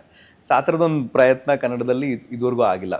ಅಂದರೆ ಯಾವ ಸಂಸ್ಥೆಗಳು ಕೂಡ ಮುಂದೆ ಬಂದು ಇಲ್ಲಿ ಕನ್ನಡದಲ್ಲಿ ಒಂದು ಕಥೆನ ಕೇಳಿ ಓಕೆ ಮಾಡಿ ಪ್ರೊಡ್ಯೂಸ್ ಮಾಡ್ತೀವಿ ಬನ್ನಿ ಅನ್ನೋ ಥರದ್ದು ಯಾವುದೂ ಆಗ್ತಿಲ್ಲ ಇಲ್ಲಿ. ಸೊ ಆ ಥರ ಹಂತಗಳಲ್ಲಿ ಒಂದು 10 ಜನ ಮಾತಾಡಿದಾಗ ಕನ್ನಡದಲ್ಲಿ ಕನ್ಸಿಸ್ಟೆನ್ಸಿ ಇಲ್ಲ, ಮಲಯಾಳಂ ಥರ ಯಾರು ಕ್ವಾಲಿಟಿ ಕೊಡೋಕ್ಕೆ ಇಲ್ಲಿ ರೆಡಿ ಇಲ್ಲ, ಬರೀ ಸ್ಟಾರ್ ಸಿನಿಮಾಗಳನ್ನ ಮಾತ್ರ ಇಟ್ಕೊಂಡು ನೀವು ಮುಂದೆ ಹೋಗ್ತಾ ಇರೋ ಅನ್ನೋದು ಒಂದು ಬೇಸಿಕ್ ಒಂದಷ್ಟು ಚರ್ಚೆಗಳು ನಡೀತಾ ಇತ್ತು. ಬಟ್ ಇವಾಗ ನಮ್ಮದೇ ಕನ್ನಡ ಜನ ಒಂದು ಮಲಯಾಳಂನ ನೋಡಿ ಅಪ್ರಿಷಿಯೇಟ್ ಮಾಡ್ತಾರೆ ಅಂತ ಹೇಳಿದ್ರೆ ವೈ ನಾಟ್ ಇಲ್ಲೂ ಆ ಥರದೊಂದು ಪ್ರಯತ್ನ ಮಾಡಬಾರ್ದು ಅಂತ ಹೇಳಿ ಒಂದು ಚಿಕ್ಕ ಥಾಟ್ ಪ್ರೊಸೆಸ್ಸಲ್ಲಿ ಶುರು. ನಂಗೆ ಗೊತ್ತಿಲ್ಲ, correct me if I am wrong. ಯಾರೋ ಮೊನ್ನೆ ಹೇಳ್ತಾ ಇದ್ರೆ ಎಲ್ಲೋ ಕೂತು ಮಾತಾಡ್ಬೇಕಾದ್ರೆ ಇತ್ತೀಚೆಗೆ ಒಂದು ಸರ್ವೆ ಅಂತೆ, ನಂಗೆ ಗೊತ್ತಿಲ್ಲ, ಐ ಆಮ್ ನಾಟ್ ಶೋರ್. ಭಾರತೀಯ ಸಿನಿಮಾ ಶೇರಲ್ಲಿ ಕನ್ನಡದ ಸಿನಿಮಾ ಶೇರು ಮಲಯಾಳಂಗಿಂತ ಕಡಿಮೆ. ಟಾಪ್ 10 ಮೂವೀಸ್ ಅಂತ ಮೊನ್ನೆ ರಿಲೀಸ್ ಮಾಡಿದ್ರು, ಲೈಕ್ 2024 ಎಂಡ್ ಮಾಡಬೇಕಾದ್ರೆ ಟಾಪ್ 10 ಸಿನಿಮಾಗಳಂತ. ಟಾಪ್ 10 ಸಿನಿಮಾಗಳು ಇಂಡಿಯಾದಲ್ಲಿ, ಅದರಲ್ಲಿ 6 ಸಿನಿಮಾಗಳು ಮಲಯಾಳಂ ಇದೆ. ಅಂದರೆ ಅಲ್ಲಿ ಸ್ಟಾರ್ ಅಲ್ಲ, ಫಾರ್ಮ್ಯಾಟ್ ಅಲ್ಲ, ಇದನ್ನೆಲ್ಲ ಸೈಡಿಗೆ ಇಟ್ಬಿಟ್ಟು ಜನ ಎಕ್ಸ್ಪೆರಿಮೆಂಟ್ ಮಾಡ್ತಿದ್ದಾರೆ. ಸ್ಟಾರ್ಗಳು ಕೂಡ ಎಕ್ಸ್ಪೆರಿಮೆಂಟ್ ಮಾಡ್ತಿದ್ದಾರೆ, ಕತೆ ಹೇಳೋದ್ರಲ್ಲಿ ಎಕ್ಸ್ಪೆರಿಮೆಂಟ್ ಮಾಡ್ತಿದ್ದಾರೆ. ಅದು ಇಷ್ಟ ಆಗ್ತಿದೆ ಜನಗಳಿಗೆ. ಅಂದರೆ ಅಲ್ಲೂ ಕೂಡ ಲಾಸ್ ಇದೆ, ಇಲ್ಲ ಅಂತಲ್ಲ. ಅಂದರೆ ಎಷ್ಟು ಸಿನಿಮಾಗಳು ರಿಲೀಸ್ ಆಗಿದೆ, ಎಷ್ಟು ಸಿನಿಮಾಗಳು ದುಡ್ಡು ಮಾಡಿದೆ, ಎಷ್ಟು ಲಾಸ್ ಇದೆ ನೋಡಿದ್ರೆ ಅಲ್ಲೂ ಕೂಡ ಡೆಫಿನೆಟ್ಲಿ ಎಲ್ಲ ಇಂಡಸ್ಟ್ರಿ ಥರನೇ ಅಲ್ಲೂ ಲಾಸ್ ಇದೆ. ಬಟ್ ಏನಂದರೆ ಎಕ್ಸ್ಪೆರಿಮೆಂಟ್ ಮಾಡೋಕೆ ಒಂದು ಧೈರ್ಯ ಇದೆಯಲ್ಲ. ಕತೆ ನಾನು ಬ್ಲ್ಯಾಕ್ ಆ್ಯಂಡ್ ವೈಟಲ್ಲಿ ಹೇಳ್ತೀನಿ, ನಾನು ಇವ್ರನ್ನ ಇಟ್ಕೊಂಡು ಏನೋ ಸಿಂಪಲಾಗಿ ಮಾಡ್ತೀನಿ. ಬಟ್ ಆ ಧೈರ್ಯ ಬರೋದು ಯಾವಾಗ? ಅಪ್ರಿಷಿಯೇಷನ್ ಬಂದಾಗ, ನೋಡುಗ ಅದನ್ನ ಮೆಚ್ಚುತ್ತಾ ಇದ್ದಾನೆ, ಅವ್ನ ಟೇಸ್ಟ್ಗೆ ನಾನು ಕೊಡ್ತಾ ಇದ್ದೀನಿ ಅಂತ ಬಂದಾಗ. But how do you feel Pradeepa, being a production ಮತ್ತು producer, director point of view ಯೋಚನೆ ಮಾಡಿದಾಗ ನಮ್ಮ ಸಿನಿಮಾ ನೋಡುವ ಜನರ ಮನಸ್ಥಿತಿ ಹೇಗಿದೆ? ಅಂದರೆ ನನಗೆ ಗ್ರೌಂಡ್ ರಿಯಾಲಿಟಿ ಅರ್ಥ ಆಗಿದ್ದು ಮರ್ಯಾದೆ ಪ್ರಶ್ನೆ ಆದಮೇಲೆ, ಇದು ತುಂಬ ಹೀರೋ ಡ್ರಿವನ್. ಅಂದರೆ ನಿಮ್ಗೆ ಇಲ್ಲಿ commercial elements, larger then life, ನಿಮ್ಮ ಮಾರ್ಕೆಟಿಂಗಲ್ಲಿ ಏನು ದೊಡ್ಡದಾಗಿ ತೋರಿಸ್ತೀರಾ ಅಷ್ಟು ಮಾತ್ರ ನಿಮ್ಗೆ ಒಂದು ಫಸ್ಟ್ ವೀಕ್ ಸೆಕೆಂಡ್ ವೀಕ್ವರೆಗೂ ಜನ ಬರ್ತಿದ್ದಾರೆ. ಆಮೇಲೆ ರಿಯಲ್ ಕಾಂಟೆಂಟ್ನ ಆ್ಯಕ್ಚುಲಿ ಜನ ಅಪ್ರಿಷಿಯೇಟ್ ಮಾಡ್ತಿರೋದು OTTನಲ್ಲಿ.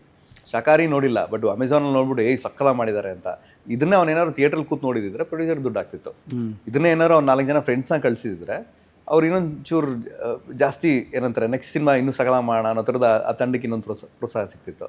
ಅಥವಾ ಎಷ್ಟು ಸಿನಿಮಾಗಳನ್ನ ನಾವು ಆ್ಯಕ್ಚುಲಿ ಥಿಯೇಟ್ರಲ್ಲಿ ನೋಡಲ್ಲ. ಅಮೆಝಾನಲ್ಲಿ ಬಂದಾದ್ಮೇಲೆ ಸುಮಾರು ಜನ ನೋಡ್ತಿದ್ದಾರೆ, ZEE5 ಬಂದಾದ್ಮೇಲೆ ನೋಡ್ತಿದ್ದಾರೆ. ಈಗ ಶಾಕಾಹಾರಿ, ಬ್ಲಿಂಕು, ಹೊಂದಿಸಿ ಬರೆಯಿರಿ. 2024 ನನ್ನ ಪ್ರಕಾರ ಒಂದು 270 ಸಿನಿಮಾ ರಿಲೀಸ್ ಆಗಿದೆ. ಆಯಿತು, ಅದರಲ್ಲೊಂದು 20 ಒಳ್ಳೆ ಸಿನಿಮಾಗಳು ಅಂತ ಅನ್ನಿಸ್ಕೊಂಡ್ರು ಥಿಯೇಟ್ರಲ್ಲಿ ನೋಡಬಹುದಾಗಿತ್ತು. ಬಟ್ ನಮ್ಮ ಜನ ಅಷ್ಟು ಓಪನ್ ಆಗಿ ಬಂದು ಸಿನಿಮಾಗಳನ್ನ ನೋಡ್ತಿಲ್ಲ. ಯಾಕೆ, ವೈ? 2 ಮೀಡಿಯಮ್ ಇದೆ. ಒಂದು ಟೆಲಿವಿಷನ್ ಅನ್ನೋ ಡಿವೈಸು, ಇನ್ನೊಂದು ಮೊಬೈಲ್ ಅನ್ನೋ ಡಿವೈಸು. ಈ 2 ಡಿವೈಸ್ಗಳಲ್ಲಿ ಅವ್ರಿಗೆ ಸಿಗ್ತಿರೋಂಥ ಕಾಂಟೆಂಟು ಅದರಲ್ಲೇ ತೃಪ್ತಿ ಪಟ್ಕೊಂಡು ಆರಾಮಾಗಿದ್ದಾರೆ. ಯಾವುದೋ ಒಂದು ಸಿನಿಮಾ 2 ವಾರದಲ್ಲಿ ನನ್ನ ಮೊಬೈಲಿಗೆ ಸಿಗುತ್ತೆ ಅನ್ನೋದಾದರೆ ಅಫಿಷಿಯಲ್ ಆಗಿ ಮೊದಲು ಆ ಥರ ಇರಲಿಲ್ವಲ್ಲ, ತಿಂಗಳಗಟ್ಟಲೆ ಕಾಯ್ಬೇಕಾಗಿತ್ತು. ಅಲ್ಲ, ಈ ಪ್ರಾಬ್ಲಮ್ ನಿಮಗೆ ಬೇರೆ ಇಂಡಸ್ಟ್ರಿಯಲ್ಲೂ ಇದೆ. ಹೌದು, ಇವಾಗ OTT ಬಂದಿದ ತಕ್ಷಣ ಸಿನಿಮಾ ಬಿದ್ದೋಯ್ತು ಅಂತಾರಲ್ಲ, ಅದು ಎಲ್ಲರಿಗೂ ಇರೋ ಚಾಲೆಂಜ್ ಇದೆ. ಎಕ್ಸಾಕ್ಟ್ಲಿ. ಇವಾಗ ಪ್ರೇಮಲು ಅನ್ನೋ ಸಿನಿಮಾ 100 ಕೋಟಿ ಮಾಡುತ್ತೆ ಅಂತ ಹೇಳಿದ್ರೆ, ಒಂದು ಸಿಂಪಲ್ ಸಬ್ಜೆಕ್ಟ್ ಇಟ್ಕೊಂಡು ಏನಕ್ಕೆ ನೋಡ್ತಿದ್ದಾರೆ? ಅಲ್ಲ, ನಾ ಹೇಳ್ತೇವೆ ಯಾವುದು ಸ್ಟಾರ್ ಅಲ್ಲ, ಏನೂ ಅಲ್ಲ. ಬಟ್ ಎಲ್ಲರೂ ನಮ್ಮಲ್ಲಿ ಯಾಕೆ ಓಡಲ್ಲ? ಕನ್ನಡದ ಮಕ್ಕಳೆಲ್ಲ ಒಂದಾಗಿ ಬನ್ನಿ ಅಂತ ಒಂದು ಹಾಡಿದೆ. ಸುಮಾರು ವಿಷಯಗಳಲ್ಲಿ ಆ ಥರ ಒಗ್ಗಟ್ಟಾಗಿ ಬಂದು ಒಂದಷ್ಟು ವಿಷಯಗಳನ್ನ ಎಲ್ಲರೂ ಸೇರಿ ಮುಂದಕ್ಕೆ ಒಬ್ರಿಗೊಬ್ರು ಸಪೋರ್ಟ್ ಮಾಡ್ತಾ ಪುಷ್ ಮಾಡಿದ್ರೆ ಡೆಫಿನೆಟ್ಲಿ ಅದು ಬೆಳೆಯುತ್ತೆ. ಅಲ್ಲ, ಬಟ್ ನೋಡುಗರಿಗೆ ಅಂದ್ರೆ ಕನ್ಸ್ಯೂಮರ್ ನೋಡುಗರಿಗೆ ಅದನ್ನ ಆಸ್ ಎನ್ ಎಂಟೈರ್ ಇಂಡಸ್ಟ್ರಿ ಒಟ್ಟಿಗೆ ನಿಂತ್ರೆ ಒಂದ್ಸಲಿ ಇಲ್ಲಿರುವಂತ ಬರ್ತಿರೋ ಪ್ರಯತ್ನಗಳಿಗೆ ಎಲ್ಲರೂ ಒಟ್ಟಿಗೆ ಸೇರಿ ಅದಕ್ಕೆ ಪ್ರೋತ್ಸಾಹ ಕೊಟ್ರೆ ಜನಗಳಿಗೆ ಅದೊಂದು ನಂಬಿಕೆ ಕ್ರಿಯೇಟ್ ಆಗುತ್ತೆ. ಅಂದ್ರೆ ನಮಗೆ ಪಕ್ಕದ ಮನೆ ಚೆನ್ನಾಗಿ ಕಾಣಿಸ್ತಾ ಇದೆಯಾ? ಹೌದು, ಈಗ ಅಂತಲ್ಲ, ಐ ಥಿಂಕ್ ನಿಮಗೆ 1960s ಇಂದನೂ ನೀವು ನೋಡಿದ್ರೆ ಇವತ್ತವರೆಗೂ ಅದೇ ವಿಷಯಗಳಲ್ಲೇ ಒಂಥರ ಅವ್ರು ಮಾಡಾದ್ಮೇಲೆ ನಾವು ಮಾಡೋಣ. ಫಸ್ಟ್ ಕ್ವಶನ್ ನೀವು ಕೇಳಿದ್ರಲ್ಲ, ಅವ್ರೇನೋ ಮಾಡ್ತೀರಾ, ಓಕೆ ಈಗ ನಾವು ಮಾಡೋಣ, ಆ ಹಂತಕ್ಕೆ ಬಂದಿದ್ದೀವಿ. ನಮ್ಗೆ ಇವತ್ತಿಗೂ ಹೇಳ್ಕೊಳಕ್ 2 cinema, Kantara, KGF, open up ಮಾಡ್ಬಿಡ್ತು, ಹಂಗೆ ಮಾಡ್ತು, ಹಿಂಗೆ ಮಾಡ್ತು ಮಾತಾಡ್ತೀವಿ. ಆಯ್ತು, ಆ ಥರ ಎಷ್ಟು ಜನ ಪ್ರಯತ್ನ ಮಾಡ್ಲಿಕ್ಕಾಗುತ್ತೆ? ಎಲ್ಲರೂ ದೊಡ್ಡ ಸಿನಿಮಾ ಮಾಡೋಕ್ಕಾಗಲ್ಲ. ಸೊ ಒಂದು 3 ಕೋಟಿ 5 ಕೋಟಿ ಬ್ರಾಕೆಟ್ನಲ್ಲಿ ಸಿನಿಮಾ ಮಾಡಿದ್ರೆ ಇವತ್ತು ವಾಪಸ್ ಬರುತ್ತೋ ಇಲ್ವೋ ಅನ್ನೋಂಥ ಡೌಟ್ನಲ್ಲೇ ಸಿನಿಮಾ ಮಾಡಿ. ಕಾಂತಾರ ದೊಡ್ಡ ಸಿನಿಮಾ ಆಗಿರಲಿಲ್ಲ ರಿಲೀಸ್ ಆದಾಗ, ಆಮೇಲೆ ದೊಡ್ಡದಾಯ್ತು. ಇಲ್ಲ, ಬಟ್ ಇನ್ವೆಸ್ಟ್ಮೆಂಟ್ ವೈಸ್ ದೊಡ್ಡ ಸಿನಿಮಾನೇ. ಬಟ್ ಹ್ಯೂಜ್ ಅಲ್ಲ. KGF ಮೇಕಿಂಗ್, KGF ಇನ್ವೆಸ್ಟ್ಮೆಂಟ್ ಬೇರೆ. ಇಲ್ಲ, ಅಂದ್ರೆ ನಿಮಗೆ ರಿಷಬ್ ಅವರ ಅದ್ರ ಪ್ರೀವಿಯಸ್ ಸಿನಿಮಾ ಇನ್ವೆಸ್ಟ್ಮೆಂಟ್ ಮತ್ತೆ ಕಾಂತಾರ ಇನ್ವೆಸ್ಟ್ಮೆಂಟ್ ನೀವು ನೋಡಿದ್ರೆ, ಅಂದ್ರೆ ರಿಷಬ್ ಅವ್ರ ಮೇಲೆ ಅಷ್ಟು ದೊಡ್ಡ ಇನ್ವೆಸ್ಟ್ಮೆಂಟ್ ಮಾಡ್ಬೇಕಾದ್ರೆ ಆ ಸಂಸ್ಥೆ ಮಾಡಿದಂತ ಒಂದು ಓಕೆ ಇದೇನೋ ಆಗುತ್ತೆ ಮಾಡೋಣ ಅನ್ನೋ ನಂಬಿಕೆ ಇದೆಯಲ್ಲ ಅದು.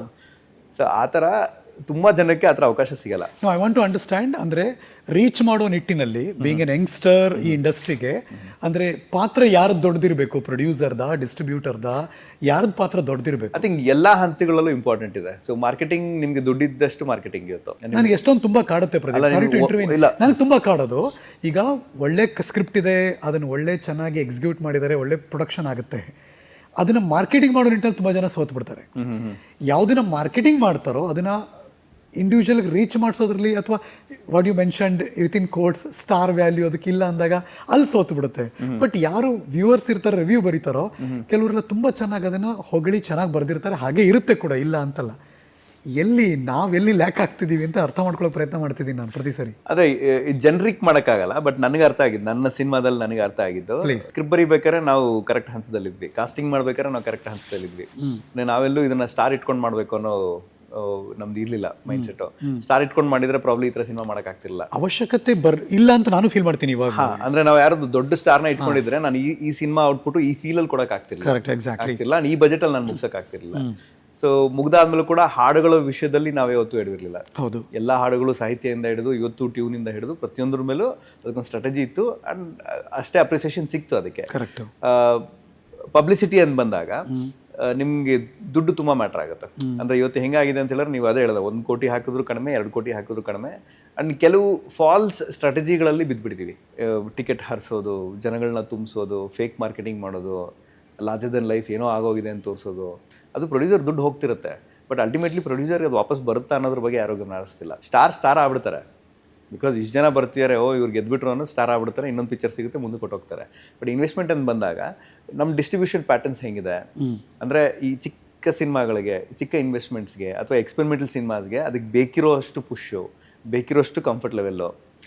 ನನ್ನ ಸಿನಿಮಾ ಜೊತೆಗೆ ಇನ್ನೊಂದು ಮಲಯಾಳಂ ಸಿನಿಮಾ ಬಂತು, ತುಂಬ ಓಪನ್ ಎಕ್ಸಾಂಪಲ್ ಕೊಡ್ತಾ ಇದ್ದೀನಿ ನಿಮಗೆ.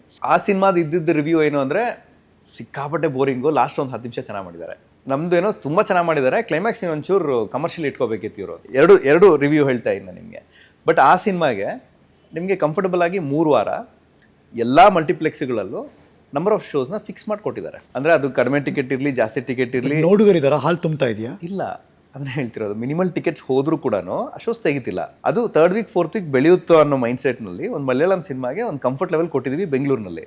ಬಟ್ ನಮ್ದು ಹೆಂಗೆ ಅಂತ ಹೇಳಿದ್ರೆ, ನಮ್ಮದು ಫ್ಯಾಮಿಲಿ ಕ್ರೌಡ್ ಬರ್ತಿರೋದು, ಮಧ್ಯಾಹ್ನ ಶೋಸ್ ಕೊಟ್ಟಿದ್ದಾರೆ, ನಿಮ್ಮ ನಂಬರ್ಸೇ ಕಾಣಿಸ್ತಿಲ್ಲ ಅಂದ್ಬಿಟ್ಟು ನೆಕ್ಸ್ಟ್ ವೀಕಲ್ಲಿ ಶೋಸ್ ತೆಗಿತಾರೆ. ಅಂದರೆ ನಿಮ್ಗೆ ಇಲ್ಲಿ ಫೈಟ್ ಮಾಡೋಕ್ಕೆ ಸಿಸ್ಟಮೂ ಇಲ್ಲ, ನಿಮಗೆ ಬಿಕಾಸ್ ನಾನೇ ಡೈರೆಕ್ಟಾಗಿ ಮಾತಾಡ್ತಿದ್ನಲ್ಲ, ನಾನೇ ಐನಾಕ್ಸು ಪಿ ವಿ ಆರ್ ಅವ್ರ ಜೊತೆ ಡೈರೆಕ್ಟಾಗಿ ಮಾತಾಡ್ತಿದ್ದೆ. ಅವ್ನು ನಂಬರ್ಸ್ ಮಾತಾಡ್ತೀಯಾನೆ, ಹಿಂಗಿರುತ್ತೆ ಹಂಗಿರುತ್ತೆ ಅಂತ. ಐ ಅಂಡರ್ಸ್ಟ್ಯಾಂಡ್, ಅಲ್ಟಿಮೇಟ್ಲಿ ಅವನು has to report to somebody, ಅವ್ನು ಮಾತಾಡಬೇಕಾಗುತ್ತೆ. ಬಟ್ ಇನ್ನೊಂದು ಸಿನಿಮಾಗೆ ಸಿಗೋ comfort level as a system, ecosystem ಇಲ್ಲಿ ನಾವು ಅದನ್ನು ಸರಿ ಮಾಡಲಿಲ್ಲ. ತುಂಬ ಲೂಪೋಲ್ಸ್ ಇದೆ. ನಿಮ್ಮ ಸಿನಿಮಾಗೆ 7 ಗಂಟೆ ಶೋ ಸಿಗಲ್ಲ, ಈವ್ನಿಂಗ್ ಶೋಸ್ ಬರಲಿಲ್ಲ. ಆ್ಯಂಡ್ ನನಗೆ ಫ್ಯಾಮಿಲಿ ಕ್ರೌಡ್ ಬರೋದೇ ನಿಮ್ಗೆ 7 ಗಂಟೆಗೆ 9 ಗಂಟೆಗೆ. ನೀವು 7 ಗಂಟೆ 9 ಗಂಟೆ ಶೋಗಳೇ ಕೊಡಲ್ಲ ಅಂತ ಹೇಳಿದ್ರೆ ಮಧ್ಯಾಹ್ನ ಯಾರು ಬರ್ತಾರೆ? ಎಲ್ಲ ಕೆಲಸ ಬಿಟ್ಬಿಟ್ಟು ಮಧ್ಯಾಹ್ನ ಸಿನಿಮಾ ನೋಡೋಕೆ ಯಾರು ಬರ್ತಾರೆ? ಪಕ್ಕದ ಭಾಷೆಯ ಒಂದು ದೊಡ್ಡ ಸಿನಿಮಾ ಬಂದರೆ, ಇಲ್ಲಿ ಭಾಷೆಯ ದೊಡ್ಡ ಸಿನಿಮಾ ಇದ್ರೂ, ದೊಡ್ಡ ಸ್ಟಾರ್ ಇದ್ರೂ ತೆಗೆದಿರೋ ಉದಾಹರಣೆ ಇದೆ ಇತ್ತೀಚೆಗೆ. ಇವಾಗ ಅದೇ ಸಿನಿಮಾಗಳು ಬಂದಾಗ ಅಂದರೆ ನಿಮಗೆ ಎಷ್ಟೋ ನ್ಯೂಸ್ ಚಾನಲ್ಸು 12 ಗಂಟೆ ಮಧ್ಯರಾತ್ರಿ 12 ಗಂಟೆಗೆ ಲೈವ್ ಹೋಗ್ಬಿಟ್ಟು ಆಚೆ ಬರ್ತಿರೋ ಜನಗಳಿಗೆ ಹೆಂಗಿದೆ ಹೇಳಿ ಅಂತ ಫೋರ್ಸ್ ಮಾಡಿ ರಿವ್ಯೂ ತೊಗೊಳ್ಳೋಷ್ಟು ಬೆಳೆದಿದ್ದೀವಿ ನಾವು. ಬಟ್ ನಮ್ದು ಈ ಥರದ್ದು ಬಂದಾಗ ಕಮರ್ಷಿಯಲ್ಸ್ ಕ್ಲೋಸ್ ಮಾಡಿಲ್ಲ ಅವರು, ಬೇಡ ಬಿಡಿ ಅಂತ ಬಿಟ್ಟಿರ್ತಾರೆ ಸೈಡ್ಗೆ. ಸೊ ಕಮರ್ಷಿಯಲ್ಸ್ ಅನ್ನೋದು ಇಂಪಾರ್ಟೆಂಟ್. ಅಂದರೆ ನಿಮಗೆ ಮಾರ್ಕೆಟಿಂಗ್ ಅಂತ ಕೇಳಿದ್ರಲ್ಲ, ಮಾರ್ಕೆಟಿಂಗ್ ಇಟ್ಸ್ ನಾಟ್ ಅಬೌಟ್ ಏನೋ ಗಿಮಿಕ್ ಮಾಡಿಬಿಡೋದು. ಇವಾಗ ಆ ವರ್ಡ್ ಫಿಕ್ಸ್ ಆಗ್ಬಿಟ್ಟಿದ್ದಾರೆ, ಗಿಮಿಕ್ ಮಾಡಿ. ಏನು ಗಿಮಿಕ್ ಮಾಡ್ತೀರಾ? ಯಾಕೆ ಮಾಡಬೇಕು? ಅಂದರೆ ನೀವು ಸ್ಟೋರಿ ಮಾಡಿದ್ದೀರಾ, ಒಂದು ಒಳ್ಳೆ ಕಥೆ ಇದೆ, ಒಂದು ಸಿನಿಮಾ ಮಾಡಿದ್ದೀವಿ, ಜನಗಳಿಗೆ ತೋರಿಸ್ತಾ ಇದ್ದೀವಿ, ಕ್ಲೀನ್ ಪ್ರೊಸೆಸ್ ಅಲ್ವಾ ಅದು. ಅದ್ರಲ್ಲಿ ಗಿಮಿಕ್ ಯಾಕೆ ಮಾಡಬೇಕು ಅಂತ. ಸೊ ಎಷ್ಟು ದಿನ ಗಿಮಿಕ್ ಮಾಡ್ತೀರಾ? ಎಷ್ಟು ಸಿನಿಮಾಗಳಿಗೆ ಏನು ಗಿಮಿಕ್ ಮಾಡ್ತೀರಾ? ಸೊ ನಮ್ಮ ಆಡಿಯನ್ಸ್ ಮೈಂಡ್ ಸೆಟ್ನು ಹಾಗೆ ಬೆಳೆಸಿದ್ದೀವಿ, ಅದು ವರ್ಷಾನುಗಟ್ಲೆಯಿಂದ ಹಾಗೆ ಬೆಳ್ಕೊಂಡು ಹೋಗಿದೆ. ಬಟ್ ಅದೇ ಮಲಯಾಳಂ ಏನಕ್ಕೆ ಅಪ್ರಿಷಿಯೇಟ್ ಮಾಡ್ತೀನಿ ಅಂದರೆ, ಅಲ್ಲಿ ಅವ್ರಿಗೇನೋ ಇಷ್ಟ ಆಯ್ತಾ ಹೋಗಿ ನೋಡ್ತಾನೆ. ಅವ್ರು ಪ್ರೆಸ್ ಮೀಟ್ ಮಾಡಲ್ಲ ಆಯಿತಾ, ಅವ್ರು ಯಾರು ನಿಮಗೆ ಸೆಲೆಬ್ರಿಟಿ ಶೋಗಳು ಮಾಡಲ್ಲ, ಅವ್ರು ಯಾರು ಬಂದಿಲ್ಲ ವಾಲ್ ಪೋಸ್ಟರ್ ಅಂಟಿಸಲ್ಲ, ಅದು ಓಡ್ತಿದೆಯಲ್ಲ ಸಿನಿಮಾಗಳು. It's pure. ಇನ್ನು ಕರ್ನಾಟಕದ ಈ ಭಾಗದಲ್ಲಿ ಮತ್ತು ಈ ಭಾಗದಲ್ಲಿ, ಅಂದರೆ ಈ ಕಡೆ ಕೇರಳ ಮಲಯಾಳಂ, ಈ ಕಡೆ ಆಂಧ್ರ ಪ್ರದೇಶ ತೆಲಂಗಾಣ, ಈ ಭಾಗದಲ್ಲಿ ತೆಲುಗುನಲ್ಲಿ ಹೇಗೆ ಅಂದರೆ ಜನ ಸಿನಿಮಾ ನೋಡೋಕ್ಕೆ ಹುಟ್ಟಿದ್ದಾರೆ. ಇಲ್ಲ, ಅದು ಅವ್ರ ಲೈಫ್ ಸ್ಟೈಲಲ್ಲಿ ಇದೆ. ಅವರು ಸಿನಿಮಾ ನೋಡ್ತಾರೆ, ಏನಾದರೂ ಆಗಲಿ ಸಿನಿಮಾ ನೋಡ್ತಾರೆ. ಸೊ ಇಂಡಸ್ಟ್ರಿ ಒಂಥರ ಅಕ್ರಾಸ್ ದಿ ನೇಷನ್ ಬೆಳೆಯುತ್ತೆ. ಅದೊಂಥರ ಅಲ್ಲಿ ಆ್ಯಕ್ಟ್ ಮಾಡೋರೆಲ್ಲ ಸ್ಟಾರ್ ಆಗ್ಬಿಡ್ತಾರೆ, ಆಂಕರ್ಗಳು ಸ್ಟಾರ್ ಆಗ್ಬಿಡ್ತಾರೆ ಅಲ್ಲಿ ಟೆಲಿವಿಷನ್ ಅಲ್ಲಿ. ಆ ಥರದ್ದೊಂದು ಬೆಳವಣಿಗೆ ಈ ಕಡೆ ಕೇರಳ ಮಲಯಾಳಂ. ಅದರ ಬೇರು ದೇಶದಿಂದ ಎಲ್ಲ ದೇಶದಲ್ಲೂ ಇರುತ್ತೆ, ಇಲ್ಲ ಅಂತಲ್ಲ. ಎಲ್ಲೊಬ್ರು ಮಲಯಾಳಂ ಇದ್ದೇ ಇರ್ತಾನೆ, ಇಲ್ಲ ಅಂತಲ್ಲ. ಆದರೆ ಒಂದು ಆಸಕ್ತಿಯನ್ನು ಹುಟ್ಟಾಕ್ತಾರೆ ಅವರ ಮೇಕಿಂಗಲ್ಲಿ ಮತ್ತು ಆ ಪ್ರಾಡಕ್ಟಲ್ಲಿ. ಚಿಕ್ಕದಾಗಿ ಸಣ್ಣದಾಗಿ, ಆಸ್ ಯು ಮೆನ್ಷನ್, ದೊಡ್ಡ ಬಡ್ಜೆಟ್ ಆಗಬೇಕು ಅಂತೇನಿಲ್ಲ. ನಾವು ಕನ್ನಡದವರು ವಿಶಾಲ ಹೃದಯ, ಉದಾರ ಮನಸ್ಸು, ಎಲ್ಲವನ್ನು ಒಪ್ಪಿಕೊಂಡು ಬೇರೆ ಭಾಷೆಯ ಸಿನಿಮಾವನ್ನೂ ನೋಡಿ, ನಮ್ಮ ಭಾಷೆಯ ಕಲಾವಿದರು ಇಲ್ಲಿ ಬಿಟ್ಟು ಅಲ್ಲಿ ಹೋದ್ಮೇಲೆ ಹೀರೋನೋ ಸ್ಪೆಷಲಿ ಹೀರೋಯಿನ್ಸ್ಗಳೇ ಅಲ್ಲಿ ದೊಡ್ಡ ವ್ಯಾಲ್ಯೂ ಸಿಕ್ಬಿಡ್ತಾ ಇದೆ. ಎಲ್ಲಿ ಯಾರು ಕೂತ್ ಕರೆಕ್ಷನ್ ಮಾಡಬೇಕು Pradeep? This is without big question. ಇಲ್ಲ, ಐ ಥಿಂಕ್ ಅದೇ ಹೇಳಿದ್ನಲ್ಲ, ಕನ್ನಡದ ಮಕ್ಕಳೆಲ್ಲ ಒಂದಾಗಿ ಬನ್ನಿ ಅಂದಾಗ ಫಸ್ಟ್ ಹೇಳ್ತಿರೋದು ಆಸ್ ಎ ಇಕೋ ಸಿಸ್ಟಮ್. 25 ಜನ ಡಿಸಿಷನ್ ಮೇಕರ್ಸ್ ಇದ್ದಾರೆ. ಯಾಕಂದ್ರೆ ಅಂದರೆ ಇನ್ನೂ ಓಪನ್ ಕಾನ್ವರ್ಸೇಷನ್ ನಿಮ್ಮ ಹತ್ರ ಮಾಡಬೇಕು ಅಂದರೆ ಒಂದು 5 ಜನ ಡಿಸ್ಟ್ರಿಬ್ಯೂಟರ್ಗಳು, ಒಂದು 5 ಜನ ಚೇಂಬರ್ಲಿ ಕೂತಿರೋರು, ಒಂದು 5 ಆಡಿಯೋ ಕಂಪ್ನಿಗಳು, ಒಂದು 5 ಟೆಲಿವಿಷನ್ಲಿರೋ ಡಿಸಿಷನ್ ಮೇಕರ್ಸು. ಆಯಿತಾ, ಡಿಸಿಷನ್ ಮೇಕರ್ಸು ಪರ್ಚೇಸ್ ಮಾಡಬೇಕಾ ಬೇಡವಾ ಅಂತ ಡಿಸೈಡ್ ಮಾಡುವಂಥವ್ರು. ಈ 25 ಜನ ಒಟ್ಟಿಗೆ ಕೂತು, ಓಕೆ ಈ ಇಂಡಸ್ಟ್ರಿಯಲ್ಲಿ ಈ ಥರ ಸಮಸ್ಯೆ ಇದೆ, ನಾವೆಲ್ಲ ಸೇರಿ ಇದನ್ನು ಸೆಟ್ರೇಟ್ ಮಾಡೋಣ ಅಂತ ಹೇಳಿದ್ರೆ ಸೆಟ್ರೇಟ್ ಆಗುತ್ತೆ. ಅಂದರೆ ಬಿಸ್ನೆಸ್ ಕಂಪ್ಲೀಟ್ ಆಗ್ತಿಲ್ಲ ಯಾರಿಗೂ. ಸೊ ಥಿಯೇಟ್ರಿಕಲಿ ಯಾರಿಗೂ ಮೇಜರ್ ಓಹೋ ಬಿಸ್ನೆಸ್ ಯಾರಿಗೂ ಇಲ್ಲ ಇವತ್ತಿಗೂ. ಫಸ್ಟ್ ಒಂದು ವಾರ 4-5 ದಿನ ಜನಗಳನ್ನ ಹಿಂಗೆ ತುಂಬಿಸ್ಬಿಟ್ಟು ಅನ್ಸಿದ್ರೆ ಮಾತ್ರ ಸೆಕೆಂಡ್ ವೀಕಿಗೆ ಹೋಗಿ. ಅದು ಅರ್ಥನೇ ಆಗಲ್ಲ, ತುಂಬಿಸ್ಬೇಕು ಅನ್ನೋದಿದೆಯಲ್ಲ, ಅದು ಗೊತ್ತಿಲ್ಲ. ಅದೊಂಥರ ಅದು ಯಾಕೆ ಆ ಫಾರ್ಮ್ಯಾಟ್ ಹುಟ್ಕೊಳ್ತೋ, ಅದು ಯಾರ ಕಲ್ಚರೋ ಗೊತ್ತಿಲ್ಲ. ಬಟ್ ಇವಾಗ ಅದೊಂಥರ ಡಿಫಾಲ್ಟ್ ಆಗಿ ಬಂದ್ಬಿಟ್ಟಿದೆ. ಅಂದರೆ ಪ್ರೊಡ್ಯೂಸರ್ ತುಂಬಿಸ್ಬೇಕು. ಅಷ್ಟು ಓಪನ್ ಆಗು ನಾನು ನಿಮ್ಗೆ ಹೇಳೋಕ್ಕಾಗಲ್ಲ. ಇಲ್ಲ, ನನಗೆ ಎಷ್ಟೊಂದು ಯು ಎಜುಕೇಟ್ ಮೀ, ನಾನು ಕೇಳ್ಕೊತಾ ಇದ್ದೀನಿ ಈಗ. ಬೇಸಿಕ್ ಏನಿಲ್ಲ, ಒಂದು ಮಲ್ಟಿಪ್ಲೆಕ್ಸ್ನಲ್ಲಿ ಮಿನಿಮಮ್ ನಂಬರ್ ಆಫ್ ಸೀಟ್ಸ್ ನನಗೆ ಬುಕ್ ಆಗ್ತಿದೆ ಅಂತ ಹೇಳಿದ್ರೆ ನಿನಗೆ ನೆಕ್ಸ್ಟ್ ವೀಕ್ ಶೋಸ್ನ ಉಳಿಸ್ಕೊಡ್ತೀನಿ ಥರ ಇರುತ್ತೆ. ಸೊ ಈಗ ಮಿನಿಮಮ್ ನಂಬರ್ ಆಫ್ ಶೋಸ್ ಅವ್ನು ಕೊಡೋ ಟೈಮಿಂಗ್ನಲ್ಲಿ ನೀವು ಉಳಿಸ್ಕೋಬೇಕು ಅಂದರೆ ವಿಧಿ ಇಲ್ದಿರ ನಿಮ್ಮವ್ರು ನೀವು ಕಳಿಸ್ಬೇಕಾಗುತ್ತೆ. ಟಿಕೆಟ್ ನಾವೇ ಪರ್ಚೇಸ್ ಮಾಡಿ ಹೋಗಿ ನಾನು ಹೇಳಿಲ್ಲ, ನೀವು ಹೇಳಿದ್ರಿ. ಅರ್ಥ ಬರುತ್ತೆ ಅಂತ ಹೇಳ್ತಾ ಇದ್ದೀನಿ. ಹೌದು, ನಿಜನ ಸತ್ಯನೋ ಗೊತ್ತಿಲ್ಲ. ಅದೇನಾಗುತ್ತೆ, ಫಸ್ಟ್ 3-4 ಡೇಸ್ ನಿಮ್ಗೆ ಎಲ್ಲೂ ಟಿಕೆಟ್ ಸಿಗ್ತಿಲ್ಲ ಅನ್ನೋಷ್ಟು ಅದನ್ನ ಕ್ರಿಯೇಟ್ ಮಾಡಬೇಕು ಅಂದ್ರೆ ಏನ್ ಜನ ಎದ್ದು ಬಿದ್ದು ಹೋಗ್ಬಿಟ್ಟು ಫಸ್ಟ್ ಸಿನಿಮಾ ನೋಡ್ಬೇಕು ಅಂತ ಯಾರು ಏನ್ ಕಾಯ್ತಿಲ್ಲ. ಯಾರೇ ದೊಡ್ಡ ಸ್ಟಾರ್ ಇದ್ರು ಕೂಡ ಚೆನ್ನಾಗಿದೆಯಂತೆ ಹೋಗೋಣ ಅಂತ ಬಂದಾಗ ಡೆಫಿನೆಟ್ಲಿ ಫ್ಯಾಮಿಲಿ ಜೊತೆ ಹೋಗ್ತಾರೆ. ಯಾವಾಗ ಒಂದು 2 days 3 days ಬಿಟ್ಟು ಆ first day second day third day ಹೋಗುವಂಥದ್ದು ಫ್ಯಾನ್ಸ್. ಅಂದರೆ ಆ ಸ್ಟಾರ್ಗಿರೋ ಫ್ಯಾನ್ಸು ಆ್ಯಂಡ್ ಅವ್ರಿಗೆ ಕ್ರಿಯೇಟ್ ಆಗಿರೋ ಒಂದು ಎನರ್ಜಿ, ನೋಡ್ಬಿಡ್ಬೇಕು ಫಸ್ಟ್ ಇದು ನಾವು ಗೆಲ್ಲಿಸ್ಬೇಕು ನಮ್ಮ ಹೀರೋನ ಅನ್ನೋದಿರುತ್ತಲ್ಲ, ಅದ್ರಲ್ಲಿ ಇರುತ್ತೆ. ಬಟ್ ಎಷ್ಟು ಥಿಯೇಟ್ರ್ಗಳಲ್ಲಿ ಎಷ್ಟು ಜನ ಎಷ್ಟು ಹೆಂಗೆ ತುಂಬ್ತಿದ್ದಾರೆ ಸೆಕೆಂಡ್ ವೀಕು ಥರ್ಡ್ ವೀಕು ಅದ್ರ ರಿಫ್ಲೆಕ್ಷನ್ ಇರುತ್ತೆ. ಎಲ್ಲರೂ ನೋಡ್ತಿದ್ದಾರೆ ಅಂತ ಹೇಳಿದಾಗ ಇನ್ನೊಂದಷ್ಟು ಜನ ಓಪನ್ ಅಪ್ ಆಗ್ತಾರೆ. ಸೆಕೆಂಡ್ ವೀಕಿಗೆ ಆಟೋಮೆಟಿಕ್ಲಿ ಪಿಕ್ ಆಗುತ್ತೆ. ಥರ್ಡ್ ವೀಕಿಗೆ ಅದು ಆ್ಯಕ್ಚುಲಿ ಇವರೆಲ್ಲ ನೋಡ್ತಿದ್ದಾರೆ, ನಾ ಇನ್ನೂ ನೋಡಿಲ್ವಲ್ಲ ಅನ್ನೋ ಫೀಲಿಂಗ್ ಸ್ಟಾರ್ಟ್ ಆಗುತ್ತೆ. ಇಮಿಡಿಯೇಟಾಗಿ ಕೇಳ್ತಾರೆ, ಗೊತ್ತಾ ನೋಡ್ದಾ ಅಂತ. ಅವರೆಲ್ಲ ನನ್ನ ಫ್ರೆಂಡ್ಸ್ ಎಲ್ಲ ನೋಡ್ಬಿಟ್ಟಿದ್ದಾರೆ, ನಾ ಇನ್ನೂ ನೋಡಿಲ್ಲ ಅಂದಾಗ ಅದು ಥರ್ಡ್ ವೀಕ್ ಫೋರ್ತ್ ವೀಕಿಗೆ ತುಂಬ ಹೋಗುತ್ತೆ. So basic strategy which is working. ಅಂದರೆ ಎಲ್ಲ ಲ್ಯಾಂಗ್ವೇಜ್ನಲ್ಲೂ ಇದು ವರ್ಕ್ ಆಗ್ತಿದೆ ದೊಡ್ಡ ಸಿನಿಮಾಗಳಿಗೆ. ಬಿಕಾಸ್ ಅವ್ರ ಇನ್ವೆಸ್ಟ್ಮೆಂಟ್ ದೊಡ್ಡದು, ಅವ್ರನ್ನ ರಿಕವರ್ ಮಾಡಬೇಕಾದ್ರೆ ಕೆಲವು ವಿಷಯಗಳೆಲ್ಲ ಅವರು ನುಗ್ಲೇಬೇಕಾಗುತ್ತೆ. ಬಟ್ ಏನಾಗುತ್ತೆ, ಸೇಮ್ ಥಿಂಗ್ ನೀವು ಇನ್ನೊಂದು ನಾವು ಮಾಡ್ತಿರುವಂಥ ಇನ್ವೆಸ್ಟ್ಮೆಂಟ್ಸ್ಗೆ ಮಾಡೋಕ್ಕಾಗಲ್ಲ. ಅವಾಗವಾಗ ಮಧ್ಯ ನಮಗೆ ಸರ್ಪ್ರೈಸ್ ರೀತಿಯಲ್ಲಿ ಒಂದು ರಂಗಿತರಂಗ ಅಥವಾ ಒಂದು ಲವ್ ಮಾಕ್ಟೆಲ್ ಅಥವಾ ಒಂದು 6-5 = 2 ವೆರಿ ಮಿನಿಮಮ್ ಬಡ್ಜೆಟ್ ಅಲ್ಲಿ ಒಂದಷ್ಟು ಗ್ರ್ಯಾಂಡಿಯೋರ್ ಕೊಟ್ಟು ಈ ತರ ಕ್ಲಿಕ್ ಆಗಿರುವಂತ ಪ್ರತಿ ಸಿನಿಮಾ ಒಂದು ಹೊಸ ಹೀರೋನ ಇಂಡಸ್ಟ್ರಿಗೆ ತಂದ್ಕೊಟ್ಟಿದೆ, ಒಂದು ಹೊಸ ನಿರ್ದೇಶಕನ ಇಂಡಸ್ಟ್ರಿಗೆ ತಂದ್ಕೊಟ್ಟಿದೆ. ಸೊ ಆ ಥರ ಪ್ರಯತ್ನಗಳು ನಮ್ಮಲ್ಲಿ ಇನ್ನೂ ಜಾಸ್ತಿ ಆಗ್ಬೇಕು. ಅಂದ್ರೆ ನನ್ನ ಟ್ರೈಲರ್ ಲಾಂಚ್ ಟೈಮ್ನಲ್ಲಿ ಸುಮಾರು ಒಂದು 18 ಜನ ನಿರ್ದೇಶಕರನ್ನ ಎಲ್ಲಾರನ್ನೂ ವೇದಿಕೆ ಮೇಲೆ ನಿಲ್ಲಿಸಿ, ಇದು ಫ್ಯೂಚರ್, ಇದು ಇವ್ರು ಮಾಡ್ತಿರೋ ಪ್ರಯತ್ನಗಳಿಗೆ ಎಲ್ಲರೂ ಸಾಥ್ ಕೊಟ್ರೆ ಎಲ್ಲರೂ ಕೂಡ ಬೆಳೀತಾರೆ ಅನ್ನೋದು ಒಂದು ಉದ್ದೇಶ ಆಯ್ತು ಆಕ್ಚುಲಿ. ಪ್ರೆಸ್ ಮುಂದೆ ಇವ್ರನ್ನೆಲ್ಲರನ್ನೂ ಒಟ್ಟಿಗೆ ನಿಲ್ಲಿಸಿ ಆಸ್ ಅನ್ ಇಂಡಸ್ಟ್ರಿ ಈ ತರ ಕಾಣಿಸ್ತಾ ಇದೆ ಫ್ಯೂಚರ್ ಅಂತ ಹೇಳ್ಬೇಕಿತ್ತು. ಸೊ ಆ ನಂಬಿಕೆಗಳು ಜಾಸ್ತಿ ಆದ್ರೆ ಅಂಡ್ ಆ ಥರ ನಿರ್ದೇಶಕರು ಇನ್ನೂ ವಾಪಸ್ ಬಂದು ಇನ್ನೊಂದಷ್ಟು ಸಿನಿಮಾಗಳನ್ನ ಮಾಡೋಕ್ಕಾದ್ರೆ ಕ್ಲೀನ್ ಅಪ್ ಆಗಬಹುದು ಒಂಚೂರು. ಸ್ಯಾಂಡಲ್ವುಡ್ ಅಂದ್ರೆ ಕನ್ನಡ ಸಿನಿಮಾ ಜಗತ್ತಲ್ಲಿ ಯಾವ ಥರದ ಸಿನಿಮಾ ಬೇಕು ಜನಕ್ಕೆ? ಎಂಟರ್ಟೈನಿಂಗ್ ಆಗಿರ್ಬೇಕು. ಅಂದ್ರೆ ಅವ್ನು ದುಡ್ಡು ಕೊಟ್ಟು ಒಳಗಡೆ ಕುತ್ಕೊಂಡಾಗ ಅವ್ನಿಗೆ 2 hours ಸಾಕಾದಾಯ್ತು ಗುರು ಅಂತ ಆಚೆ ಬಂದು ಹೇಳ್ಬೇಕಲ್ವಾ, ಅದನ್ನ ಹೇಳಿಸ್ಬೇಕು. Let me ask you frank question. ಯಾರು ಕೂಡ ನಾನು ಕೆಟ್ಟ ಸಿನಿಮಾ ಮಾಡಬೇಕು ಅಂತ ಬರಲ್ಲ, ಹೌದು, ಪ್ರೊಡ್ಯೂಸ್ ಮಾಡಬೇಕು ಅಂತನೂ ಬರಲ್ಲ, ನಿರ್ದೇಶನ ಮಾಡಬೇಕು ಅಂತನೂ ಬರಲ್ಲ. ಹೌದು. ಯಾಕೆ ಎಡುತ್ತಾ ಇದ್ದಾರೆ? 2 ಕ್ವೆಶನ್ ಇದೆ. ಸಿನಿಮಾ ಯಾಕೆ ಮಾಡ್ತಾರೆ, ಯಾರಿಗೆ ಮಾಡ್ತಾರೆ. ಸಿನಿಮಾ ಯಾಕೆ ಮಾಡ್ತಾರೆ ಅನ್ನೋದು ಅದು ಪ್ರೊಡ್ಯೂಸರ್ ಕಡೆಯಿಂದ ಕ್ವೆಶನ್, ಅದು ಪ್ರೊಡ್ಯೂಸರ್ಗೆ ಕ್ವೆಶನ್ ಅದು ಆ್ಯಕ್ಚುಲಿ. ಯಾಕೆ ಸಿನಿಮಾ ಮಾಡ್ತಿದ್ಯಾ ಅಂತ, ಅಂದ್ರೆ ಅವ್ರ ಇಮೇಜ್ ಬೆಳೆಸ್ಕೊಳಕ, ಅವ್ರ ಕಟೌಟ್ ಹಾಕೊಳಕ, ಅಥವಾ ಅವ್ರ ಮುಂದೆ ಎಲೆಕ್ಷನ್ಗೆ ಹೋಗಕ್ಕ. ಸೊ ಸಿನಿಮಾ ಮಾಡೋರಿಗೆ ಬದ್ಧತೆ ಇರಬೇಕು. ಒಂದು ಯಾಕೆ ಅನ್ನೋದು ತುಂಬ ಇಂಪಾರ್ಟೆಂಟು, ಯಾರಿಗೆ ಅನ್ನೋದು ತುಂಬ ಇಂಪಾರ್ಟೆಂಟು. ಅಂದರೆ ಇವತ್ತು ಸಿನಿಮಾ ನೋಡ್ತಿರೋ ಸಂಖ್ಯೆ ನೀವು ನಂಬರ್ಸ್ ಕೇಳಿದ್ರೆ ತುಂಬ ಮಿನಿಮಲಿಸ್ಟಿಕ್ ಆಗಿದೆ ಆ್ಯಕ್ಚುಲಿ. ಮಿಗ್ದವ್ರಲ್ಲ ಏನು ಮಾಡ್ತೀರಾ ಅಂತ ಅನ್ಸ್ಬಿಡುತ್ತೆ ಆ್ಯಕ್ಚುಲಿ. ಅಂದ್ರೆ ಇವತ್ತೊಂದು 5 ಲಕ್ಷ 10 ಲಕ್ಷ ಜನ ಸಿನಿಮಾ ನೋಡಿದ್ರೆ ಅದು ಹಿಟ್ ಅಂತ ಹೇಳ್ತಾರೆ, ಒಂದು 30 ಲಕ್ಷ ಜನ ನೋಡಿದ್ರೆ ಅದು ಸೂಪರ್ ಹಿಟ್ ಅಂತ ಹೇಳ್ತಾರೆ. 7 ಕೋಟಿನಲ್ಲಿ 30 ಲಕ್ಷ ಅಂತ ಹೇಳಿದ್ರೆ ಇಟ್ಸ್ ಲೆಸ್ ದೆನ್ 5%. ಸೊ 95% ಜನ ಆಕ್ಚುಲಿ ಸಿನಿಮಾ ಬಗ್ಗೆ ತಲೆನೇ ಕೆಡ್ಸ್ಕೊಂಡಿಲ್ಲ ಕರ್ನಾಟಕದಲ್ಲಿ. ಅವರೆಲ್ಲ ಆರಾಮಾಗಿ ಟಿವಿ ನೋಡ್ತಿದ್ದಾರೆ. 1.25 ಕೋಟಿ 1.25 ಕೋಟಿ ಜನ ಟಿವಿ ನೋಡ್ತಾರೆ, ಬಟ್ 30 ಲಕ್ಷ ಜನ ಸಿನಿಮಾ ನೋಡ್ತಿದ್ದಾರೆ. ಟಿವಿ ಇಂಡಸ್ಟ್ರಿ ಸೂಪರ್ ಆಗಿದೆಯಾ? ಬಿಸ್ನೆಸ್ ಅದು ನಡೀತಾ ಇದೆ, ಮಾಡ್ತಿರ್ತಾರೆ, ಹೋಗ್ತಿರುತ್ತೆ, ಸೇಲ್ಸ್. ಅದೇ ಹೇಳಿದ್ನಲ್ಲ, 2 ಡಿವೈಸಸ್, ಟಿವಿ ಮತ್ತೆ ಮೊಬೈಲ್ ಅಡಿಕ್ಷನ್ ಇಂದ ಜನನ ಹೊರಗಡೆ ಕರ್ಕೊಂಡ್ಬರೋದಿದೆಯಲ್ಲ, ಸಿನಿಮಾಗೆ ಅದು ದೊಡ್ಡ ಚಾಲೆಂಜ್. ಇತ್ತೀಚೆಗೆ ಒಂದು ಆರ್ಟಿಕಲ್ ಓದ್ತಾ ಇದ್ದೆ, ಭಾರತದಲ್ಲಿ ಟೆಲಿವಿಷನ್ ಕನ್ಸಂಪ್ಷನ್ ಇದೆಯಲ್ಲ, ವಾಲ್ ಟಿವಿ ಮುಂದೆ ಕೂತು ಟೆಲಿವಿಷನ್ ನೋಡೋದಕ್ಕೂ ಅಥವಾ ನಿಮ್ಮ ಮೊಬೈಲಲ್ಲಿ ಎಲ್ಲ ಕೂತು ಅಕ್ಸೆಸ್ ಮಾಡೋದಕ್ಕೂ ಕರ್ನಾಟಕ ಹೈಯೆಸ್ಟ್ ನಂಬರ್ಲಿ ಸ್ವಿಚ್ ಆನ್ ಆಗಿದ್ದಾರೆ. ವಾಲ್ ಟಿವಿಯಿಂದ ಮೂವ್ ಆಗ್ತಿದ್ದಾರೆ ಮೊಬೈಲ್ ಕಡೆಗೆ. ಒಂದಗೋ ಯಾವಾಗ ಬೇಕಾದ್ರೂ ನೋಡ್ತೀನಿ ಅನ್ನೋ ಫ್ರೀಡಮ್ ಇದೆಯಲ್ಲ, ಅದು ಮುಂದಕ್ಕೆ ಫ್ಯೂಚರ್ ಇರೋದು ಅಲ್ಲೇನೆ. ಅಂದರೆ ನೀನು ನನಗೆ ಹೇಳ್ಬೇಡ ಏನು ನೋಡಬೇಕು ಅಂತ, ನಾನು ಡಿಸೈಡ್ ಮಾಡ್ತೀನಿ ಏನು ನೋಡಬೇಕು, ಯಾವಾಗ ನೋಡಬೇಕು, ಎಲ್ಲಿ ನೋಡಬೇಕು, ನಾನು ಡಿಸೈಡ್ ಮಾಡ್ತೀನಿ. ಸೊ ಆ ಫ್ರೀಡಮ್ ಸಿಗ್ತಾ ಇದೆ ಆಡಿಯನ್ಸ್ಗೆ ಚೂಸ್ ಮಾಡಲಿಕ್ಕೆ.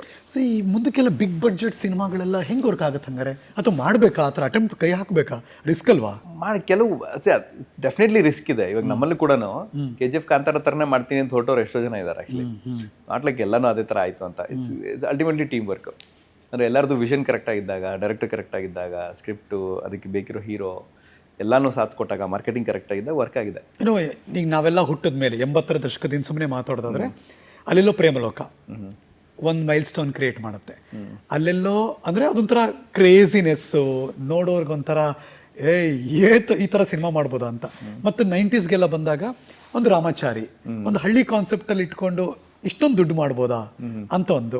ಅದಾದ್ಮೇಲೆ 99 ಹತ್ತತ್ರ ಉಪೇಂದ್ರ ಅವ್ರ ಸಿನಿಮಾ, ಹೌದು, ಕ್ರೇಜಿ. ಅದು ತುಂಬಾ ಜನ ಅದು ಹುಚ್ಚು ಚಂಗೋ, ಕ್ರೇಜಿ ಆಗೋ, ಅರ್ಥ ಆಗ್ತಿಲ್ವಲ್ಲ ಇನ್ನೊಂದ್ಸಲ ನೋಡ್ಬೇಕು ಅಂತಾನೋ, ಅದೊಂಥರ ಒಂದು ಡಿಫ್ರೆಂಟ್ ಲುಕ್ ಪ್ರೊಡಕ್ಷನ್ ಮಾಡುತ್ತೆ. 2005-6 ತಕ್ಷಣ ಮುಂಗಾರು ಮಳೆ ಬರುತ್ತೆ, ಅದು ಇನ್ನೊಂದು ಮ್ಯೂಸಿಕಲಿ ನಮ್ಮನ್ನ ಒಂದು ರೇಂಜಿಗೆ ಕರ್ಕೊಂಡು ಹೋಗುತ್ತೆ. ಈ ತರಹದ ಘಟ್ಟಗಳು ಏನೋ, ಅಥವಾ ಕೊರೋನಾ ಮುಂಚೆ ಮತ್ತು ಕೊರೋನಾ ಆದ್ಮೇಲೆ ಇದಕ್ಕೆ ನಾವು ವಿಟ್ನೆಸ್ ಆಗಿದ್ದೀವಿ ನಾವೆಲ್ಲ. ಹೌದು, ನೋಡುಗರಾಗಿ ಮತ್ತು ಫಿಲಮ್ ಒಳಗಡೆ ಮತ್ತು ಮೀಡಿಯಾದ ಒಳಗಡೆ. ಲಾಜಿಕ್ ಅರ್ಥ ಆಗಿದೆಯಾ ಹೋಗ್ಲಿ? ಅಲ್ಲ, ಡೆಫಿನೆಟ್ಲಿ ಗೊತ್ತಾಗಿದೆ. ಎವ್ರಿ 10 ವರ್ಷಕ್ಕೆ ನಿಮಗೆ ಸೈಕಾಲಜಿ ಚೇಂಜ್, ಎವ್ರಿ 3 ವರ್ಷಕ್ಕೆ ಒಂದ್ಸಲಿ ಸೈಕಾಲಜಿ ಚೇಂಜ್ ಆಗುತ್ತೆ, ಅಂಡ್ ಎವ್ರಿ 10 ವರ್ಷಕ್ಕೆ ನಿಮಗೆ ಟೆಕ್ನಾಲಜಿ ಚೇಂಜ್ ಆಗುತ್ತೆ. ಬಟ್ ಅದನ್ನ ಅರ್ಥ ಮಾಡ್ಕೊಳಕ್ಕಾಗ್ದಿಲ್ಲ, ಅದು ಅರ್ಥ ಮಾಡ್ಸೋಕ್ಕೂ ಆಗ್ತಿಲ್ಲ ಅಂತ ನನ್ನ ಲೆಕ್ಕ ಯಾವಾಗಲೂ. ಜನಗಳಿಗೆ ಇದು ಯಾವುದು ಅರ್ಥ ಆಗಲ್ಲ, ಜನಗಳಿಗೆ ಎಂಟರ್ಟೈನ್ಮೆಂಟ್ ಒಂದೇ ಅರ್ಥ ಆಗುತ್ತೆ. ಚೆನ್ನಾಗಿದ್ಯಾ ಬಂದು ನೋಡ್ತೀನಿ, ಇಷ್ಟ ಆಗ್ಲಿಲ್ವಾ ಆಮೇಲೆ ನೋಡ್ತೀನಿ. ಬಟ್ ಏನು ಡೆಫಿನೇಷನ್ ಚೆನ್ನಾಗಿದೆಯಾ ಅನ್ನೋದಕ್ಕೆ? ಏನು ಡೆಫಿನೇಷನ್? ಇವಾಗ ಓಡ್ತಿರೋದು ನನ್ನ ಬೆಸ್ಟ್ ಫ್ರೆಂಡ್ ನನಗೆ ಸಜೆಸ್ಟ್ ಮಾಡಿದ್ರೆ ಆ ಸಿನಿಮಾ ಚೆನ್ನಾಗಿದೆ ಅಂತ ಅರ್ಥ. ಅಂದ್ರೆ ಇವಾಗ ನಾನೆಲ್ಲ ಜಿಮ್ಮಲ್ಲಿ ವರ್ಕೌಟ್ ಮಾಡ್ತೀನಿ, ಪಕ್ಕದಲ್ಲಿ ಯಾರೋ ಇಬ್ರು ಮಾತಾಡ್ತಿದ್ದಾರೆ, ಈ ಸಿನಿಮಾ ನೋಡಿದ ಸಕಲಾಗಿದೆ ಅಂತ ಒಂದು ಫೋಮೋ ಅಂತ ಕರೀತಾರೆ, ಕೇರ್ ಆಫ್ ಮಿಸ್ಸಿಂಗ್ ಔಟ್ ಅಂತ. ಆಯ್ತಾ, ಇವಾಗ ನನ್ನ ಬೆಸ್ಟ್ ಫ್ರೆಂಡ್ಸ್ ಹತ್ರ ಕಾನ್ವರ್ಸೇಷನ್ ಹೋದಾಗ ಕಾನ್ವರ್ಸೇಷನ್ ಕಾಯಿನ್ ಅಂತ ಕರಿತೀವಿ ಬೇಸಿಕಲಿ ಇದನ್ನ. ಅಂದ್ರೆ ನಿಮ್ಗೆ ಮಾತಾಡಕ್ಕೆ ಏನೋ ವಿಷಯ ಬೇಕಲ್ವಾ, ಇದು ನೋಡಿದೆ ಸಕಲಾಗಿದೆ ಅಂತ. ಸೊ ಇದೇನಾಗುತ್ತೆ, ಎಲ್ಲಾ ಆಂಗಲ್ ಇಂದನೂ ಎಲ್ಲರೂ ಇದ್ರ ಬಗ್ಗೆ ಮಾತಾಡ್ತಿದ್ದಾರೆ, ನಾನಿನ್ನೂ ನೋಡಿಲ್ವಲ್ಲ ಅನ್ನೋ ಫೀಲಿಂಗ್ ಬರುತ್ತಲ್ವಾ, ಅದು ಜನಗಳನ್ನ ಡ್ರೈವ್ ಮಾಡ್ತಿದೆ. ಸೊ ಅದು ಅಲ್ಲಿಗೆ ಸಿಗಾಕೋಬೇಕು ಅಂತ ಹೇಳಿದ್ರೆ ಇದರ್ ಕಾಂಟೆಂಟ್ ಕ್ಯಾಸ್ ಆಗಿರ್ಬೇಕು, ಇಲ್ಲಾಂದ್ರೆ ಮಾರ್ಕೆಟಿಂಗ್ ಕಿಕ್ಯಾಸ್ ಆಗಿರ್ಬೇಕು. ಇಲ್ಲಾಂದ್ರೆ ಏನಾಗುತ್ತೆ, ಇವತ್ತು ನೋಡಿರಲ್ಲ, ಬಟ್ ಇನ್ನೊಂದು 2 ತಿಂಗಳು ಬಿಟ್ಕೊಂಡು OTT ಅಲ್ಲಿ ನೋಡಿದಾಗ ಅವ್ನು ಹೇಳ್ತಾನೆ ಸೂಪರ್ ಮಾಡಿದಾರೆ ನೋಡಿದ್ದು ಅಂತ. ಸೊ ಅದು ಜನಗಳ ರೆಕಮೆಂಡೇಶನ್ ಮೇಲೆ ಇವತ್ತು ಜನ ಹೊರಗಡೆ ಬರ್ತಿದ್ದಾರೆ. Social engineering works big time, definite ಆಗಿ. ಸೊ ಇದನ್ನ ಪುಷ್ ಮಾಡಬೇಕು ಅಂದ್ರೆ ಇದನ್ನ ಇನ್ಫ್ಲೂಯೆನ್ಸ್ ಮಾಡಕ್ ಒಂದಷ್ಟು ಜನ ಇದ್ದಾರೆ. ಓಕೆ. ಇಂಟರ್ವ್ಯೂಗಳು ಮಾಡುವಂಥದ್ದು, ರಿವ್ಯೂಗಳು ಮಾಡುವಂಥದ್ದು, ಬಂದಿದ ತಕ್ಷಣ ಲಾರ್ಜರ್ ದೆನ್ ಲೈಫ್ ಪಿಕ್ಚರ್ ಕೊಡುವಂಥದ್ದು, ಇದು ಮಾರ್ಕೆಟಿಂಗ್ ನಲ್ಲಿ ನಡೀತಿರೋ ಕೆಲವು ಇನ್ವೆಸ್ಟ್ಮೆಂಟ್ಸ್. ಅದು ಎಕ್ಸಾಗ್ರೇಷನ್ ಅನ್ಸುತ್ತಾ ರಿಯಲಿಸ್ಟಿಕ್ ಅನ್ಸುತ್ತಾ ನಿಮಗೆ? ಮಾರ್ಕೆಟಿಂಗ್ ನಲ್ಲಿ ನಡೀತಿರೋ ಕೆಲವು ಇನ್ವೆಸ್ಟ್ಮೆಂಟ್ಸ್. ಅಲ್ಲ, ನಾನು 2 ಪದ ಕೇಳಿದೆ, ಬಟ್ 3 ಪದ ಹೇಳ್ತೀನಿ. ಅದಕ್ಕೆ ಮತ್ತೆ ರಿಪೀಟ್ ಮಾಡದೇ ಇರೋ. ಸೊ ರಿಯಲಿಸ್ಟಿಕ್ ಇಂದ ಆಚೆ ಇದೆ. ಇಲ್ಲ, ಕೆಲವು ಜನಿನಾಗೂ ಇದೆ, ಇಲ್ಲ ಅಂತ ಹೇಳಲ್ಲ. ಬಟ್ ಅದನ್ನ ನೀವು ತುಂಬಾ ಲಾರ್ಜರ್ ದೆನ್ ಲೈಫ್ ಕೊಡಬೇಕು ಅಂತ ಹೇಳಿದ್ರೆ ಮಾರ್ಕೆಟಿಂಗ್ ಅಲ್ಲಿ ಕೆಲವು ಇನ್ವೆಸ್ಟ್ಮೆಂಟ್ಸ್ ಮಾಡಬೇಕಾಗುತ್ತೆ. ದೆನ್ ಇನ್ನು 5 ವರ್ಷ ಆದ್ಮೇಲೆ ತುಂಬಾ ಸ್ಕೇರಿ ಸಿಚುವೇಶನ್ ಇದೀವಿ ನಾವು. ಇಲ್ಲ, ಜನಗಳಿಗೆ ಅದೇ ಹೇಳದ್ನಲ್ಲ, ಇಮಿಡಿಯೇಟ್ ರಿಯಾಕ್ಟ್ ಮಾಡುವಂಥದ್ದು ಸದ್ಯಕ್ಕೆ ನಮ್ಮ ಕನ್ನಡದಲ್ಲಿ ಆ ಥರ ಆಡಿಯನ್ಸ್ ಕಡಿಮೆ ಆಗ್ತಿದ್ದಾರೆ. ಅಂದರೆ ಇಮಿಡಿಯೇಟಾಗಿ ಒಂದೇನೋ ಸಿನಿಮಾ ಬಂತು, ಹೋಗಿ ನೋಡೋಣ, ಆ ಮೊಮೆಂಟಮ್ ಇಲ್ಲ, ಸ್ಲೋ ಇದ್ದಾರೆ. ಬಟ್ ಏನಂದರೆ ಚೆನ್ನಾಗಿರೋದನ್ನ ಅಪ್ರಿಷಿಯೇಟ್ ಮಾಡೋದು ಗೊತ್ತಿದೆ ಅವ್ರಿಗೆ. ಇಲ್ಲಾಂದರೆ ಎಷ್ಟೋ ನಿರ್ದೇಶಕರು ಎಷ್ಟೋ ಸಿನಿಮಾಗಳು ಉಳ್ಕೊಳಕ್ಕೂ ಆಗ್ತಿರ್ಲಿಲ್ಲ. ಫೋಕಸ್ ಆನ್ ಫ್ಯಾಮಿಲಿನ, ಯಂಗ್ಸ್ಟರ್ಸಾ, ಸಿನಿಮಾ ಮಾಡೋರು? ಸಿನಿಮಾ ಏಜ್ ಗ್ರೂಪ್ ನೀವು ನೋಡ್ತಿದ್ರೆ ಯಾರು ಸ್ಪೆಂಡ್ ಮಾಡ್ತಿದಾರಲ್ವಾ, ಇವರೆಲ್ಲ ನಿಮ್ಗೊಂದು 15 ವರ್ಷ ಹುಡುಗನ ಹತ್ರನೂ ದುಡಿದೆ, ಅವನಿಂದ ಹಿಡಿದು ಒಂದು 35-40 ವರ್ಷದವರೆಗೂ ಇಮಿಡಿಯೇಟ್ ರಿಯಾಕ್ಟ್ ಮಾಡ್ತಾರೆ. ಅದಾದ್ಮೇಲೆ ಇರೋರೆಲ್ಲ ಟಿವಿಯಲ್ಲಿ ಇದ್ದಾರೆ. ಅದಕ್ಕೂ ಮೀರಿ ಫ್ಯಾಮಿಲೀಸ್ ಆಚೆ ಬರಬೇಕು ಅಂದ್ರೆ ಕಾಂತಾರ ಹತ್ರ ಒಂದು ದೈವಶಕ್ತಿ ಇರಬೇಕು. ಆ ಥರದ್ದೆಲ್ಲ ಇದ್ದಾಗ ಒಂದಷ್ಟು ಫ್ಯಾಮಿಲೀಸ್ ಹೊರಗಡೆ ಬರ್ತಾರೆ. ಫ್ಯಾಮಿಲೀಸ್ ಹೊರಗಡೆ ಬಂದ್ರೆ ಮಾತ್ರ ಸಿನಿಮಾಗಳು ಗೆಲ್ಲುತ್ತೆ. ನೈಜತೆಗೆ ಹತ್ತಿರವಾಗಿತ್ತು ಮರ್ಯಾದೆ ಪ್ರಶ್ನೆ. ಇಲ್ಲ, ನಮ್ ಇದ್ದಿದ್ದ ಪ್ರಯತ್ನ ಏನ್ ಗೊತ್ತಾ, ಸೊಸೈಟಿ ಏನಿದೆ ಇವಾಗ ಅದ್ರ ಒಂದು ರಿಫ್ಲೆಕ್ಷನ್ ಅಂತ ಯೋಚನೆ ಮಾಡಿದೆ. ಅಲ್ಲಿ ಕತೆ ಬರಿಬೇಕಾದ್ರೆ ನಮಗೂ ಇತ್ತು, ಇದನ್ನ ಕಮರ್ಷಿಯಲ್ ಆಗಿ ಮಾಡೋಣ, ಈ ವಿಷಯನ ಹಿಂಗೆ ತೋರಿಸ್ಬೋಣ, ಈ ಆಸೆಗಳು ನಮಗೂ ಇತ್ತು. ಬಟ್ ಏನಂದ್ರೆ ಅದು ರೆಗ್ಯುಲರ್ ಫಾರ್ಮ್ಯಾಟ್ ಆಗುತ್ತೆ. ಇವತ್ತು ಏನೋ ಮಾಡ್ತೀವಿ, ಎಕ್ಸ್ಪೆರಿಮೆಂಟ್ ಅಂತಲ್ಲ ಮಾಡ್ತಾ ಇದ್ವಿ, ಈ ಕಥೆನ ಹಿಂಗೆ ತಗೊಂಡೋದ್ರೆ ಚೆನ್ನಾಗಿರುತ್ತೆ ಅನ್ನೋಂಥದ್ದು ಕೆಲವು ಡಿಸ್ಕಷನ್ಸ್ನಲ್ಲಿ ಅದನ್ನ ಹಾಗಿಟ್ವಿ. ಬಟ್ ಅದು ಸಿನಿಮಾ ರಿಲೀಸ್ ಆದಾಗ ಬಂದಿದ್ದು ಕೆಲವು ಫೀಡ್ಬ್ಯಾಕ್ಗಳಲ್ಲಿ ಕ್ಲೈಮ್ಯಾಕ್ಸ್ ವೈಸು ಇಲ್ಲ, ಇವ್ರು ಏನೋ ಮಾಡ್ಬಿಡ್ಬೇಕಿತ್ತು ಅವ್ರಿಗೆ ಅನ್ನೋದಿದೆಯಲ್ಲ, ಅದು ಕಮರ್ಷಿಯಲ್ ಎಲಿಮೆಂಟ್. ಅದು ಆ್ಯಕ್ಚುಲಿ ಅದು ಸ್ಕ್ರಿಪ್ಟಲ್ಲೂ ಇತ್ತು. ನಮಗೆ option A, option B, option C ಈ ಥರ 3 ಇಟ್ಕೊಂಡಿದ್ವಿ ನಾವು. Actually one of the discussion ಅದು ಇತ್ತು. ಬಟ್ ಇಲ್ಲಿ ಬಂದಾಗ ಅದೊಂದು ಚೂರು ಜಾಸ್ತಿ ರಿಯಲೈಸ್ ಆಯಿತು, ಪ್ರಾಬ್ಲಮ್ ಈ ಥರದ್ದು ಎಕ್ಸ್ಪೆಕ್ಟ್ ಮಾಡ್ತೀರಾ ಅಂತ. ಬಟ್ ಈಗ ಮುಂದಿನ ಆಲೋಚನೆಯಲ್ಲಿ ಚೇಂಜ್ ಆಗಬೇಕಾ ನೀವು, ಅಥವಾ ಚೇಂಜ್ ಆಗಲ್ವಾ? ಇಲ್ಲ, ನನಗೆ ತುಂಬ ರಿಯಲೈಸ್ ಆಗಿದೆ ಏನಂದರೆ ಸಿನಿಮಾ ಕಮರ್ಷಿಯಲ್ ಆಗಿ ಇಡಬೇಕು ಅಂತ. ಸೊ ನೆಕ್ಸ್ಟ್ ಫಿಲಮ್ ಕಮರ್ಷಿಯಲ್ ಆಗಿರುತ್ತೆ. ಕಮರ್ಷಿಯಲ್ ಅಂದರೆ ಹುಚ್ಚಾಪಟ್ಟೆ ಬಿಲ್ಡಪ್ ಶಾರ್ಟ್ಸ್, ಹೊಡಿಯೋದು ಬಡಿಯೋದು ಅಂತಲ್ಲ. ಬಟ್ ಸಿನಿಮ್ಯಾಟಿಕ್ ಅಪ್ರೋಚ್ನಲ್ಲಿ ದ್ಯಾನ್ ರಿಯಲಿಸ್ಟಿಕ್, ಅಂದರೆ ನಿಮ್ಗೆ ರಿಯಲಿಸ್ಟಿಕ್ ಇದ್ರೂ ಅದ್ರಲ್ಲಿ ಕಮರ್ಷಿಯಲ್ ಎಲಿಮೆಂಟ್ಸ್ನ ಜಾಸ್ತಿ ಇಟ್ಕೋಬೇಕು ಅನ್ನೋದು ನನ್ನ ಕಲಿಕೆ ಪರ್ಸನಲ್ ಆಗಿ. ಹೀರೋ ಸೆಂಟ್ರಿಕ್ಕು, ಕತೆ ಇಂಪಾರ್ಟೆಂಟ್. ಇವತ್ತು ಹೀರೋ ಇದ್ರೂ ಸಿನಿಮಾ ಥಿಯೇಟ್ರಿಂದ ಆಚೆ ಬಂದಾಗ ಎಲ್ಲ ಇದಾದ್ರು ಕತೆನ ಇಲ್ಲ ಅಲ್ಲಿ ಅಂತಾರೆ. ಸೊ ಕತೆ ಇಂಪಾರ್ಟೆಂಟ್. ಅದ್ರಲ್ಲಿ ಹೀರೋ ಇರಬೇಕು, ಹೀರೋಗೆ ಬೇಕಿರೋ ಬಿಲ್ಡಪ್ ಇರಬೇಕು. ಅದೇ ಇಷ್ಟಪಡ್ತಿರೋ ಜನಕ್ಕೆ ವಿಸಿಲ್ ಹೊಡಿಬೇಕು, ನಗಬೇಕು, ಅಳಬೇಕು, ರಿಯಾಕ್ಟ್ ಮಾಡಬೇಕು ಅಂತ ಕಾಯ್ತಿದ್ದಾರೆ. ಅವ್ರಿಗೆ ಆ ಮೂಮೆಂಟ್ಸ್ ಕೊಡಬೇಕು ಅಷ್ಟೇ. ಸೊ ಮುಂದಿನ ಸಿನಿಮಾ ಯಾವಾಗ ಬರೀತಿದೀವಿ, ಡೆಫಿನೆಟ್ ಆಗಿ ಅನೌನ್ಸ್ ಮಾಡೋಣ. ಈ ಎಲ್ಲದ್ರ ಮಧ್ಯೆ ಈ ಮ್ಯಾಂಗೋ ಸೀಸನ್ ಬಂದ್ರೆ ಮತ್ತೆ ನೀವು ಫೇಮಸ್ ಆಗ್ತೀವಿ. ಸಖತ್ ಮ್ಯಾಂಗೋ. ಹೌದು. ಇದ್ಯಾವ್ದಿದು ಈ ಥರದ್ದು ಆಲೋಚನೆಗಳೆಲ್ಲ ಪ್ರದೀಪ್ಗೆ? ಇಲ್ಲ, ಅದು ನಮ್ಮ ತಂದೆಗೆ ಥ್ಯಾಂಕ್ಸ್ ಹೇಳಬೇಕು. ಅಂದರೆ ನಮ್ಮ ಊರು ಹಳೆ ಪೆರೆಸಂದ್ರ ಅಂತ, ಚಿಕ್ಕಬಳ್ಳಾಪುರ. ಸೊ ಅಲ್ಲಿ ನಮ್ಮ ತೋಟ. ಎಷ್ಟು ಮರ ಅಲ್ಲಿ ಇದೆ? ಆಲ್ಮೋಸ್ಟ್ ಒಂದು 600-700 ಮರ ಇದೆ. ಮಾವಿನ ಮರ ಇದೆ. ಸೊ ಅಲ್ಲಿ ಮೊದಲು ಕಡಲೆ ಬೆಳಿತಿದ್ವಿ, ಕಡಲೆಕಾಯಿ. ಸೊ ಅದಾದ್ಮೇಲೆ ನಮ್ಮ ತಂದೆ ಒಂದಷ್ಟು ಕಡೆಗೆ ಇದನ್ನ ಟ್ರಾವೆಲ್ ಮಾಡ್ತಿರ್ತಾರೆ, ಅಬ್ಸರ್ವ್ ಮಾಡ್ತಿರ್ತಾರೆ. ಎಲ್ಲೊಂದ್ ಕಡೆಗೆ ಅವ್ರಿಗೆ ಅನ್ಸಿದ್ದು ಇಲ್ಲ ಮಾವು ಬೆಳಿಯೋಣ ಅಂತ. ಫಸ್ಟ್ ಒಂದು 3 ವರ್ಷ 4 ವರ್ಷ ಏನಂತಾರೆ, ನಾವು ಅನ್ಕೊಂಡಂಗ ಅದು ಬರ್ತಿರ್ಲಿಲ್ಲ. ಆಮೇಲೆ ಇದನ್ನ ಆರ್ಗ್ಯಾನಿಕ್ ಮಾಡ್ತೀನಿ ಲ್ಯಾಂಡ್ ನ ಅಂತ ಹೊರಟ್ರು. ಅಂದ್ರೆ ಇವಾಗ ನನ್ನ ಹುಚ್ಚತನ ಈ ಕಡೆಗಿದೆ, ಅವ್ರ ಹುಚ್ಚತನ ಆ ಕಡೆಗಿದೆ. ಆರ್ಗ್ಯಾನಿಕ್ ಬೇಕಿರೋಂಥ ಒಂದು ಪ್ರೋಸೆಸ್, ಅದನ್ನ ಫಾಲೋ ಮಾಡ್ತಾ ಒಂದಷ್ಟು ವಿಷಯಗಳಲ್ಲಿ ತುಂಬಾ ಸಕ್ಸಸ್ಫುಲ್ ಆಗಿ ಕ್ರಾಪ್ ಬರ್ಲಿಕ್ಕೆ ಶುರುವಾಯ್ತು. ಸರಿ, ಕ್ರಾಪ್ ಬರ್ತಿದೆ, ಏನು ಮಾಡೋದು ಗೊತ್ತಿಲ್ಲ. ಯೂಶುವಲ್ APMC ಕೊಡೋದು ಅಥವಾ ಈ ಫಾರ್ಮಾ ಪ್ರೊಡ್ಯೂಸರ್ ಕಂಪನೀಸ್ ಅಂತಿದೆ, ಇವ್ರು ರೈತರಿಂದ ತೊಗೊಂಡು ದೊಡ್ಡ ದೊಡ್ಡ ಕಂಪ್ನಿಗಳು ಕೊಡ್ತಾರೆ. ಸೊ ಅಂಥವ್ರಿಗೆ ಸಪ್ಲೈ ಮಾಡೋದು ಅಂತಿತ್ತು. ಅಂಥದ್ರಲ್ಲಿ ಬೆಂಗಳೂರಿನ ಒಂದು ದೊಡ್ಡ ಸಂಸ್ಥೆ ನಮ್ಮ ಇಡೀ ತೋಟದ್ದು ತೊಗೊಂಡು ಹೋಗಿ ಅವರು ನಮ್ಮಿಂದ ಒಂದು 300 ರೂಪಾಯಿಗೆ ತೊಗೊಳ್ತಿದ್ರು. ಅದನ್ನು ಆನ್ಲೈನಲ್ಲಿ 800, 900, 1000 ರೂಪಾಯಿಗೆ ಮಾರ್ತಿದ್ರು. ನಮಗೇನು ಓಕೆ ಬೆಳಿತಿದ್ವಿ ಕೊಡ್ತಿದ್ವಿ ಅನ್ನೋ ಥರ ಇತ್ತು. ಒಂದು 2-3 ವರ್ಷ ಆದಮೇಲೆ ಅವರು ಟ್ರೀಟ್ ಮಾಡ್ತಾ ಇದ್ದಿದ್ದ ರೀತಿ ಇತ್ತಲ್ಲ, ಅದು ಎಲ್ಲೋ ಒಂದ್ ಕಡೆಗೆ ಅದು ಕಾರ್ಪೊರೇಟ್ ದಬ್ಬಾಳಿಕೆ ಅಂತಾರಲ್ಲ, ಅದು ಅನ್ಸಕ್ಕೆ ಸ್ಟಾರ್ಟ್ ಆಯ್ತು. ಬೆಳಿತಿರೋದು ನಾವು, ಕೊಡ್ತಿರೋದು ನಾವು, ಅವ್ನಿಗೆ ಯಾಕೆ ಇಷ್ಟಾಂಚಲಿ ಅಂತ ಅನ್ಸಕ್ಕೆ ಸ್ಟಾರ್ಟ್ ಆಯ್ತು. ಸೊ ಅಲ್ಲೇ ಅಪ್ಪಗೆ ಹೇಳ್ದ, ಇಲ್ಲ ಇದನ್ನ ಮಾಡ್ತೀನಿ ಏನಾದ್ರು ಸ್ವಂತವಾಗಿ ಅಂತ. ಅಷ್ಟು ಈಸಿ ಇಲ್ಲ, ಬೇಡ ಅಂದರು. ಹೆಸರಿಟ್ಟೆ ಸುಮ್ಮನೆ, ಸಖತ್ ಮ್ಯಾಂಗೋ ಅಂತ ಹೆಸರಿಟ್ಟು ಫಸ್ಟ್ ಟೈಮ್ ಅದನ್ನು ಬಾಕ್ಸ್ ಮಾಡಿಸಿ ಲಿಟ್ರಲಿ ನಾನೇ ಕಾರ್ನಲ್ಲಿ ಇಟ್ಕೊಂಡು ಸಪ್ಲೈ ಮಾಡ್ತಿದ್ದೆ. ಅಂದರೆ ಎಷ್ಟೋ IT ಕಂಪ್ನಿಗಳಿಗೆ ಹೋಗಿ ಯಾರ್ಯಾರು ಆರ್ಡರ್ ಮಾಡಿದ್ದಾರೆ ಪರ್ಸ್ನಲ್ ಹೋಗಿ ಡೆಲಿವರ್ ಮಾಡ್ತಿದ್ದೆ. ಆ ಪರ್ಸ್ನಲ್ ಟಚ್ ಆ್ಯಕ್ಚುಲಿ ಸುಮಾರು ವರ್ಕ್ ಆಯಿತು. ಅಂದರೆ ಅವ್ರಿಗೆ ಆಶ್ಚರ್ಯ, ನೀ RJ ಪ್ರದೀಪ್ ಅಲ್ವಾ, ನೀನು ಯಾಕೆ ಹಿಂಗೆ ಬಂದಿದ್ಯಾ, ನೀನೇ ಕೊಡ್ತಿದ್ಯಾ. ಅಂದರೆ ನಾನು ತುಂಬ ರೆಸ್ಪಾನ್ಸಿಬಿಲಿಟಿ ತೊಗೊಂಡು ಮಾಡಿದೆ ಅದನ್ನು. ಆ್ಯಕ್ಚುಲಿ ಫಸ್ಟ್ ಇಯರ್ ವರ್ಕ್ ಆಗಲಿಲ್ಲ, ಅದು ಸೆಕೆಂಡ್ ಇಯರ್ ಒಂದು ಲಾಜಿಸ್ಟಿಕ್ಸ್ ಕಂಪ್ನಿ ಥರ ಕ್ರಿಯೇಟ್ ಮಾಡಿದೆ. ಆನ್ಲೈನ್ ಆರ್ಡರ್ ಮಾಡೋದು, ಒಂದು ವೆಬ್ಸೈಟ್ ಡಿಸೈನ್ ಬೇರೆಯವ್ರ ಹತ್ರ ಮಾಡಿಸ್ತಾ ಇದ್ದೆ, ತೊಗೊಂಡು ಕೊಡೋದು. ಬುಕ್ ಮಾಡಾದ್ಮೇಲೆ ಅದನ್ನ ಕೊಡೋ ರೀತಿ ಇದೆಯಲ್ಲ, ಅದನ್ನ ಒಂದು ಚಿಕ್ಕ ಕಂಪ್ನಿ ಥರ ಶುರು ಮಾಡಿ ಒಂದು 8-10 ಆಟೋಗಳು ಬೇರೆ ಬೇರೆ ರೂಟ್ಗಳಲ್ಲಿ ಹೋಗಿ ಅದನ್ನ ಡಿಸ್ಟ್ರಿಬ್ಯೂಟ್ ಮಾಡಿ ಬರುತ್ತೆ ಅಂತ ಈಗೇನು ಲಾಸ್ ಆಯ್ತದು. 3ನೇ ವರ್ಷ ಇದನ್ನ ಏನಾದ್ರು ಮಾಡ್ಬೇಕಲ್ಲ ಅಂತ ಯೋಚನೆ ಮಾಡ್ತಿದ್ದೆ. ಅಷ್ಟರಲ್ಲಿ ವೆಬ್ಸೈಟ್ ಡಿಸೈನಿಂಗ್ ನಾನೇ ಕಲ್ತಿದ್ದೆ. ಸೊ ಪ್ರತಿ ವರ್ಷ ನಾನೇ ವೆಬ್ಸೈಟ್ ಡಿಸೈನ್ ಮಾಡ್ತೀನಿ ಈಗ. ಅಂಡ್ ಈ ಲಾಜಿಸ್ಟಿಕ್ಸ್ ಅಂತ ಯೋಚನೆ ಮಾಡ್ಬೇಕಾದ್ರೆ ನನ್ನ ಫ್ರೆಂಡ್ ಮೆಡೋನಾ ಲೂಯಿಸ್ ಅಂತ, ರಿಚರ್ಡ್ ಲೂಯಿಸ್ ಅವ್ರ ಮಗಳು, ಪೋಸ್ಟ್ ಆಫೀಸ್ ನಲ್ಲಿ ಈ ಥರದ್ದೇನೋ ಹೊಸದಾಗಿ ಶುರು ಮಾಡಿದ್ದಾರೆ, ವೈ ಡೋಂಟ್ ಯು ಟ್ರೈ ಅಂತ ಐಡಿಯಾ ಕೊಟ್ಲು. ಸೊ ಹೋಗಿ ಮೀಟಿಂಗ್ ಮಾಡಿದಾಗ ಅವ್ರ ಜೊತೆ ಒಂದು ಕಾಂಟ್ರಾಕ್ಟ್ ಸೈನ್ ಮಾಡಿದ್ವಿ. ಅಂದ್ರೆ ಕರ್ನಾಟಕದಲ್ಲಿ ಪೋಸ್ಟ್ ಆಫೀಸ್ ಜೊತೆ ಒಂದು ಕಾಂಟ್ರಾಕ್ಟ್ ಸೈನ್ ಮಾಡೋದಂತ ಮೊದಲ ರೈತ ನಮ್ಮಪ್ಪ. ಅಂದ್ರೆ ನಾವು ಬೆಳಿತೀವಿ, ಅದನ್ನ ಪೋಸ್ಟಲ್ ಥ್ರೂ ಜನಗಳಿಗೆ ತಲುಪಿಸ್ತೀವಿ. ಪೋಸ್ಟ್ ಮ್ಯಾನ್ ಆಕ್ಚುಲಿ ಮನೆಗೆ ತಂದು ಕೊಡ್ತಾರೆ. ಇವಾಗ್ಲೂ ಇದೆ. ಈಗಲೂ ಕಳೆದ 4 ವರ್ಷಗಳಿಂದ ಆನ್ಲೈನ್ ಆರ್ಡರ್ಸ್ ಏನೇನಿದೆ ಅದು ಡೆಲಿವರಿ ಪೂರ್ತಿ ಪೋಸ್ಟ್ ಆಫೀಸ್ ಥ್ರೂ. ಹೇಗೆ ಯಾರೊಬ್ಬ ರೈತ ಅವ್ರ ಪ್ರಾಡಕ್ಟ್ ನ ಪೋಸ್ಟ್ ಆಫೀಸ್ ಮೂಲಕ ತಲುಪಿಸಬೇಕು ಅಂದ್ರೆ ಏನ್ ಮಾಡ್ಬೇಕು? ಅಲ್ಲಿ ಏನಿಲ್ಲ, ಅಲ್ಲಿಗೆ ಹೋದ್ರೆ ಒಂದಷ್ಟು ಫಾರ್ಮ್ಸ್ ಇದೆ, ಅದನ್ನ ಫಿಲ್ ಮಾಡಿದ್ರೆ ಅದು ಸೀಸನ್ ಅಲ್ಲಿ ಅದಕ್ಕೆ ಅಂತ ಒಂದು ರೇಟ್ ಕಾರ್ಡ್ ಅಂತ ಇಟ್ಟಿರ್ತಾರೆ. ಒಂದು ಕಾಂಟ್ರಾಕ್ಟ್ ಸೈನ್ ಮಾಡ್ಬೇಕು. ಅದಕ್ಕೆ ಕಾಂಟ್ರಾಕ್ಟ್ ಅಂತ ಏನಿಲ್ಲ, ಬೇಸಿಕ್ ಅದೊಂದು ವೆಂಡರ್ ಫಾರ್ಮ್ ತರ. ಅದ್ ಬಿಟ್ರೆ ಇಷ್ಟು ಕೆಜಿಗೆ ಇಷ್ಟು ರೇಟು ಅನ್ನೋದಿರುತ್ತೆ, ಇಷ್ಟು ಡಿಸ್ಟೆನ್ಸ್ಗೆ ಇಷ್ಟು ರೇಟು ಅನ್ನೋದಿರುತ್ತೆ. ಪ್ಯಾಕಿಂಗಿಗೆ ಕೆಲವು ಗೈಡ್ಲೈನ್ಸ್ ಇದೆ, ಬಿಕಾಸ್ ಅದು ಓಪನ್ ಆಗ್ಬಿಟ್ರೆ ಕಷ್ಟ, ಈ ಥರದ್ದೆಲ್ಲ ಗೈಡ್ಲೈನ್ಸ್ ಇದೆ. ಅದನ್ನೆಲ್ಲ ಫಾಲೋ ಮಾಡಿ ಅವ್ರಿಗೆ ತಲುಪಿಸಿ ನೀವು ಅಡ್ರೆಸ್ಗಳೆಲ್ಲ ಕೊಟ್ರೆ, ಬೆಳಗ್ಗೆ ನೀವು 6 ಗಂಟೆ 7 ಗಂಟೆ ಕೊಟ್ರೆ ಮಧ್ಯಾಹ್ನ 3 ಗಂಟೆ ಅಷ್ಟಲ್ಲಿ ಡಿಸ್ಟ್ರಿಬ್ಯೂಟ್ ಆಗಿರುತ್ತೆ. ಸೊ ಪೋಸ್ಟ್ ಆಫೀಸರ್ ತುಂಬಾ ಸ್ಪೀಡ್ ಇದ್ದಾರೆ. ಹೌದು. ಸೊ GPO ಕೊಡ್ತೀವಿ, GPO ಇಂದ ಪೋಸ್ಟ್ ಆಫೀಸ್ಗಳು ಹೋಗುತ್ತೆ, ಅಲ್ಲಿಂದ ಪೋಸ್ಟ್ ಮ್ಯಾನ್ ಆಕ್ಚುಲಿ ಅವ್ರವ್ರ ಏರಿಯಾದಲ್ಲಿ ಅದನ್ನ ಡಿಸ್ಟ್ರಿಬ್ಯೂಟ್ ಮಾಡ್ತಾರೆ. ಸೊ ಆನ್ ಟೈಮ್ ರೀಚ್ ಆಗ್ತಾ ಇದೆ. ನಮ್ಮ ಮನೆಗೂ ಆನ್ ಟೈಮ್ ಬರ್ತಾ ಇದೆ. ಅದೊಂದು ಖುಷಿ. ಅಂದ್ರೆ ಆ ಲಾಜಿಸ್ಟಿಕ್ಸ್ ಕ್ರ್ಯಾಕ್ ಆಯ್ತು. ಒಂದು ಗೌರ್ಮೆಂಟ್ ಸಂಸ್ಥೆ ಜೊತೆ ವರ್ಕ್ ಮಾಡ್ತಿರೋದೊಂದು ಖುಷಿ. ನಮ್ಮ ಅಪ್ಪ ಬೆಳಿತಿರೋದನ್ನ ಇವತ್ತು ಒಂದು 30-40 ಟನ್ ಪ್ರತಿ ವರ್ಷ ಅದು ಆನ್ಲೈನ್ ಅಲ್ಲಿ ಕ್ವಿಕ್ ಆಗಿ ಹೋಗುತ್ತೆ. ಅಂದ್ರೆ ಏನೇನು ತುಂಬಾ ದೊಡ್ಡ ಸಂಸ್ಥೆ ಕಟ್ಟಬೇಕು ಅಂತ ಏನಿರ್ಲಿಲ್ಲ. ಅದೊಂದು ಇಷ್ಟೆಲ್ಲ ಮಾರ್ಕೆಟಿಂಗ್ ಏನೇನೋ ಮಾಡ್ತೀಯ ಗುರು ನೀನು, ವೈ ನಾಟ್ ದಿಸ್ ಅಂತ ಅನಿಸ್ತದು. ನನ್ಗೆ ಅದೊಂದು ಪರ್ಸನಲ್ ಖುಷಿ. ಪ್ರತಿ ವರ್ಷ ಅದೊಂದು 2 months ನಾನು ಒಂಥರ ಅದನ್ನ ಪರ್ಸನಲ್ ಆಗಿ ತಗೊಂಡು ಮಾಡ್ತೀನಿ, ನಡೀತಿದೆ. ಅಂದ್ರೆ ನಾನು ಶುರು ಮಾಡಾದ್ಮೇಲೆ ಎಷ್ಟೋ ಜನ ಆಕ್ಚುಲಿ ನನಗೆ ಇನ್ಸ್ಟಾಗ್ರಾಮಲ್ಲಿ ಅಲ್ಲಿ ಇಲ್ಲಿ ಮೆಸೇಜ್ ಕಳಿಸಿ ನಾವು ಮಾಡ್ತೀವಿ, ನಮ್ಮ ತಂದೆನೋ ಬೆಳಿತಾರೆ ಅಂತೆಲ್ಲ ಹೇಳಿದಾಗ ಅಸೆಟ್ ಎಲ್ಲ ಮಕ್ಕಳು ಇಲ್ಲಿ ಸೆಟ್ಲ್ ಆಗಿದ್ದಾರೆ, ಅಪ್ಪ ಅಮ್ಮ ಅಲ್ಲಿ ಏನೋ ಬೆಳೀತಿದ್ದಾರೆ, ಬಟ್ ಮಾಡಬೇಕು ಅಂತ ಒಂದು ಮನ್ಸು ಬಂತಲ್ಲ ಅವ್ರಿಗೆ. ನಾನು ಏನೇನು ಮಾಡಿದ್ದೀನಿ ಅಷ್ಟನ್ನು ಗೈಡ್ ಮಾಡಿದ್ದೀನಿ ಅವ್ರಿಗೆ. ನೈಸ್. ಎಲ್ಲಿ ಬಾಕ್ಸ್ ಪ್ರಿಂಟ್ ಮಾಡಿದೆ, ಎಷ್ಟು ಕಾಸ್ಟ್ ಆಗುತ್ತೆ, ಎಲ್ಲಿ ದುಡ್ಡು ಲಾಸ್ ಆಗುತ್ತೆ, ಎಲ್ಲಿ ನೋಡ್ಕೋಬೇಕು ಅಷ್ಟನ್ನು ಗೈಡ್ ಮಾಡಿದ್ದೀನಿ ಅವ್ರಿಗೆ. ಸೊ ಮಾಡ್ತೀರಾ, ಅವರು ಮಾಡ್ತಿದ್ದಾರೆ, ತುಂಬ ಜನ ಮಾಡ್ತಾರೆ. ಅದೊಂದು ಇತ್ತಲ್ಲ ಟ್ರೆಂಡು, ಬೆಂಗಳೂರಲ್ಲಿ ಸಾಫ್ಟ್ವೇರ್ ಕೆಲಸ ಮಾಡೋರೆಲ್ಲ. ನಾನು ಗಮನಿಸಿದ್ದೀನಿ, ನಾನು ಈ ಮಂಡ್ಯ ಭಾಗದಲ್ಲಿ ಅಥವಾ ಬೇರೆ ಬೇರೆ ಕಡೆ ಎಲ್ಲ ಹೋಗಿ ತೋಟಗಳು ತಗೊಂಡು ಗುಲಾಬಿ ಬೆಳೆಯೋದು ಅಥವಾ ಬೇರೆ ಬೇರೆ ಕ್ರಾಪ್ಸ್ಗಳನ್ನ ಮಾಡೋದು, ಲಾಕ್ಡೌನ್ ರೈತರು ಆ ಥರದ್ದೆಲ್ಲ ಒಂದಷ್ಟು ಆಯ್ತು. ಬಟ್ ಚೆನ್ನಾಗಾಯ್ತು ಅನ್ಸುತ್ತಲ್ವ ಅವಾಗ? ಅದು ನಡೀತಿದೆ. ಅಂದ್ರೆ ಅದೇನು ಈ ಕಡೆ ಲೈಫ್ ಬ್ಯುಸಿ ಆದಾಗ ಅದನ್ನ ಮರ್ತೋಗ್ಬಿಡ್ತಾರೆ, ಮತ್ತೆ ಬರೀ ವೀಕೆಂಡು ಹೋಗಿ ಬರೋಣ ಲಾಂಗ್ ಡ್ರೈವ್ ಅಲ್ಲಿಗೆ ಮಾತ್ರ ಸೀಮಿತ ಆಗುತ್ತೆ. ಬಟ್ ಅಲ್ಲಿ ನೀವು ಟೈಮು ಡೆಡಿಕೇಟ್ ಮಾಡಲಿಲ್ಲ ಅಂತ ಹೇಳಿದ್ರೆ, ಅದ ನೋಡ್ಕೊಳ್ಳಿಕ್ಕೆ ಯಾರು ಇಲ್ಲ ಅಂತ ಹೇಳಿದ್ರೆ ನಡೆಸೋದು ತುಂಬಾ ಕಷ್ಟ. ಅಗ್ರಿಕಲ್ಚರ್ ತುಂಬಾ ಕಷ್ಟ. ಬಂದ್ರೆ ಲಕ್ಕು, ಇಲ್ಲ ಅಂತ ಹೇಳಿದ್ರೆ ಮತ್ತೆ ಅದು ರೀಸ್ಟಾರ್ಟ್. ಬಟ್ ತರಕಾರಿ ನಾನು ಮಾಡಿದ್ ನೋಡಿದೆ, ನೀವು ಮಾಡಿದಿರಿ ಅಲ್ಲ ತರಕಾರಿ?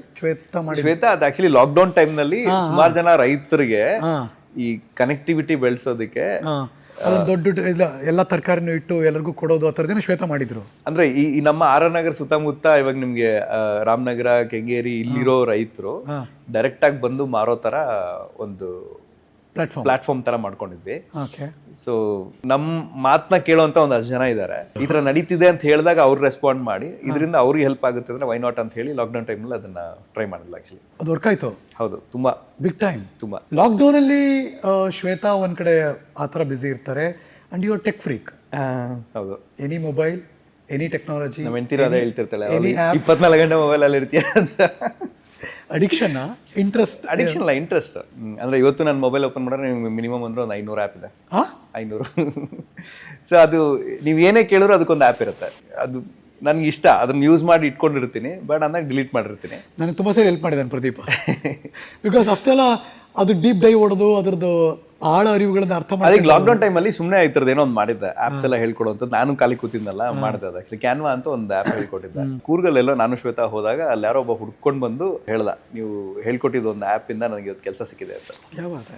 ಅಂದರೆ ಡಿಜಿಟಲ್ ಮಾರ್ಕೆಟಿಂಗಿಗೆ Canva is easy to use app ಅದು ಆ್ಯಕ್ಚುಲಿ. ಸೊ ಅದರಿಂದ ಅಂದರೆ ನೀವು ಅಲ್ಲಿವರೆಗೂ ಗೊತ್ತಿರಲಿಲ್ಲ, ನಿಮ್ಮ ವಿಡಿಯೋ ನೋಡ್ಕೊಂಡು ಆಮೇಲೆ ಕಲಿಯಕ್ಕೆ ಶುರು ಮಾಡೋದು ಒಂದು ಕೆಲಸ ಸಿಕ್ತು ಅಂತ. ಯಾರ್ದೋ ಬದುಕಲ್ಲಿ ಒಂದಷ್ಟು ನಾವು ಚೇಂಜಸ್ ಮಾಡಿದ್ದೀವಿ ಅಂದಾಗ ಎಷ್ಟು ಖುಷಿ ಆಗುತ್ತಲ್ಲ. ಹೌದು, ನೆನ್ಸ್ಕೊಳ್ತಾರೆ.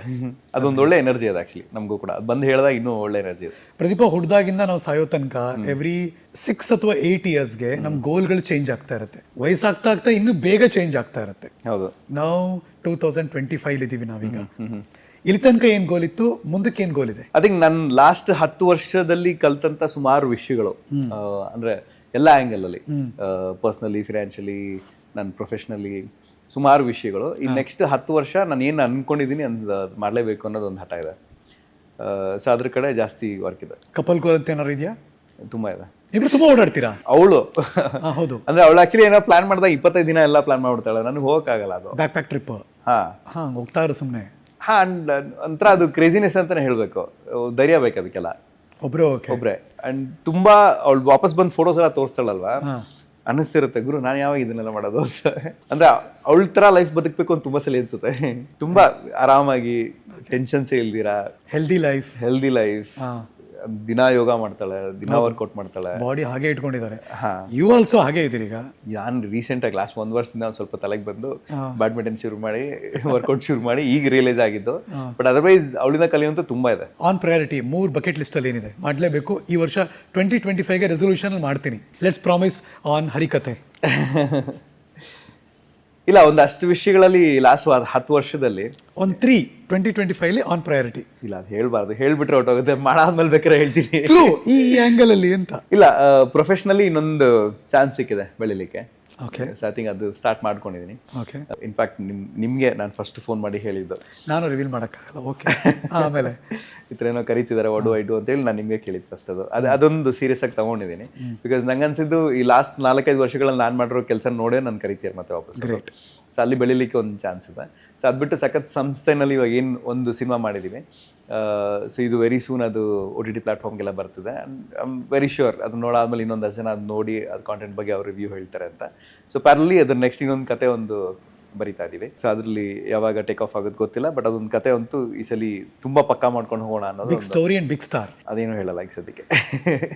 ಬಟ್ ನಡೀತಾ ಇದೆ, ಒಂದಷ್ಟು ಡಿಸ್ಕಷನ್ಸ್ ನಡೀತಾ ಇದೆ. ಸೊ ಅದ್ರದ್ದೊಂದು ಮುಂದೆ ತೊಗೊಂಡೋಗ್ಬೇಕು ಅನ್ನೋದೊಂದು ಆಸೆ ಇದೆ. ಅದು ಬಿಟ್ಟು ತುಂಬಾ ವರ್ಷ ಆಯಿತು ಬ್ರೇಕ್ ತೊಗೊಂಡು. ಓಕೆ, ಅಂದರೆ 2017-18ಇಂದನೂ ಬ್ರೇಕ್ಸೇ ತೊಗೊಂಡಿಲ್ಲ, ಲಿಟ್ರಲಿ ಕಂಟಿನ್ಯೂಸ್ ಕೆಲಸ ಮಾಡ್ತಾ ಇದ್ದೀನಿ. ಅದಕ್ಕೆ ಈ ವರ್ಷ ಒಂದು ಸ್ವಲ್ಪ ಆರಾಮಾಗಿರು ಗುರು. ಬ್ರೇಕ್ ತೊಗೊಂಡು ಹೆಂಡತಿ ಸುತ್ತ ಥರ ನೀವು ಒಂದಷ್ಟು ಸುತ್ತಿ. ಹೌದು, ಮನ್ಸ್ಕೊಂದ್ಸಲ ಖುಷಿ ಆಗಬೇಕು. ಹೌದು, ಅವಳ ಜೊತೆ ಪಾಯಿಂಟ್ ಅದು. ಅವಳ ಥರ ಒಬ್ಬರೇ ಅಲ್ಲ, ಅವಳ ಜೊತೆ. ಸೊ ಅದು ಈ ವರ್ಷ ಅನ್ಕೊಂಡಿರುವಂಥದ್ದು. ಪ್ರತಿ ವರ್ಷ ಇಯರ್ ಎಂಡ್ ಬಂದರೆ ಗಂಡ ಹೆಂಡ್ತಿರು ಇಬ್ಬರು ಬಿಸಿ, ಬಿಕಾಸ್ ಅದು ಶ್ವೇತಾ ಅವ್ರ ಬರ್ಡೇ ಇರುತ್ತೆ. ಸೊ ನೀವು ಯಾವಾಗ ಇಲ್ಲ ಅವ್ರ ಮೇಲೆ ಕಂಟಿನ್ಯೂಸ್ 25ಕ್ಕೆ ತಮ್ಮನ ಬರ್ಡೇ, 27ಕ್ಕೆ ಇವಳ ಬರ್ಡೇ, 31ಗೆ ಅವ್ರ ಅಮ್ಮ ಬರ್ಡೇ. ಅವರು ಫ್ಯಾಮಿಲಿ ಸಂಭ್ರಮ ಅದು ಲಾಸ್ಟ್ ವೀಕ್ ಬಂದು. ಇಯರ್ ಎಂಡ್ ಯಾವಾಗಲೂ. ಹೌದು, ಬಟ್ ಏನಿವೆ ಒಳ್ಳೇದಾಗಲಿ. Thank you. ಯಾರ ದೃಷ್ಟಿನೂ ಬೀಳದೇ ಇರಲಿ. Thank you, very very important. And ಹರಿಕತೆಗೆ ಬಂದು ಈ ಜರ್ನಿ ಶೇರ್ ಮಾಡಿದಿತ್ತಲ್ಲ ಗುರು, ನಾನು ಅನ್ಕೊಂಡಿದ್ದೀನಿ ಇದ್ದಂಗೆ ಎಲ್ಲ ಹೇಳಿದ್ದೀನಿ. ಇಲ್ಲ, ನಾನು ಅದಕ್ಕೆ ಸುಮಾರು ವಿಷಯ ನಾನು ಸೆನ್ಸರ್ ಮಾಡೋಕೆ ಹೋಗ್ಲಿಲ್ಲ. ನಂಗೆ ಗೊತ್ತು, ಅಂದರೆ ನೀವು ತಮ್ಮನೇಲೆಲ್ಲ ಹಾಕಲ್ಲ ಅಂತ ಗೊತ್ತು. ಅದಕ್ಕೆ ಗ್ಯಾರಂಟಿ ಮೇಲೆ ನಾವು ಅದನ್ನೇ ಹಾಕ್ತೀವಿ ಇದ್ದಿದ್ದಂಗೆ, ಬಿಕಾಸ್ ಟ್ಯಾಗ್ಲೈನಿಗೆ ನಾವು ಬದ್ಧರಾಗಿದ್ದೀವಿ. ಬಟ್ ನೋ ವಾಟ್, ನನ್ಗನ್ಸೋದು ಯಾವಾಗಲೂ ಕೂಡ ಈಗ ನಾವು ಯಾರ ಹಂಗಲ್ಲೂ ಇಲ್ಲ ಮತ್ತು ನಾವು ನಿಜ ಹೇಳ್ತಿದ್ದೀವಿ ಅಂದಾಗ ನಮ್ಮಲ್ಲಿ ಅದು ಯಾವ ಫಿಯರ್ನೆಸ್ಸು ಕಾಡಲ್ಲ. ಹೌದು, ಇಲ್ಲ ಅಪ್ರಿಷಿಯೇಟ್ ಮಾಡ್ತಾರೆ ಜನ, ಜನಕ್ಕೆ ನಿಜ ಗೊತ್ತಿರ್ಬೇಕು ಯಾವಾಗಲೂ. ಬದುಕಲ್ಲಿ ನಾನು ಯಾವಾಗಲೂ ನಂಬೋದು 2 ಫಿಯರ್ ನಮ್ಮನ್ನು ಕಾಡುತ್ತೆ. ಆ 2 ಫಿಯರ್ನಲ್ಲಿ ಯಾವ್ದು ಉಳಿಸ್ಕೋತೀವಿ ನಮ್ಮ ಚಾಯ್ಸು ಅಂತ. ಫಿಯರ್ ಸ್ಪೆಲ್ಲಿಂಗ್ ಏನು? FEAR, forget everything and run. Forget everything and run. ಇನ್ನೊಂದು fear face everything and rise. Super. 2 fear. So we should choose, are you going to face everything and rise ಅಥವಾ forget and run? Super, nice. This what I believe in always. ಹೌದು, let's take a call ಅಂತ ಯೋಚನೆ ಮಾಡ್ತೀನಿ ನಾನು. ಏನು ಜೀವನದ ethics ನಂಬೋದೇನು Pradeep? ನಾನು ಅದನ್ನ ಒಂದು ಟಾಟೋ ಹಾಕ್ಸ್ಕೊಂಡ್ಬಿಡ್ತಿರಲಿ. ಏನಂತ? ಅನ್ಸ್ಟಾಪೇಬಲ್ ಅಂತ. ಯಾರು ನಿಲ್ಲಿಸಬಾರ್ದು, ತಡೆದು ನಿಲ್ಲಲ್ಲ. ಟ್ರಾಫಿಕ್ ಪೊಲೀಸ್ ಅವ್ರು ಬಿಟ್ಟು ಬೇರೆ ಯಾರು ನಿಲ್ಲಿಸಬಾರ್ದು.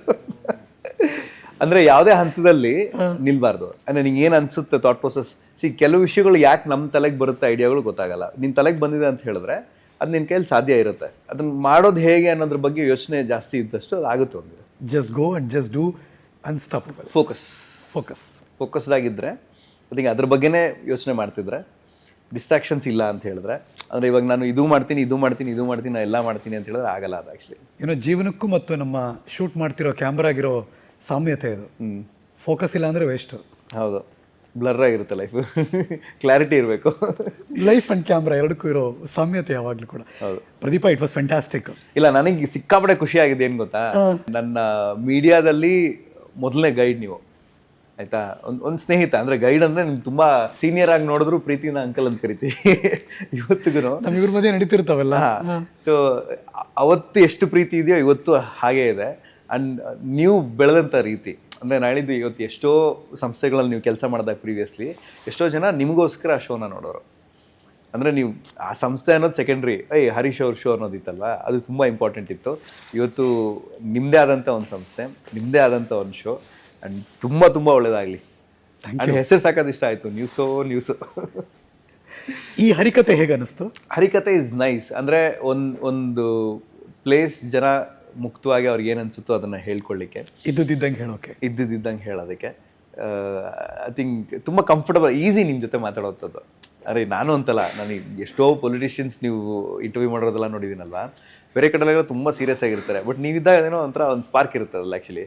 ಸೊ ಅದು ಈಸಿ ಮಾಡ್ತೀರಾ ಮಾತಾಡೋದಕ್ಕೆ. ಪ್ರದೀಪಾ, ಹೃದಯದಿಂದ ವಿಶ್, ಒಳ್ಳೊಳ್ಳೆ ಕೆಲಸಗಳು ನಿಮ್ಮಿಂದ ಇನ್ನೂ ಚೆನ್ನಾಗಾಗಲಿ.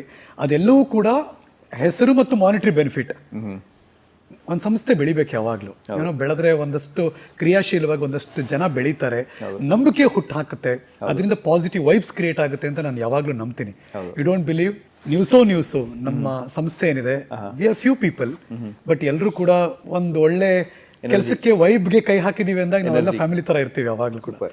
ಐ ಥಿಂಕ್ ಬಂದಾಗ ಸೆನ್ಸ್ ಮಾಡಿರ್ತೀರ ನೀವು. ಡೆಫಿನೆಟ್ ಆಗಿ. ಅಲ್ಲ, ನಂಗೆ ರೈಟ್ ಎಂಟರ್ ಆಗಿದ್ದಾಗಿಂದ ಇದುವರೆಗೂ ಎಂಟೈರ್ ಟೀಮ್ ಅಲ್ಲಿ ಜೊತೆಲೇ ಇದ್ದೀರಾ. And fantastic, and thank you, and wish you all good success. Thank you so much. ಖುಷಿ ಆಯಿತು ಹರಿಕತೆಯಲ್ಲಿ ಕೂತಿದ್ದು. ಕೊನೆಯದಾಗಿ ನನ್ನ ಪ್ರಶ್ನೆ ಎರಡು. ಒಂದು, ರೇಡಿಯೋ ಕೇಳಿಸ್ಕೊಂಡಾಗ ಎಲ್ಲರೂ ಹೋಗ್ತಿದ್ರೆ ಏನನ್ನು ಫೀಲ್ ಆಗುತ್ತೆ, ಮತ್ತು ಈ ಮೈಕ್ ಮುಂದೆ ಕೂತಾಗೆಲ್ಲ ಏನು ಫೀಲ್ ಆಗುತ್ತೆ? ಇಲ್ಲ, ಮೈಕ್ ನಾನು ಬಂದಿದ ತಕ್ಷಣ ನಿಜ ಹೇಳ್ಬೇಕು, ಈ ಮೈಕ್ದು ಈ ರೆಟ್ರೋ ಫೀಲಿಂಗ್ ಇದೆಯಲ್ಲ, ಸಖತ್ ಖುಷಿ ಕೊಟ್ಬಿಡ್ತದೆ ಆ್ಯಕ್ಚುಲಿ. ಅಂತ ಫಸ್ಟ್ ಫೀಲಿಂಗ್ ನೋಡಿದ್ದೆ ಇದು, ತುಂಬ ಖುಷಿ ಕೊಡ್ತೀವಿ ಮೈಕ್ ನೋಡಿ. ಅದೊಂದು ಯಾವಾಗಲೂ ಒಂದು, ಅಂದರೆ ಮೈಕ್ ಬಂದಾಗ ಒಂದು ಪರ್ಸ್ನಾಲಿಟಿ ಓಪನ್ ಅಪ್ ಆಗುತ್ತೆ ನಮ್ಮದು. ಅದರ್ವೈಸ್ ಸುಮ್ಮನೆ ಮಾತಾಡಿದ್ರೆ ಬೇರೆ ಥರ ಇರ್ತೀವಿ. ಒಂದು ಮೈಕು ಅದೇನೋ ಆನ್ ಆಗಿದೆ ಅಂತ ಗೊತ್ತಾಗಿದ ತಕ್ಷಣ ಒಂದು ಎನರ್ಜಿ ಆ್ಯಡ್ ಆಗುತ್ತದೆ ಆ್ಯಕ್ಚುಲಿ. ಸೊ ಡೆಫಿನೆಟಾಗಿ ಖುಷಿ ಆಯ್ತು ಇದೊಂದು. ಆ್ಯಂಡ್ ಬೇರೆಯವರು ಶೋ ಕೇಳಿದಾಗ ಸುಮಾರು ಸಲ ಅನಿಸಿರುತ್ತೆ, ಇನ್ನೂ ಚೆನ್ನಾಗಿ ಮಾತಾಡ್ಬೋದಾಗಿತ್ತು ಅವರು ಅಂತ. ರೇಡಿಯೋದಲ್ಲಿ ವಾಟ್ ವಿ ಕಾಲ್ ಲಿಂಕ್. ಹೌದು, ಆ ಲಿಂಕ್ ಚೆನ್ನಾಗಿರ್ಬೇಕಿತ್ತು. ಹೌದು, ಇನ್ನೇನೋ ಅಂದರೆ ಕ್ಯೂರಿಯಾಸಿಟಿ ಹುಟ್ಟು ಹಾಕಬೇಕು, ಇನ್ನೇನೋ ಆಗಬೇಕು. ಅದೊಂದು ಫಾರ್ಮ್ಯಾಟ್ ನಿಮ್ಗೆ ಗೊತ್ತಿಲ್ಲ, ಅದು ಡೆಫಿನೆಟ್ಲಿ ನೆನಪಿರುತ್ತೆ. ಕಿಸ್ ಅಂತ ಒಂದು ಫಾರ್ಮ್ಯಾಟ್ ಇತ್ತು ಗೊತ್ತಾ, keep it simple and short ಅಂತ. ಅದು ಲೈಫಲ್ಲಿ ತುಂಬ ಕಲಿಸಿದೆ ಗುರು. ನೀನು 10 ಸೆಂಟೆನ್ಸಲ್ಲಿ ಹೇಳೋದನ್ನ ನೀನು ಒಂದೇ ಸೆಂಟೆನ್ಸಲ್ಲಿ ಹೇಳೋ, ಯಾಕೆ ಎಕ್ಸ್ಟ್ರಾ ಮಾತಾಡ್ತೀಯಾ, ಯಾಕೆ ಎಕ್ಸ್ಟ್ರಾ ಹೇಳ್ತೀಯಾ. ಸೊ ಇದು ಸುಮಾರು ವಿಷಯಗಳಲ್ಲಿ ಕಲಿಸಿದಾವಲ್ಲ. So let's kiss. No, keep it short and sweet and simple. That's KISS. Thank you Pradeepa. Thank you. All the best. Thank you so much. And good luck. Thank you. ಎಲ್ಲ ರೀತಿಲೂ ಒಳ್ಳೇದಾಗಲಿ. Thank you so much. ಸಖತ್ ಒಳ್ಳೇದಾಗಲಿ. Thank you. R J Pradeepa, ನನ್ನ ಗೆಳೆಯ, ಇವತ್ತಿನ ಹರಿಕತೆಗೆ ಬಂದಿದ್ದಕ್ಕೆ cake ವಾಲ ಕಡೆಯಿಂದ ತಾಜಾ ಮಿಠಾಯಿ ಮನೆಗೆ ಹೆಲ್ಪ್ ಆಗುತ್ತೆ. ಎಲ್ಲ ಒಳ್ಳೊಳ್ಳೆ ಫುಡ್ಗಳೇ ಕಳಿಸ್ತಾರೆ ಯಾವಾಗ ಕೂಡ. ಒಂದು ಪ್ರೀತಿಯ ಸ್ಪೆಷಲ್ ಗೌರವ, special gift you. Thank you so much. Thank you. ಇದು ಯಾವಾಗಲೂ ನಮ್ಮ ಶೋಗೆ ಬಂದವರಿಗೆ ನ್ಯೂಸೋ ನಮ್ಮ ಕಡೆಯಿಂದ ಒಂದು ಪ್ರೀತಿಯಿಂದ ಕೊಡಮಾಡುವಂಥ ಉಡುಗೊರೆ ಇದು. ಗೆಳೆಯ ಮುರುಗೇಶ್ ಇದನ್ನ ಪ್ರತಿ ಸರಿ ನಮಗೆ ಪ್ರೀತಿಯಿಂದ ಮಾಡಿಕೊಡ್ತಾರೆ. This is to R J Pradeep. Wow, ಸಕ್ಕತ್ತಾಗಿದೆ, ಸೂಪರ್ ಇದೆ. This is you. Thank you so much. ಹೇಗಿದೆ? ಫುಲ್ ಹೀರೋ ಥರ ಮಾಡಿಬಿಟ್ಟಿದ್ದಾರೆ ಹಿಂಗೆಲ್ಲ. ನಿಮ್ಮದೇ ಫೋಟೋ ಅಲ್ಲ, ಚೆನ್ನಾಗಿ ಮಾಡಿದ್ದಾರೆ. ಮುರುಗೇಶ್ ಅಲ್ಲ? Murugesh, Chitradurga. Super. Okay, as usual ಪ್ರತಿ ಸರಿಯ ಹಾಗೆ ಈ ಬಾರಿಯೂ ಕೂಡ ಕಲಾಲೋಹ ಆರ್ಟಿಸ್ಟ್ ಡಾಕ್ಟರ್ ಚೇತನ ಮತ್ತು ಬ್ರೆಡ್ ಆ್ಯಂಡ್ ಬಿಲ್ ಕಡೆಯಿಂದ ಒಬ್ಬ ಪರ್ಸನಾಲಿಟಿ ಯಾರು ಬಂದಿರ್ತಾರೆ ಹರಿಕಥೆಗೆ, ಆ ಪರ್ಸನಾಲಿಟಿ ಮೇಲೇ ಒಂದು ಅದ್ಭುತವಾಗಿ ಒಂದು ಪಿಕ್ ರೆಡಿ ಮಾಡ್ತಾರೆ. ಆ್ಯಂಡ್ ಇದು ನೋಡಿದ ತಕ್ಷಣ this is R J Pradeep ಅಂತ ಗೊತ್ತಾಗುವಂಥ ಈ ಆರ್ಟಿಸ್ಟಿಕ್ ವೇನಲ್ಲಿ ಡಾಡಾಯಿಸಮ್ ಅಂತಾರೆ ಒಂದು ಆರ್ಟ್ನ, ಅದನ್ನು ನಿಮಗೋಸ್ಕರ ಮಾಡಿ ಕಳಿಸಿದ್ದಾರೆ ಆರ್ ಜೆ ಪ್ರದೀಪ. ಸಖತ್ ಸ್ಟುಡಿಯೋ, ಸಖತ್ mango and doctor R S Chetana ನಿಮಗೋಸ್ಕರ. ಅರೆ ಸೂಪರ್. Radio studio, nice. ನಮಸ್ಕಾರ ಆರ್ ಜೆ ಪ್ರದೀಪ್ ಅವರಿಗೆ. ಇವರೇ ಶೈನಿಂಗ್ ಸ್ಟಾರ್ ಎಂಟರ್ಟೈನ್ಮೆಂಟ್ ಇಂಡಸ್ಟ್ರಿನಲ್ಲಿ. ನಿಮ್ಮ ಲೈಫ್ನ ಯುನೀಕ್ ಅಪ್ರೋಚ್ ಏನಿದೆ ಅದು ತುಂಬ ಚೆನ್ನಾಗಿ ಡೆಡಿಕೇಟ್ ಮಾಡಿ ನೀವು ಲೈಫ್ನ ಲೀಡ್ ಮಾಡ್ತಾ ಇದ್ದೀರಾ, ಒಳ್ಳೇದಾಗಲಿ ಅಂತ ಅವರು ಕಲಾಲೋಹ ಡಾಕ್ಟರ್ ಚೇತನ ನಿಮಗೆ ಕೊಟ್ಟಿದ್ದಾರೆ. ಪೂರ್ತಿ ಆಮೇಲೆ ಓದ್ಬೋದು. And this is for you. Thank you so much, loved it.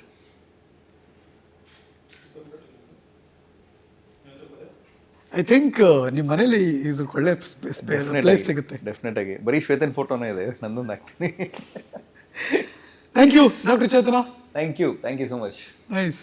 ನಾನು ಹೋಗಿ ಬರ್ತೀನಿ, ಹರಿಕತೆ ಮುಗೀತಿ ಇವತ್ತಿಗೆ. ಇನ್ನೊಬ್ಬ ಸ್ಪೆಷಲ್ ಅತಿಥಿಯೊಂದಿಗೆ ಮುಂದಿನ ಎಪಿಸೋಡ್. ಥ್ಯಾಂಕ್ ಯು, ನಮಸ್ಕಾರ.